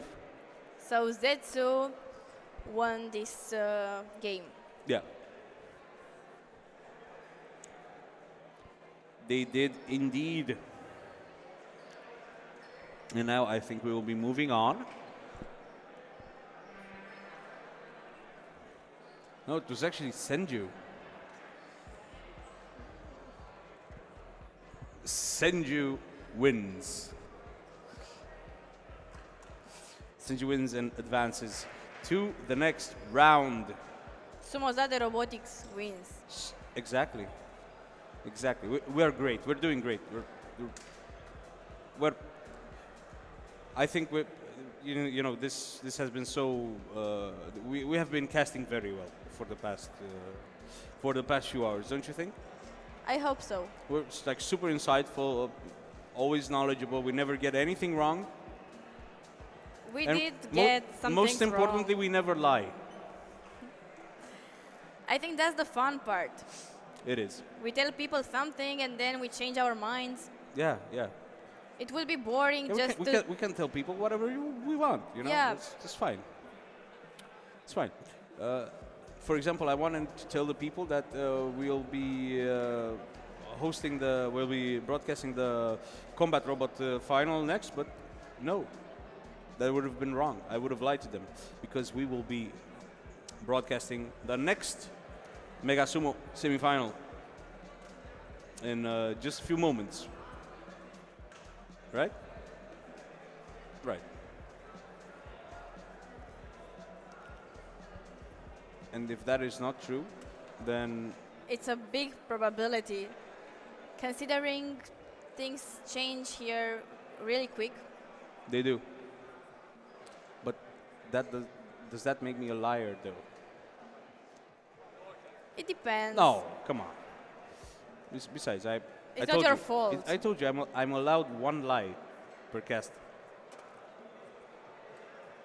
And I didn't lie. See? It's a surprise MF against Corvus in the Mega Sumo, the automated Mega Sumo semi-final, and let's hope for a clean fight. Let's hope that everything will go according to plan. Corvus with a really strong showing here at RoboFest. Here's to hoping that the little Romanian robot will do well.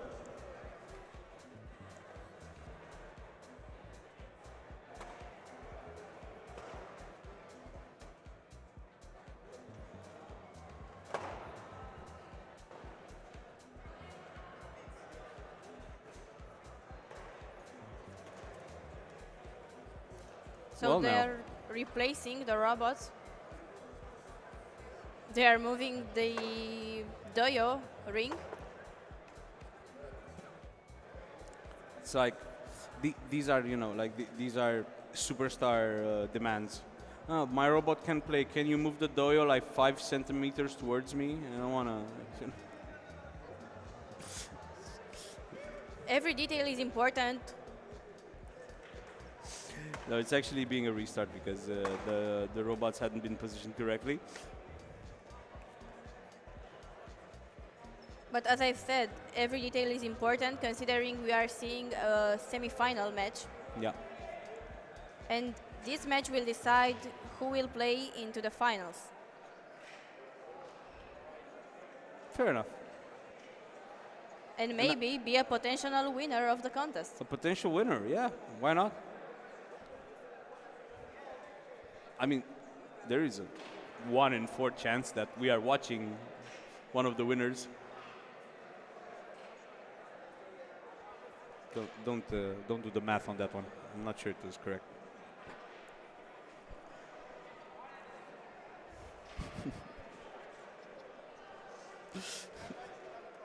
It's okay. I'm a caster, not a mathematician. I like things that way. It's always time to learn new things, new skills. Okay. Can you teach me math and I'll. You will teach me casting. Yeah. But you did that already for the Well, you past didn't few teach days. me math. Come on. We have time for that also. Okay, so what are the odds? What are the chances that we are actually watching the tournament winner right now? 1 in 8? 1 in 4? These are semifinals. Right. Yeah. Still 1 in 4, right? 50%. 1 in 2.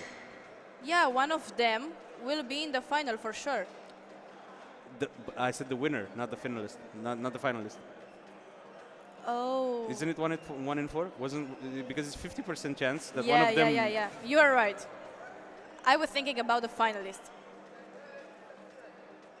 No, we are watching the finalist. The finalist is there. One of them will be the finalist. I said winner. Yes, 100% we are watching the finalist, and 50% we are watching the winner.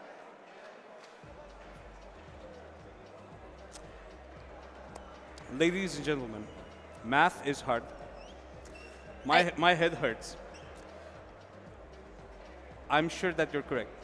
After that, we will take a paper and a pen and And burn it because Yeah. I'm not doing calculus at this hour, and it's 1-0 for surprise MF.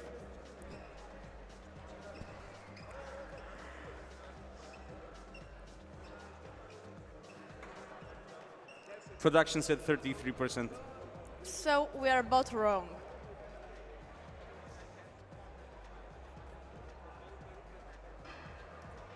This is horrible.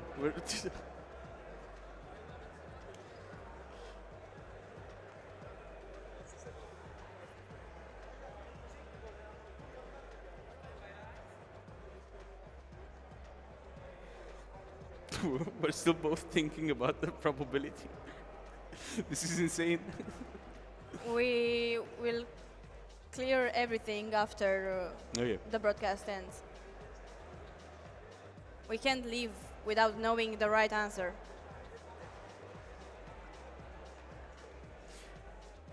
It is 1 in 4. Because there's a 50% chance. Okay, follow me. There's a 100% chance that one of them is the finalist. But after that, there's a 50% chance that they win, right? The final. But there's also a back 50% chance that I don't know, it worked in my mind, okay? You explain me.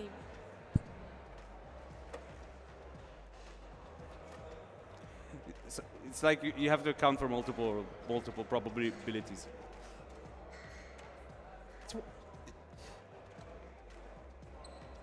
I don't know.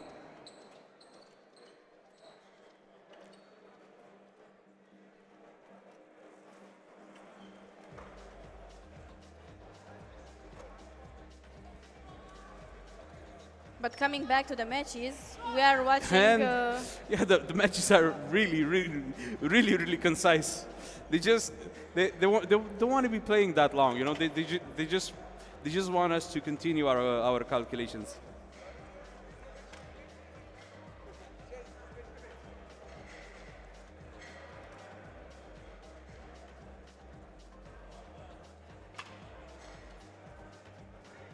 Still think it's 1 in 4 though.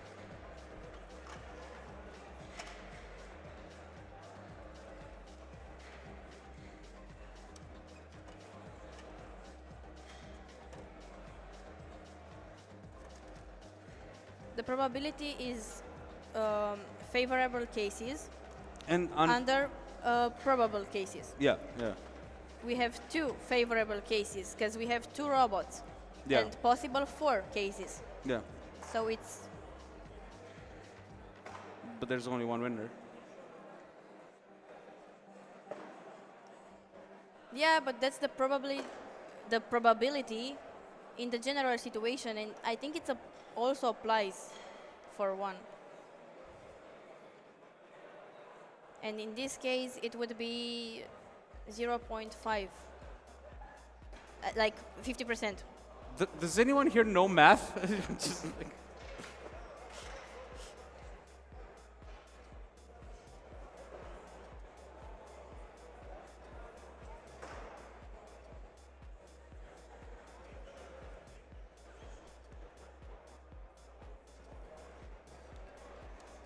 Okay, so the decision has been made. We will make the appropriate calculations after we're Yes. in our break. Yeah, it's way better to do that.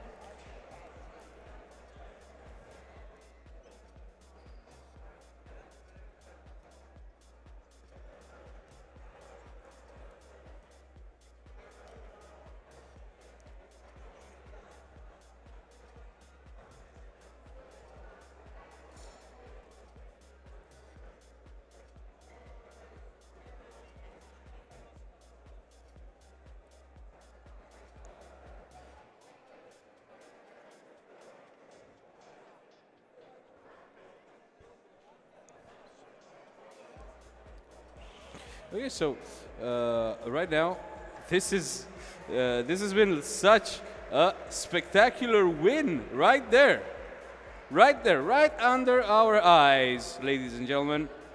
A 2-win for Corvus. So Corvus will play into the finals. Yeah, and now it has a 50% chance to win.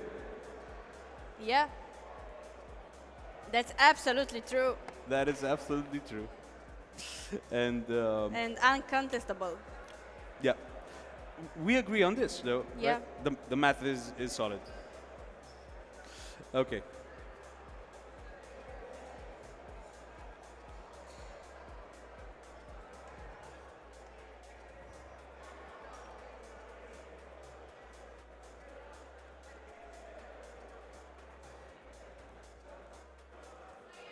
Right.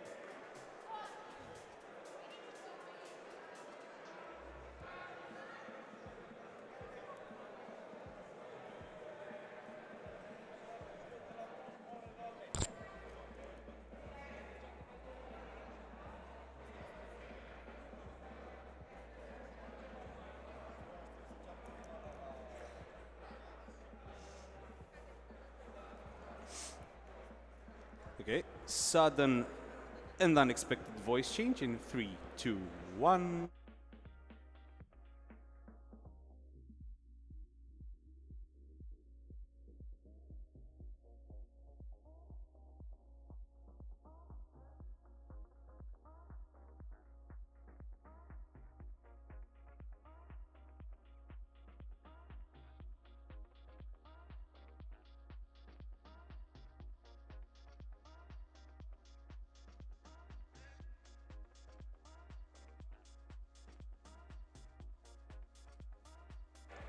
And there we go. There's the change as we're getting into some combat robot.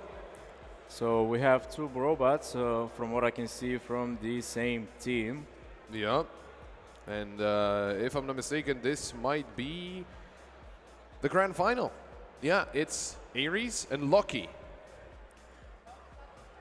We've seen something similar like this, like two robots from the same team back in Sumo. So glad to see it's happening also here at Combat at 3 pounds. The interesting thing is that, as you mentioned, they're both from the same team. It's AR Upita. And so AR Upita will get first and second place, whatever the case. It's a matter of which robot will win. Exactly. But for third place, it was two robots from Lobot Sky that actually fought for third place, and it was Orion that managed to win. But now as for the grand final, then again, it is still combat, so whoever still works at the end. So it has started. Those are very nice dodges. I think that's Loki.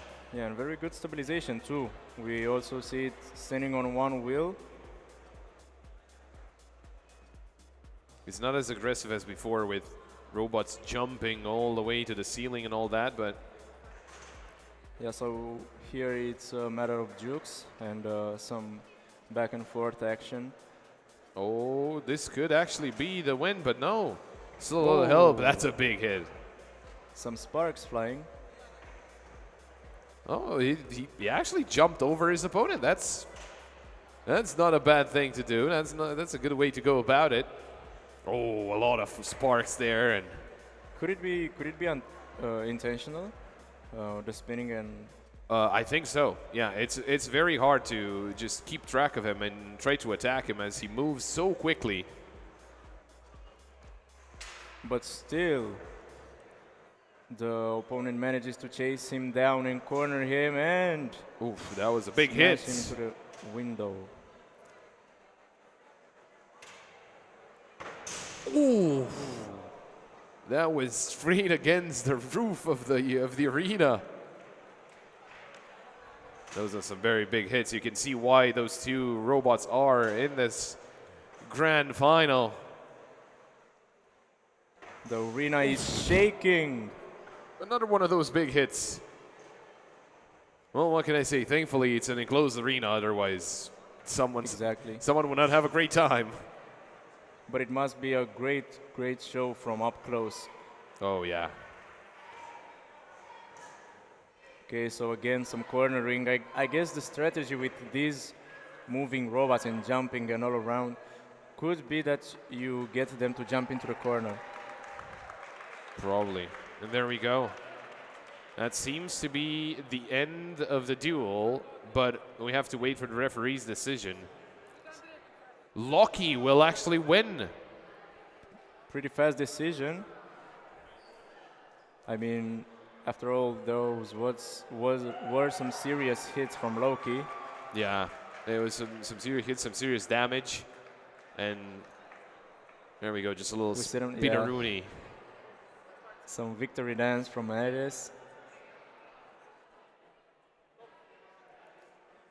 And both of them just getting next to each other again. Both of them coming in from the same team out of Mexico. AR Upita is going to be Loki in first place and Ares in second place. But then again, the team in itself wins by having both first and second place. Even though they were from the same team, they didn't hold back 1 second. I mean, oh, no. This isn't what you can call a friendly match, not so ever.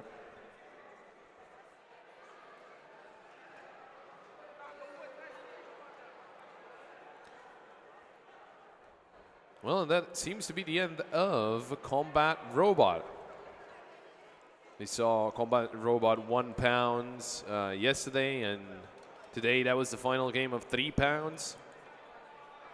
So I that think leaves us with, all that's left is Sumo. I think Mega it's Mega Sumo, yes. yeah. I think that's all that's left, and I think that was in the semifinals. We'll get right to it, of course. So RC has definitely concluded. All that's left is Oh, Mega yeah. Sumo Autonomous. Yes. And for this competition, it is the third place final between Surprise and Zetsu. Hello, hello.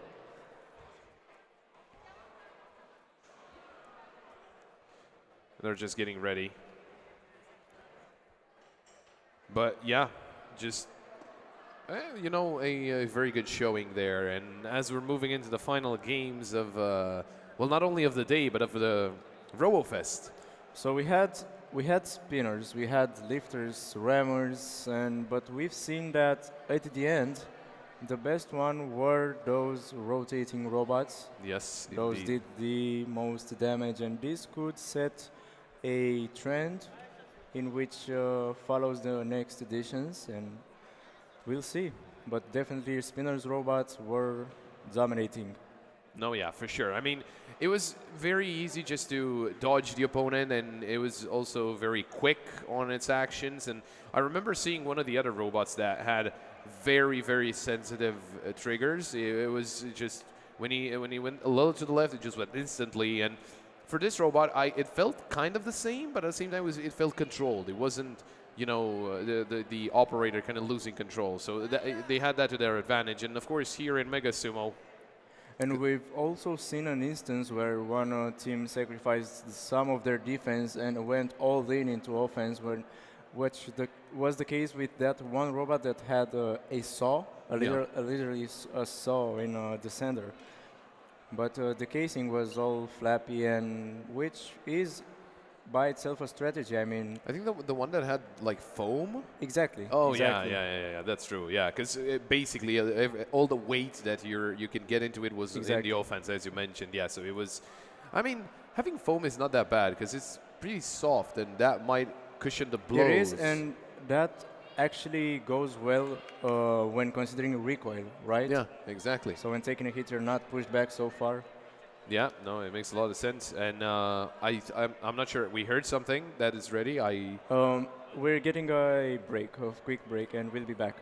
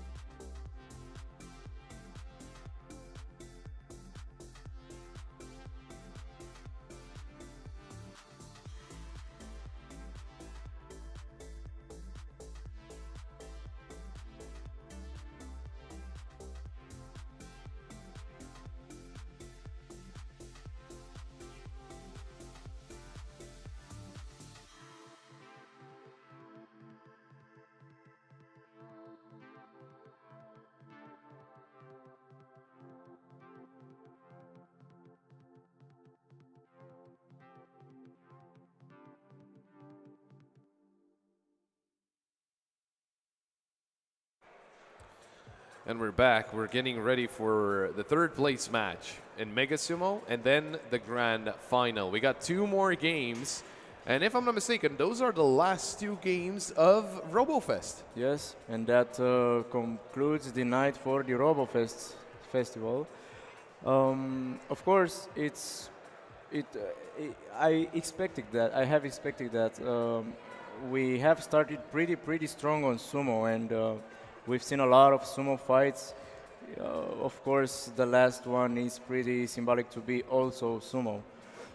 Yeah, no, it's also kind of the main attraction, right? Because technically all of the other sumos were playing in all those fields around the room, but the Mega Sumo, they had, you know, their own special big screen, their own special area. Yeah, exactly. So that's kind of the main attraction here, but of course I do think combat kind of stole away the show a little bit.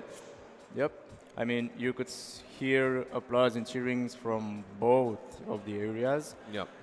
But at Mega Sumo, that was the biggest crowd that there was. Yep, exactly. And as they are slowly getting ready, we're looking forward to the third place match, even though I see Team Vision there. So maybe the third place match already happened? Just as a general idea, Team Vision with Corvus, they're in a grand final. And yeah, we're expecting a surprise against Zetsu for that third place match. So we have J Sumo. That's the robot that we saw yesterday dominate the ladders, and we finally see him here at the grand final, which was actually to be expected. Yeah, Surprise did really well, and so did Zetsu. I mean, Zetsu had to face off against his teammate, against Senju, in the semi-final, and Senju won 2-1. Exactly. It's the question remains: will we see a robot that finally manages to put up against J Sumo? We will see. Well, the one that actually won against Surprise, it was actually Corvus. And this is going to be a best out of 5 because it is the third place match. So, you know, the number of wins or number of points the robots are looking for is 3, not 2. We can see some damage already being done on J Sumo probably from the last fight. Some quick fixes here and there, and oh, there we go. There's the first point going the way of Zetsu.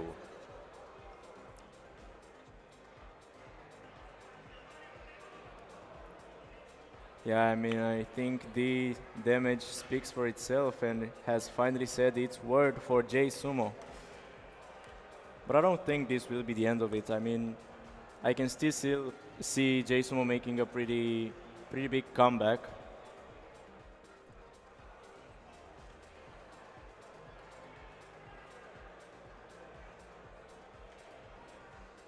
Yeah, just the arena getting quickly patched up, quickly getting fixed. So that we can keep going with the second game of the third place match. Once again, the general idea of what's going on here is that the arena has to be completely black, and the only white part is the outside part. And the robot will detect white, and it will know that he has to turn around because there's the edge. And if it finds any white parts in the middle, that's going to be a problem, right? Because it's just going to turn around from the middle, even though he is technically just safe over there. Exactly, and so there are 2 colors that have to be high contrast for the color sensor to properly work, and so that's why probably we chose white and black for the contrast to be as big as possible. Yep, exactly. As they're getting set up right now for that. But once again, I mean, game. J Sumo looks pretty roughed up. Yeah, I don't think Surprise had an easy couple of days, but this is his moment to try and secure that third place. Yep, this is the time for the final push. Not choosing much of an angle when positioning the robots at the start, and whoa! Surprise, didn't really move all that much. That's a problem. Zetsu's already up 2-0. One more win, and he gets third place. The reaction time on J-Sumo, I mean, it really dropped down over time. I mean, we didn't really see that at the first few fights, right? I mean, Yeah. J-Sumo used to be quick and swift. Now,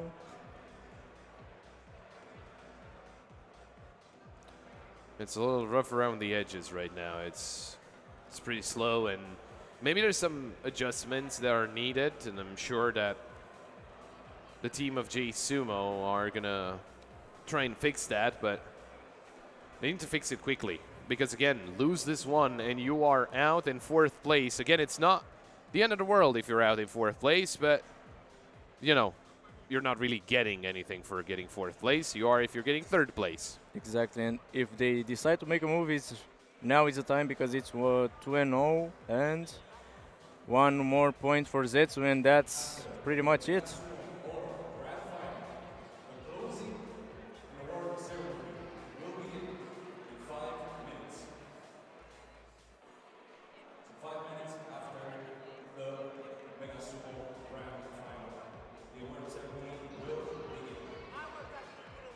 Well, there we go. We got an announcement there. Then, after 5 minutes after the grand final is over, it's going to be the award ceremony. So, you know, if you win something, you just make sure you stick around to get your prize. So we see J-Sumo being fixed there with the ramp that was slightly a bit detached the last round. That could have been the issue with Zetsu getting under it so quickly.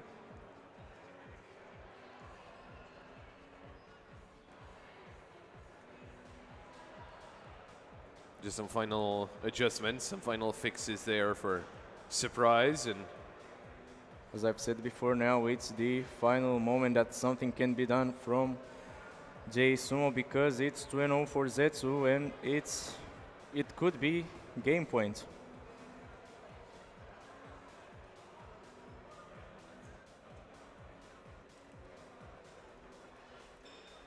getting set up right now. Okay, so they chose a bit of a passive position with a little bit of space there. I think it's too much to the left. It might be. Maybe. Surprise might be too far to the left, so they will have to reposition it.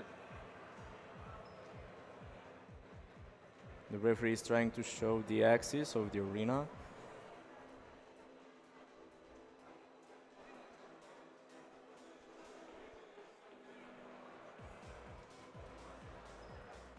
I think that the difference in position is a bit way too much. I don't know why. To be honest, I don't know what the arguing is about. I mean, If it's too far off the axis of the arena, I mean, you could just bait out your opponent and quickly move to the side, and he just falls off the arena, so it wouldn't be fair. oh yeah, no, I get why. Oh, you yeah. know, I get the positioning. I don't know why there's any argument about it. I mean, it's clearly not within the boundaries. They have to put the robots up once again, and it's. I know it's a little complicated with all the magnets. I get that, but Yeah. So we see them finally removing the robots, and we'll see maybe still a passive position considering the score and the damage. So they might choose a position that's a little bit to the side, but of course not that much as before. Maybe try and flank Zetsu.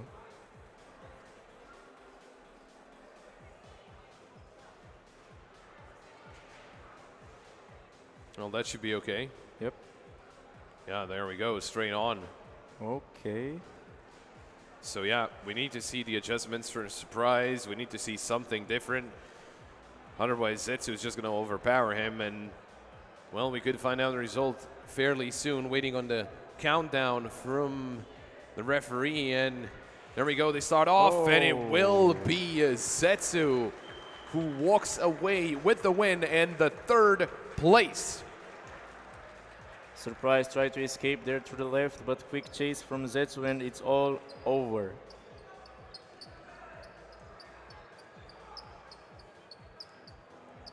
Wow, I mean,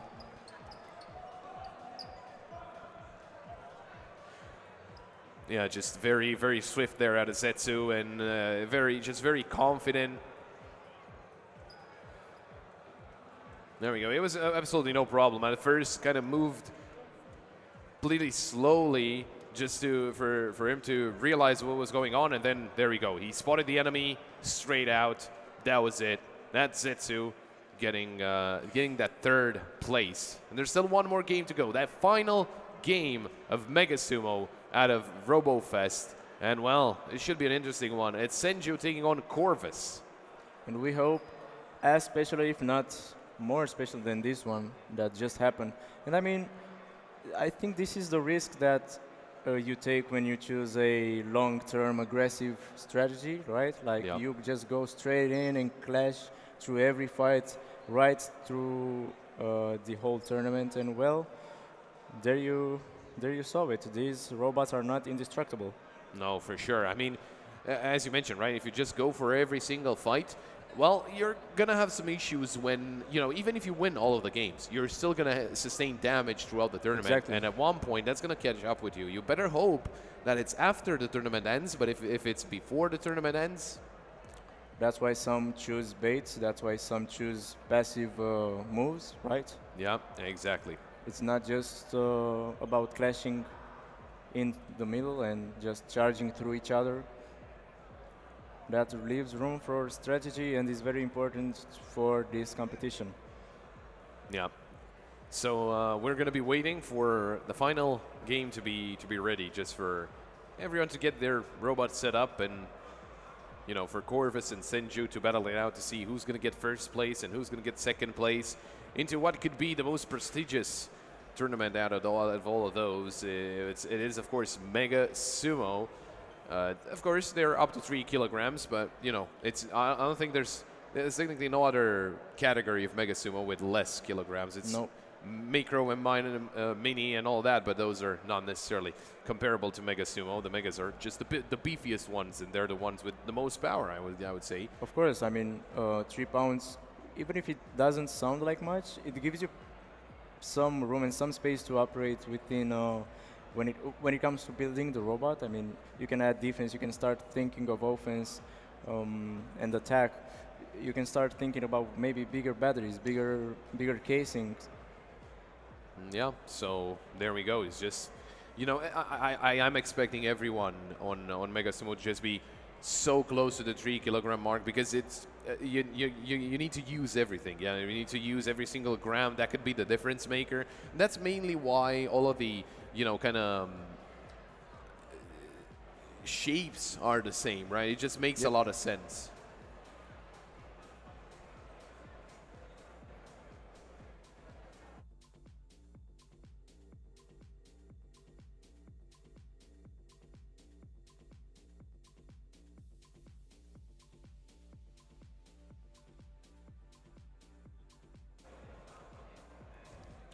So there has been a quick change of voices. I'm here with... In your head or...? No, here with me. I'm pretty sure of what I'm seeing. So they're the same. Okay. Yep. A quick caster swap. Mr. Pop has to take the stage for the award ceremony. We are currently still awaiting the final match at Grand Sumo, with the final for Mega Sumo Atsaramos.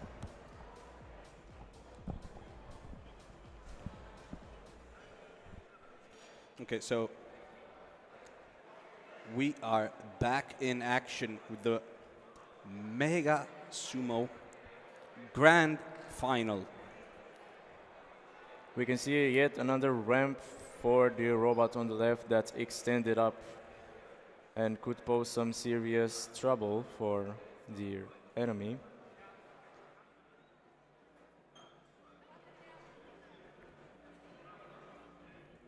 You have to be careful when charging against curved ramps because you could.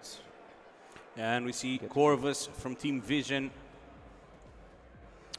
And a tough opponent from Sumo Robotics in the form of Senju. Senju has been so dominant. We'll see how this turns out. I mean, Corvus is, after all, one of the few robots that managed to defeat J Sumo. And whew. What do we think of that? I mean, I didn't even get to finish my sentence and it's already over. That shows just how quick these matches go by. And it's a 1-0 win in the first match, which means Senju has the upper hand in the final. Let's see a quick replay of that. Just what I was saying, you got to be careful against Okay, so we know that in a deadlock, Senju is stronger than Corvus. Yep. Corvus even has a bit of a smaller form factor here, so it might want to use maneuverability and flank their opponent, but this might be hard because I think Senju is also quite fast in its own right. I mean, Corvus has the speed, has the power, but has to go behind. Yeah, it has to go behind. Yeah, he needs to avoid that curvature at all costs. I mean, it flips him over the second he makes contact. Yeah, for sure, for sure. So we can maybe see a little bit of jukes coming from Corvus this round, maybe some passive play or some passive positioning at the start. Let's see. Nope. Still Straight the same. at it. No. Oh, okay. He goes for the angled start. So and let's see if this will prove fruitful for Corvus. I think he heard us. I think we're giving them ideas. Yeah, I think they heard us for sure. And didn't make the turn in time. He was so close, right behind Senju, but yeah, that's a 2-0. I mean, when you enter that red zone against the robots, the turns just get so quick. Yeah, and I like the fact that Corvus tried to use a different strategy, try to outflank their opponent, but it is what it is, and it's a 2-0 victory so far, 2-0 advantage for Senju.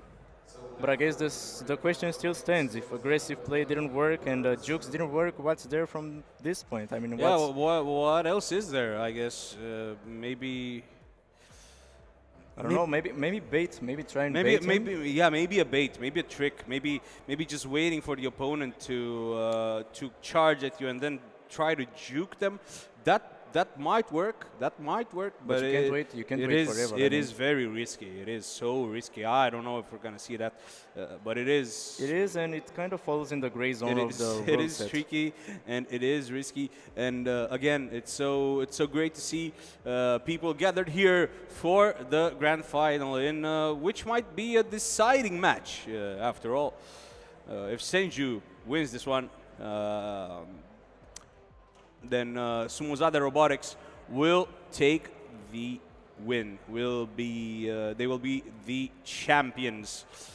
But it's still so impressive for Corvus to go up against Senju, and considering Sumo Robotics pretty much had a lot of robots that made it through the first groups and also the quarterfinals. I mean, we're talking about domination, and we're talking about giving no chance to their opponents.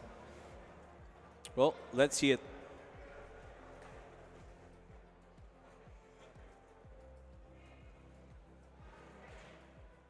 Whoa, pretty steep angle there. Yeah, and they start off close to one another.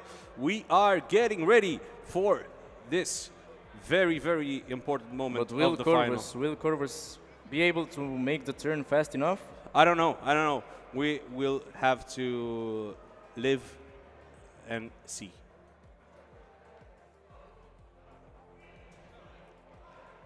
Getting ready, and that is a clear and decisive victory for Sumozade Robotics, who are these year's RoboFest champions at Mega Sumo, one of the most prestigious and well-respected tournaments here at RoboFest. Sumozade Robotics, the winner with their amazing robot, Senju. They have traveled from far away.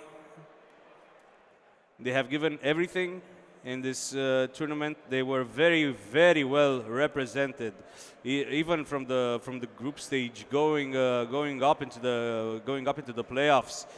They have been one of the most recognizable names in this tournament, and the quality of their work and the quality of their robots has been truly impressive.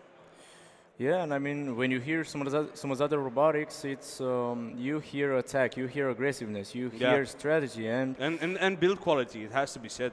Exactly. Build I mean, quality as well. Look at Senju. It has almost no damage visible that came from last matches, as opposed to the previous robot, Sumo. I mean, our Corvus gave everything, but in the end, the build, the Senju's build, proved to be too like a nut that's too hard to crack.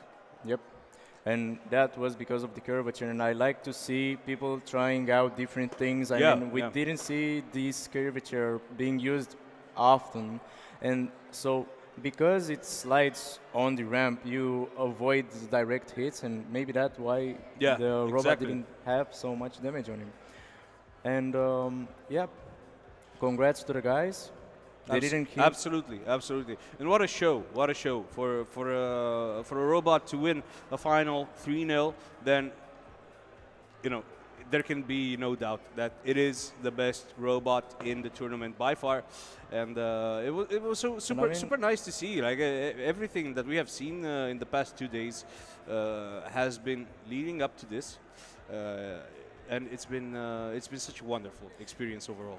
And we didn't even get the full experience. I mean, even I enjoyed it, but imagine being there. Imagine being there with the guys, with your team, coming from afar, working on your robots. Yeah, exactly. In between the rounds. And seeing your robot finally win, it must be a blast. It would be like, when I think about it like that, when I put it all into perspective, and I think about building the robot, coming over to a country as far away, participating in a tournament with almost 30 countries, from what I understand, then it would be such an emotional. Every match would be like. It would be a heartbreaker. It would, so that is something to truly take into consideration. Yesterday when we talked to you, you said you're not into robotics, but I think after seeing what you've seen in the last 2 days, do you at least consider it? I mean, for what can I say? For me, I do consider it. I mean, next year, hey, I might not even be here. I might be just there with my team. You might be in one of the teams. Okay, well, I'm sorry to lose you at the caster desk, but you gotta follow your heart. You gotta do what you gotta do, man. Exactly, you gotta do what you gotta do. Me, I think I'm a little outside of the. It's too late, I'm outside of the loop. I don't think I'm gonna have my own robotics team, but I don't know. Maybe that will change. We will see. Anyway, thank you so much for watching. Thank you so much for sticking with us up until this point. And we have a small break coming, and after that, the award ceremony for RoboFest.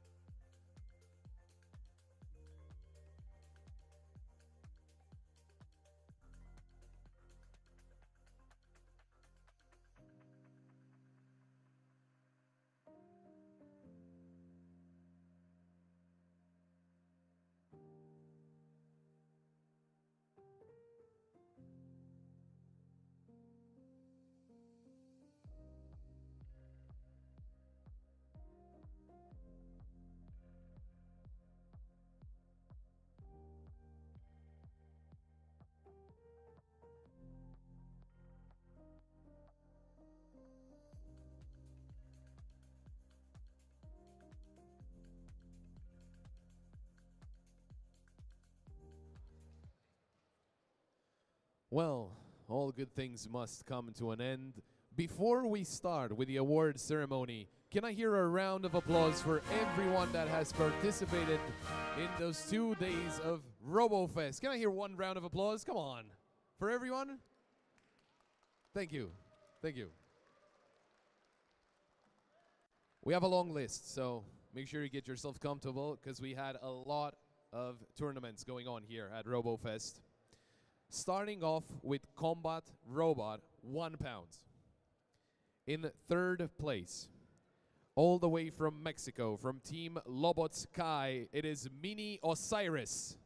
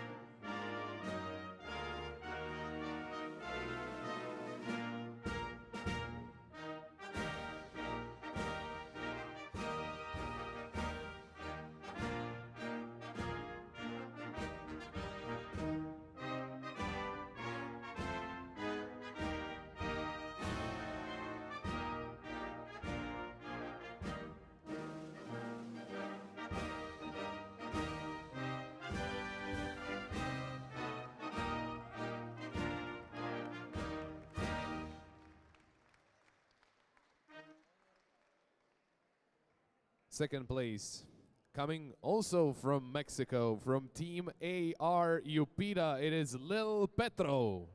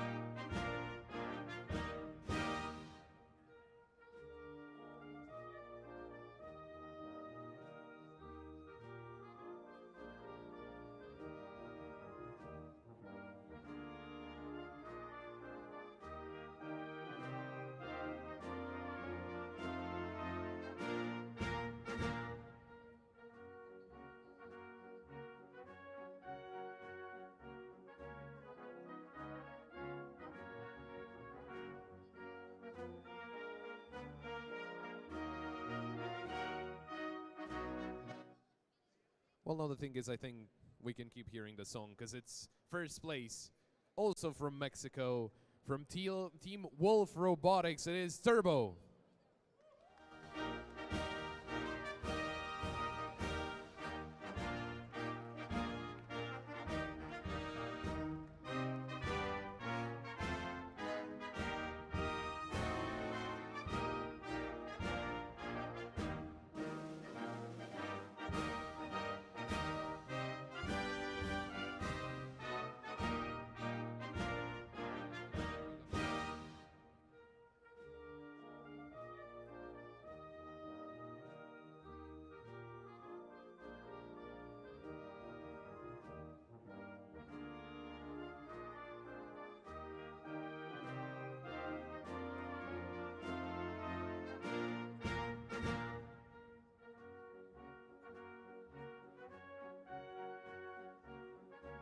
And there you have it. Those are your winners for Combat Robot 1 pounds. Let's hit it one more time. One more round of applause. Come on, everybody, for your winners.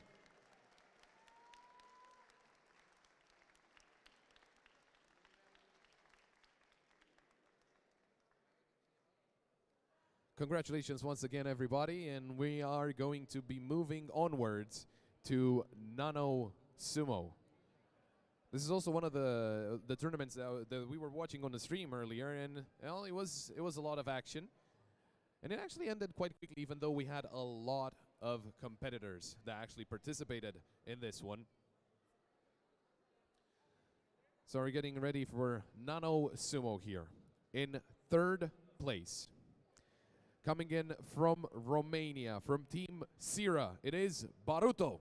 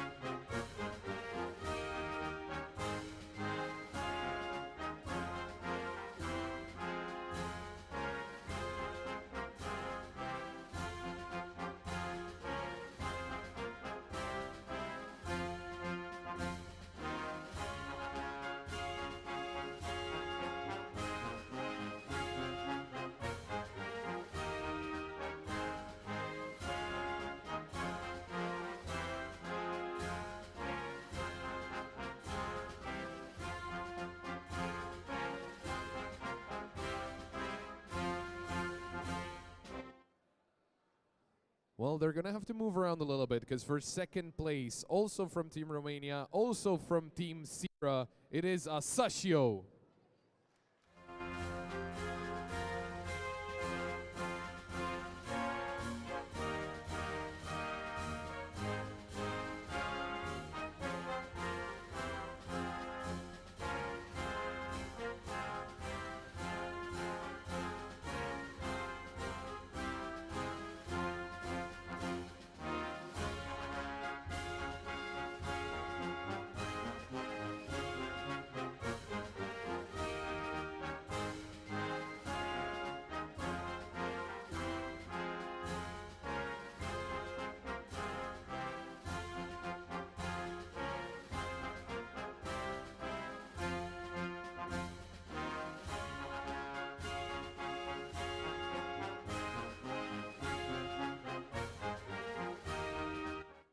And well, I was saying how they would have to move around quite a lot because first place, also from Romania, also from Team Sira, it is Akebono.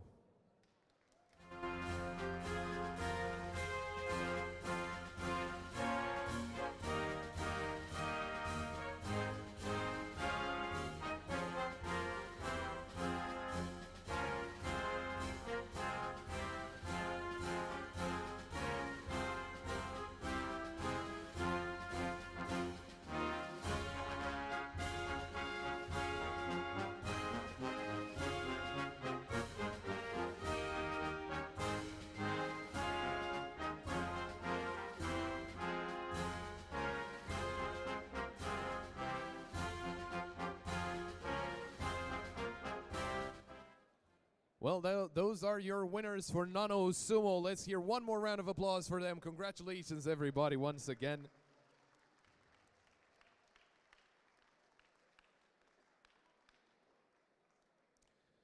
Once again, congratulations, everybody. And as they're getting their pictures taken, we're going to be moving onwards to line follower kids.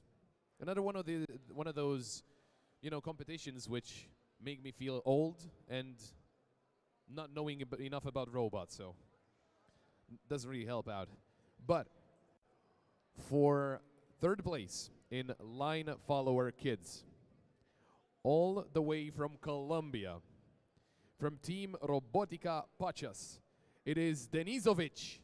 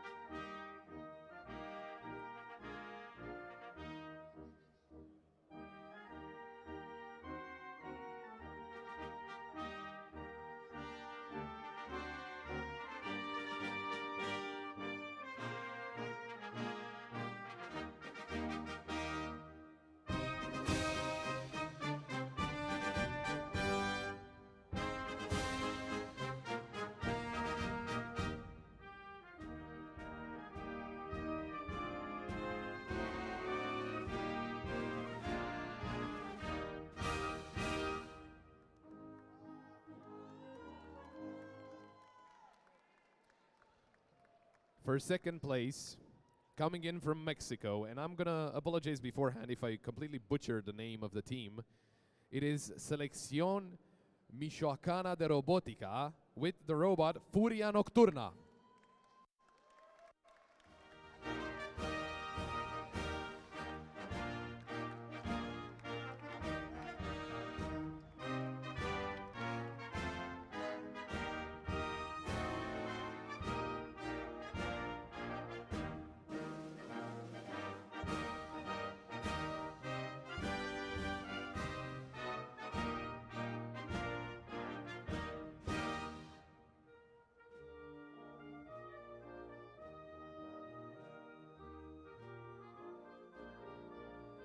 And for first place, coming in from Romania, from Team Bits, it is Bits L4.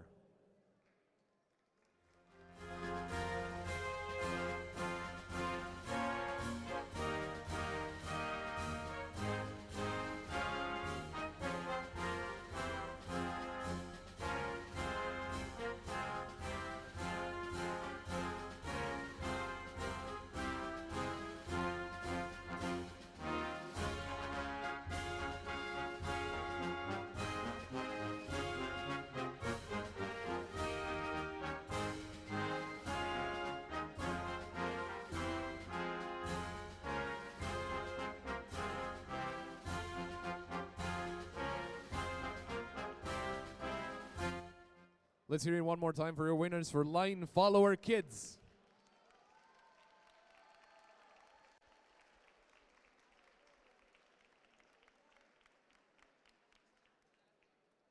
As I said, we have a pretty long list, so buckle in. We have some more awards to give. Micro Sumo is the next on the list. In third place, from Romania, from Team Electro Racers, it is Ralu.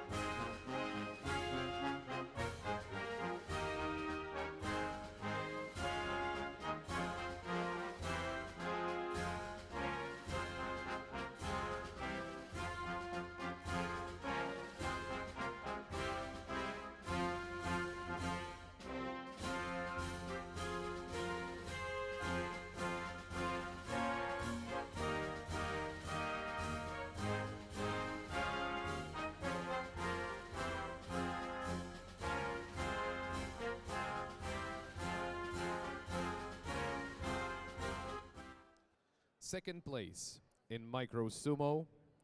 Also from Romania, from Team Sira Robotics, it is Odobleja.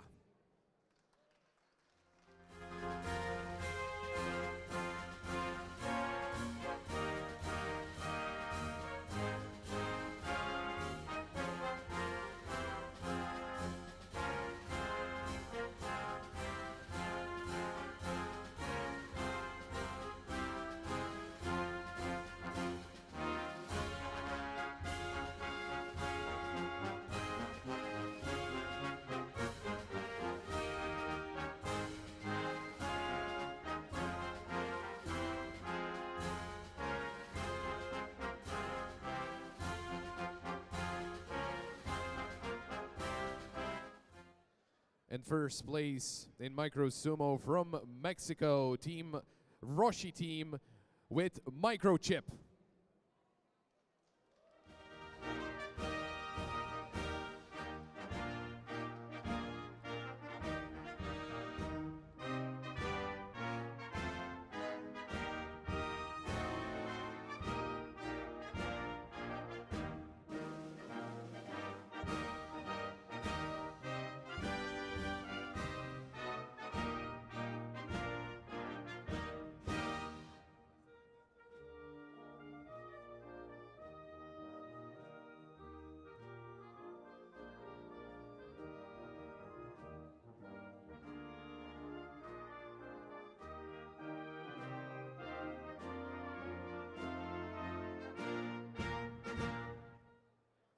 Your winners for Micro Sumo. Let's hear it one more time for your winners.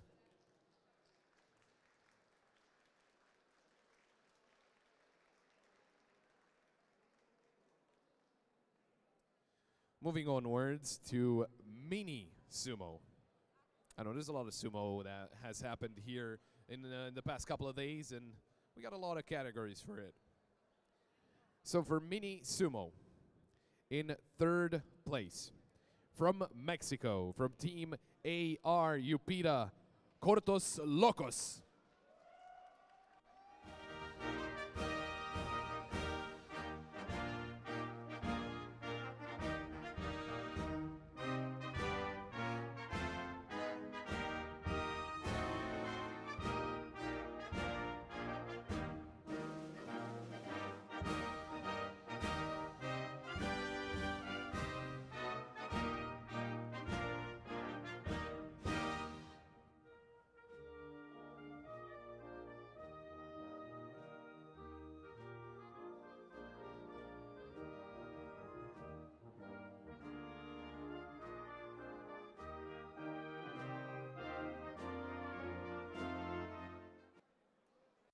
Second place in Mini Sumo.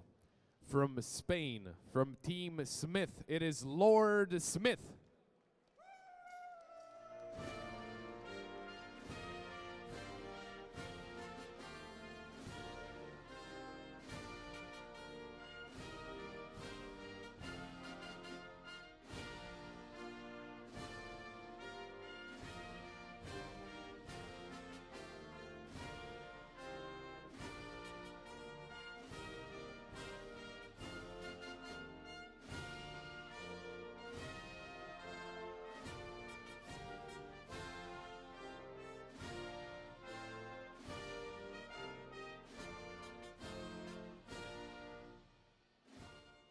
First place in Mini Sumo from Mexico, from the Roshi team, it is Ramon Serrano.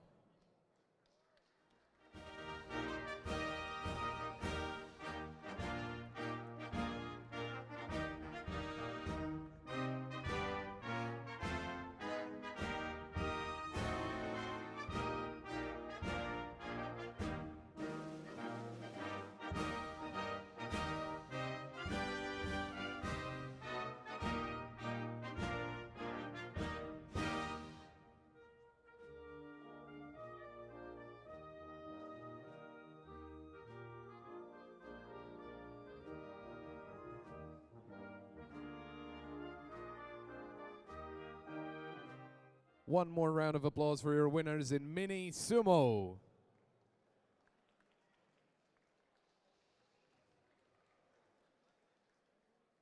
Moving onwards to football. In third place for football, coming in from Romania, from Team Star Wars, it is Yeti.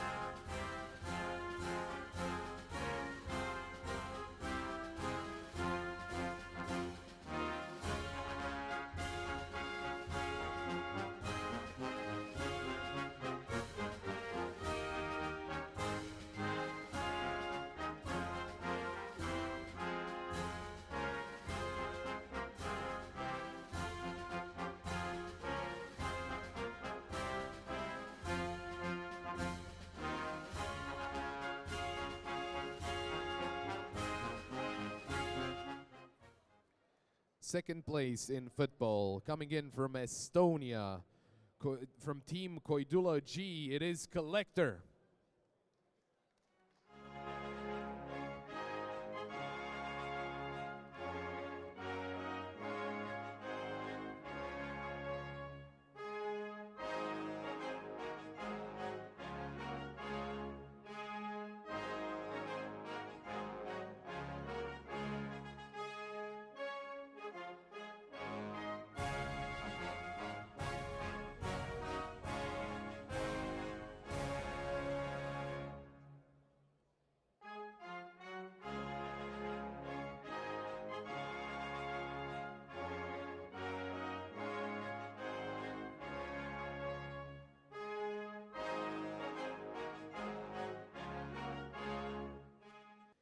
And first place for football from Romania, Team Star Wars, it is Ziggy.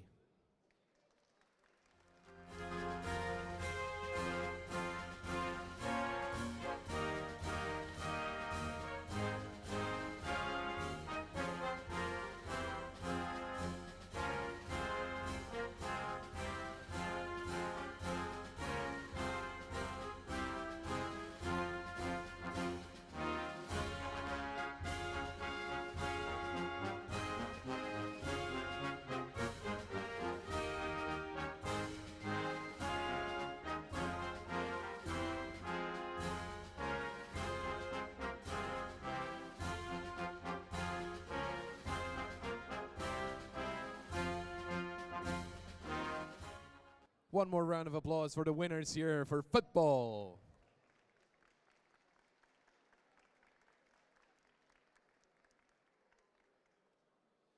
Moving on to the next tournament, line follower enhanced. Third place, coming in from Peru, Team Club de Robótica Robotronics UNT. It is Dragonfly.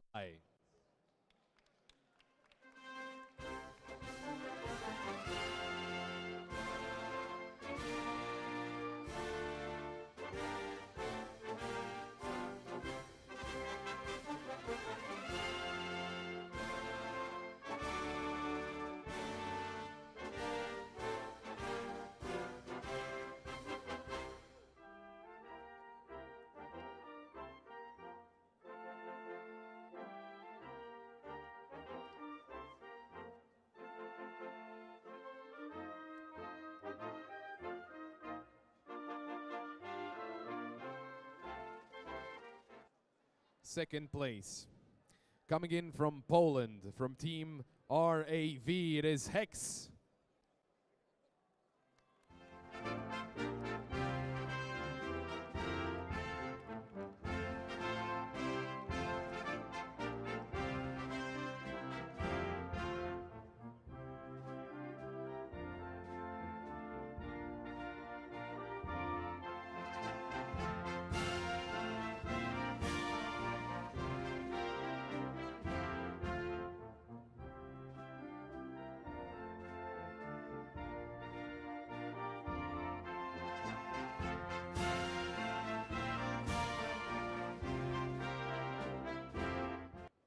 And first place, from Romania, HBFS Robotics, it is HBFS L1.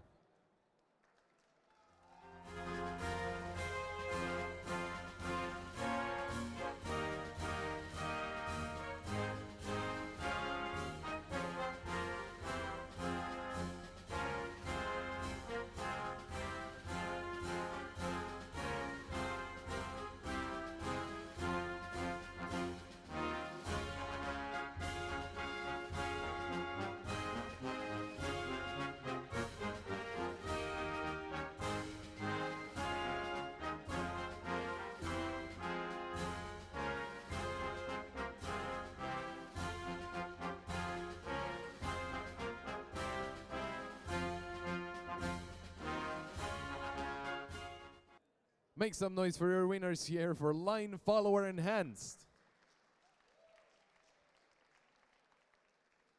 Congratulations everyone once again. And we will be moving on with Humanoid Sumo. Humanoid Sumo, actually, we got quite a bit to watch there on the stream. It was really fun. In the third place, from Romania, from Team Digital, it is Digital HR1.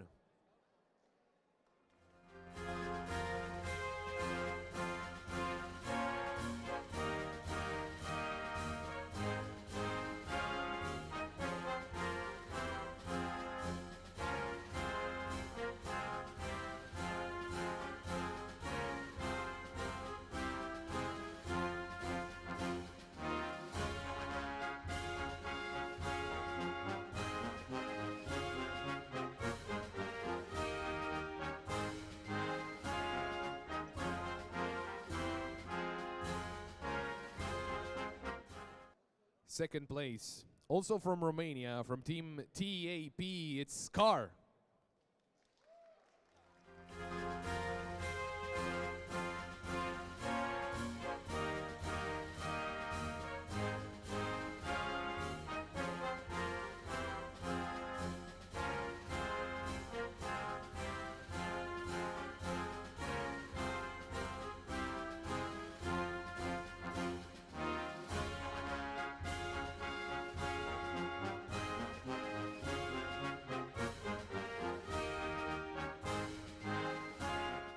And first place in Humanoid Sumo from Turkey, from Team IBB Tech, it is the robot IBB Tech Manko.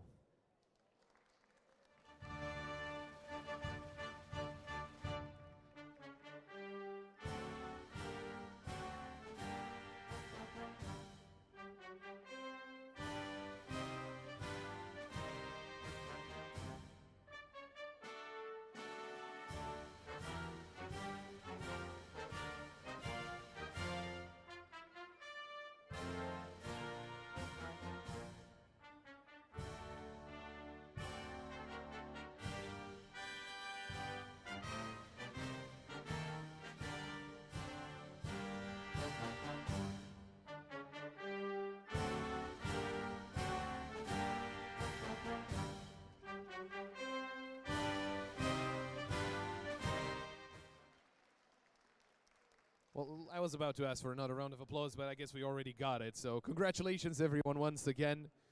And that was Humanoid Sumo. Moving on to Mini Sumo Kids. Mini Sumo Kids in third place. Coming in from Azerbaijan in Team IT Innovations, it is Robot Mechanics.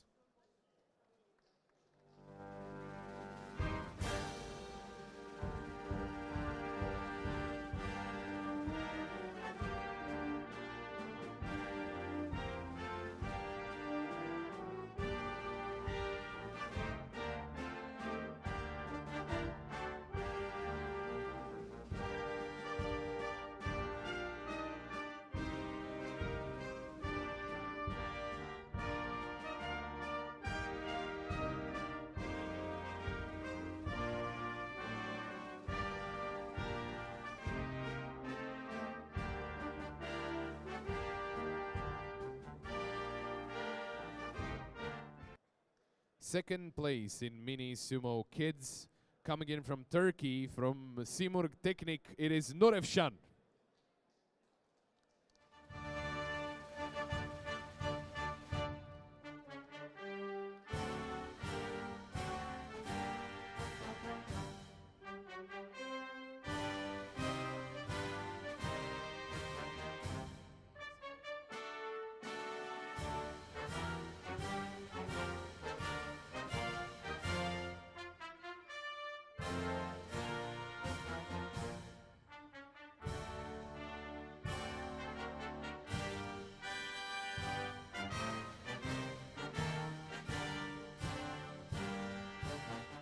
First place, also from Turkey, from Team Korfez, it is Korfez 08.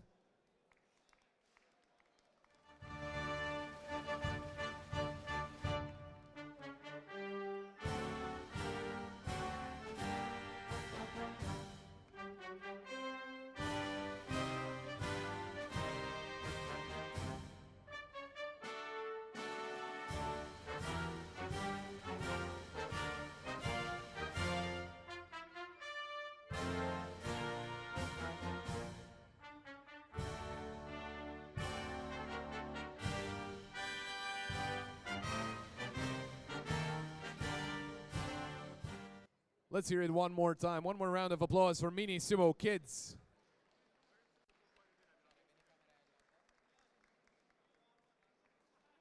Once again, congratulations everyone for winning. And we are moving on to Mega Sumo 3 kilograms. It's RC though. It's the one with RC. The one that finished a little earlier in the day. The one, you know, that was autonomous. That was our last. But we are first getting to the, again, Mega Sumo 3 kilograms RC. in third place. No worries. In third place, as I was saying, from Mexico, from Roshi team, it is Hades.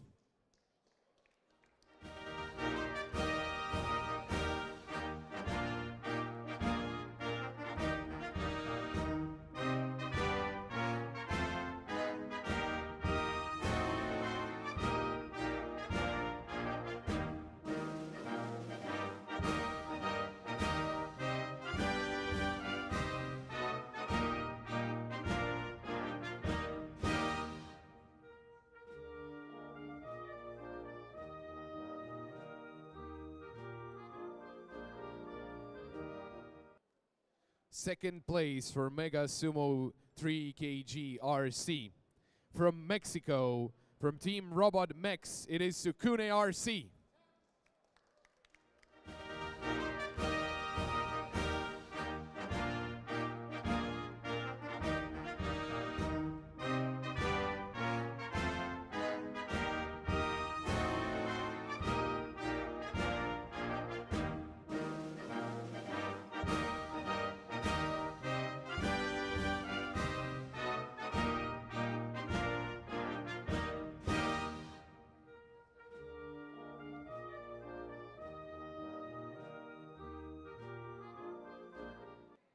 First place for Mega Sumo 3 kg RC, all the way from Japan, in Team Udon is Shuryo.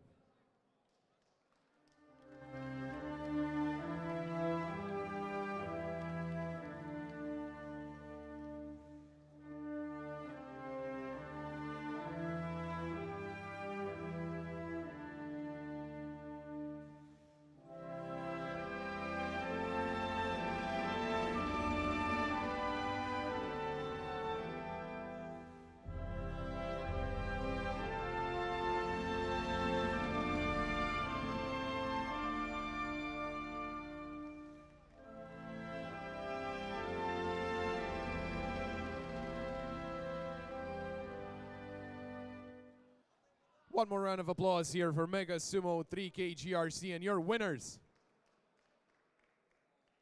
I know I'm asking for a lot of applause. Well, we're soon to be done. Don't worry. We got some more, but not too many. Moving on to Combat Robot 3 pounds. That was one of the tournaments that ended kind of towards the end of the day, and it was a lot of action. And I'm gonna be honest, it was a lot of fun. I had a lot of fun watching that, casting that. It was pretty aggressive, but you know, in a good way. For Combat Robot 3 pounds, in third place, from Mexico, Team Lobot Sky, it is Orion.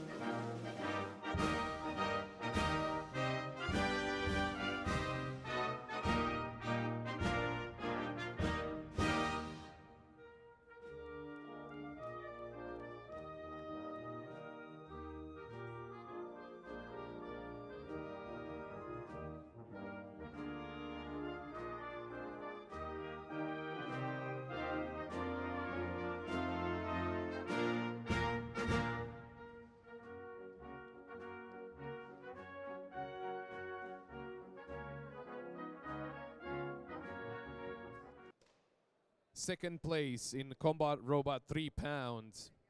From Mexico, from Team AR Upita, it is Aries.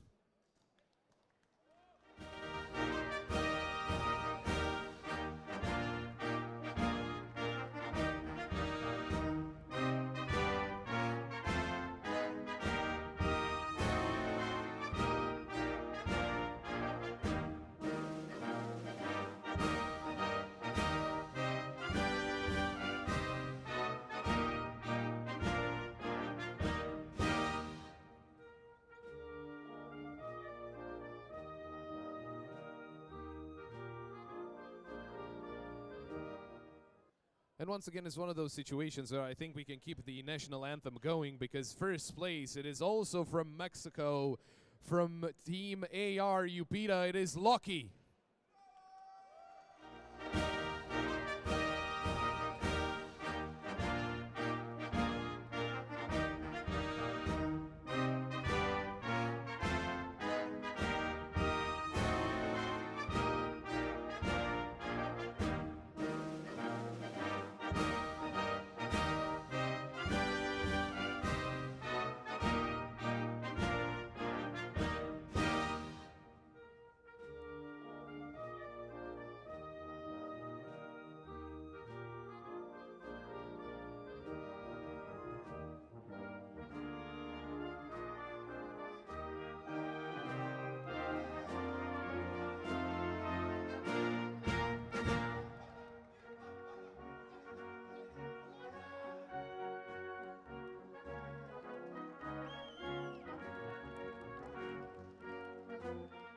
It seems like there's no need for me to ask them for some more applauses. That was wonderful.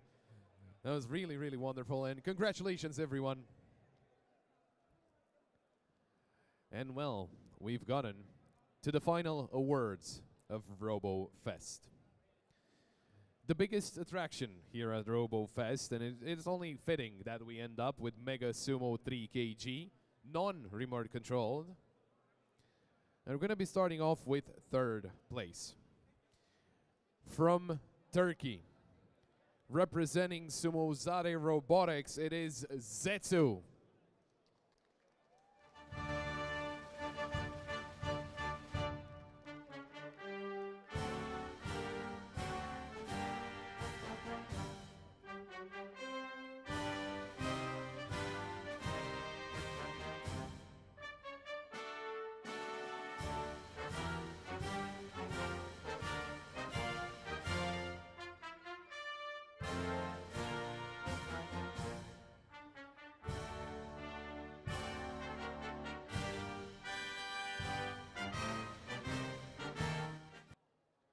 Second place in Mega Sumo 3 kg.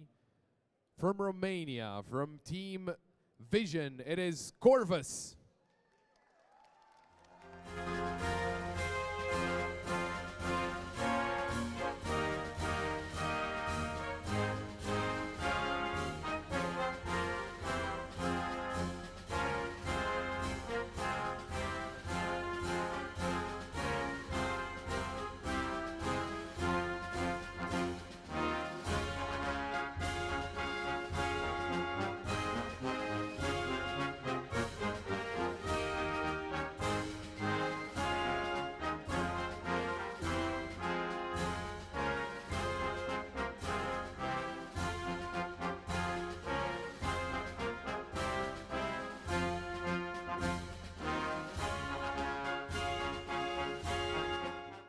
And first place, the winner of Mega Sumo 3 kg from Turkey, representing Sumo Robotics, it is Senju.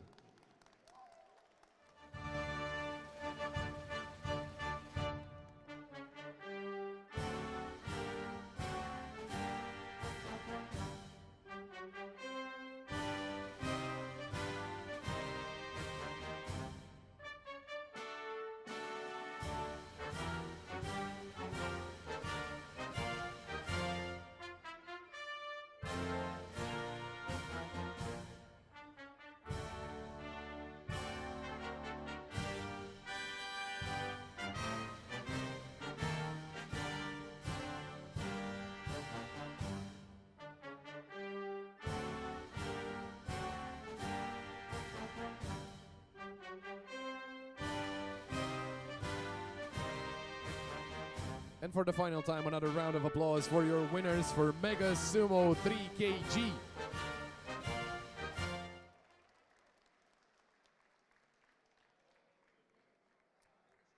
And with that, that wraps up Robo Challenge 2024. Of course, with RoboFest here. It was a lot of fun. We thank all the sponsors. We thank everyone for being here, either online or offline. I was very excited to just be able to be here and to cast this tournament. It was so exciting. I think everyone that was with me on the casting desk. And well, I guess it's see you next year. Until then, stay safe. Have a good one. Good night.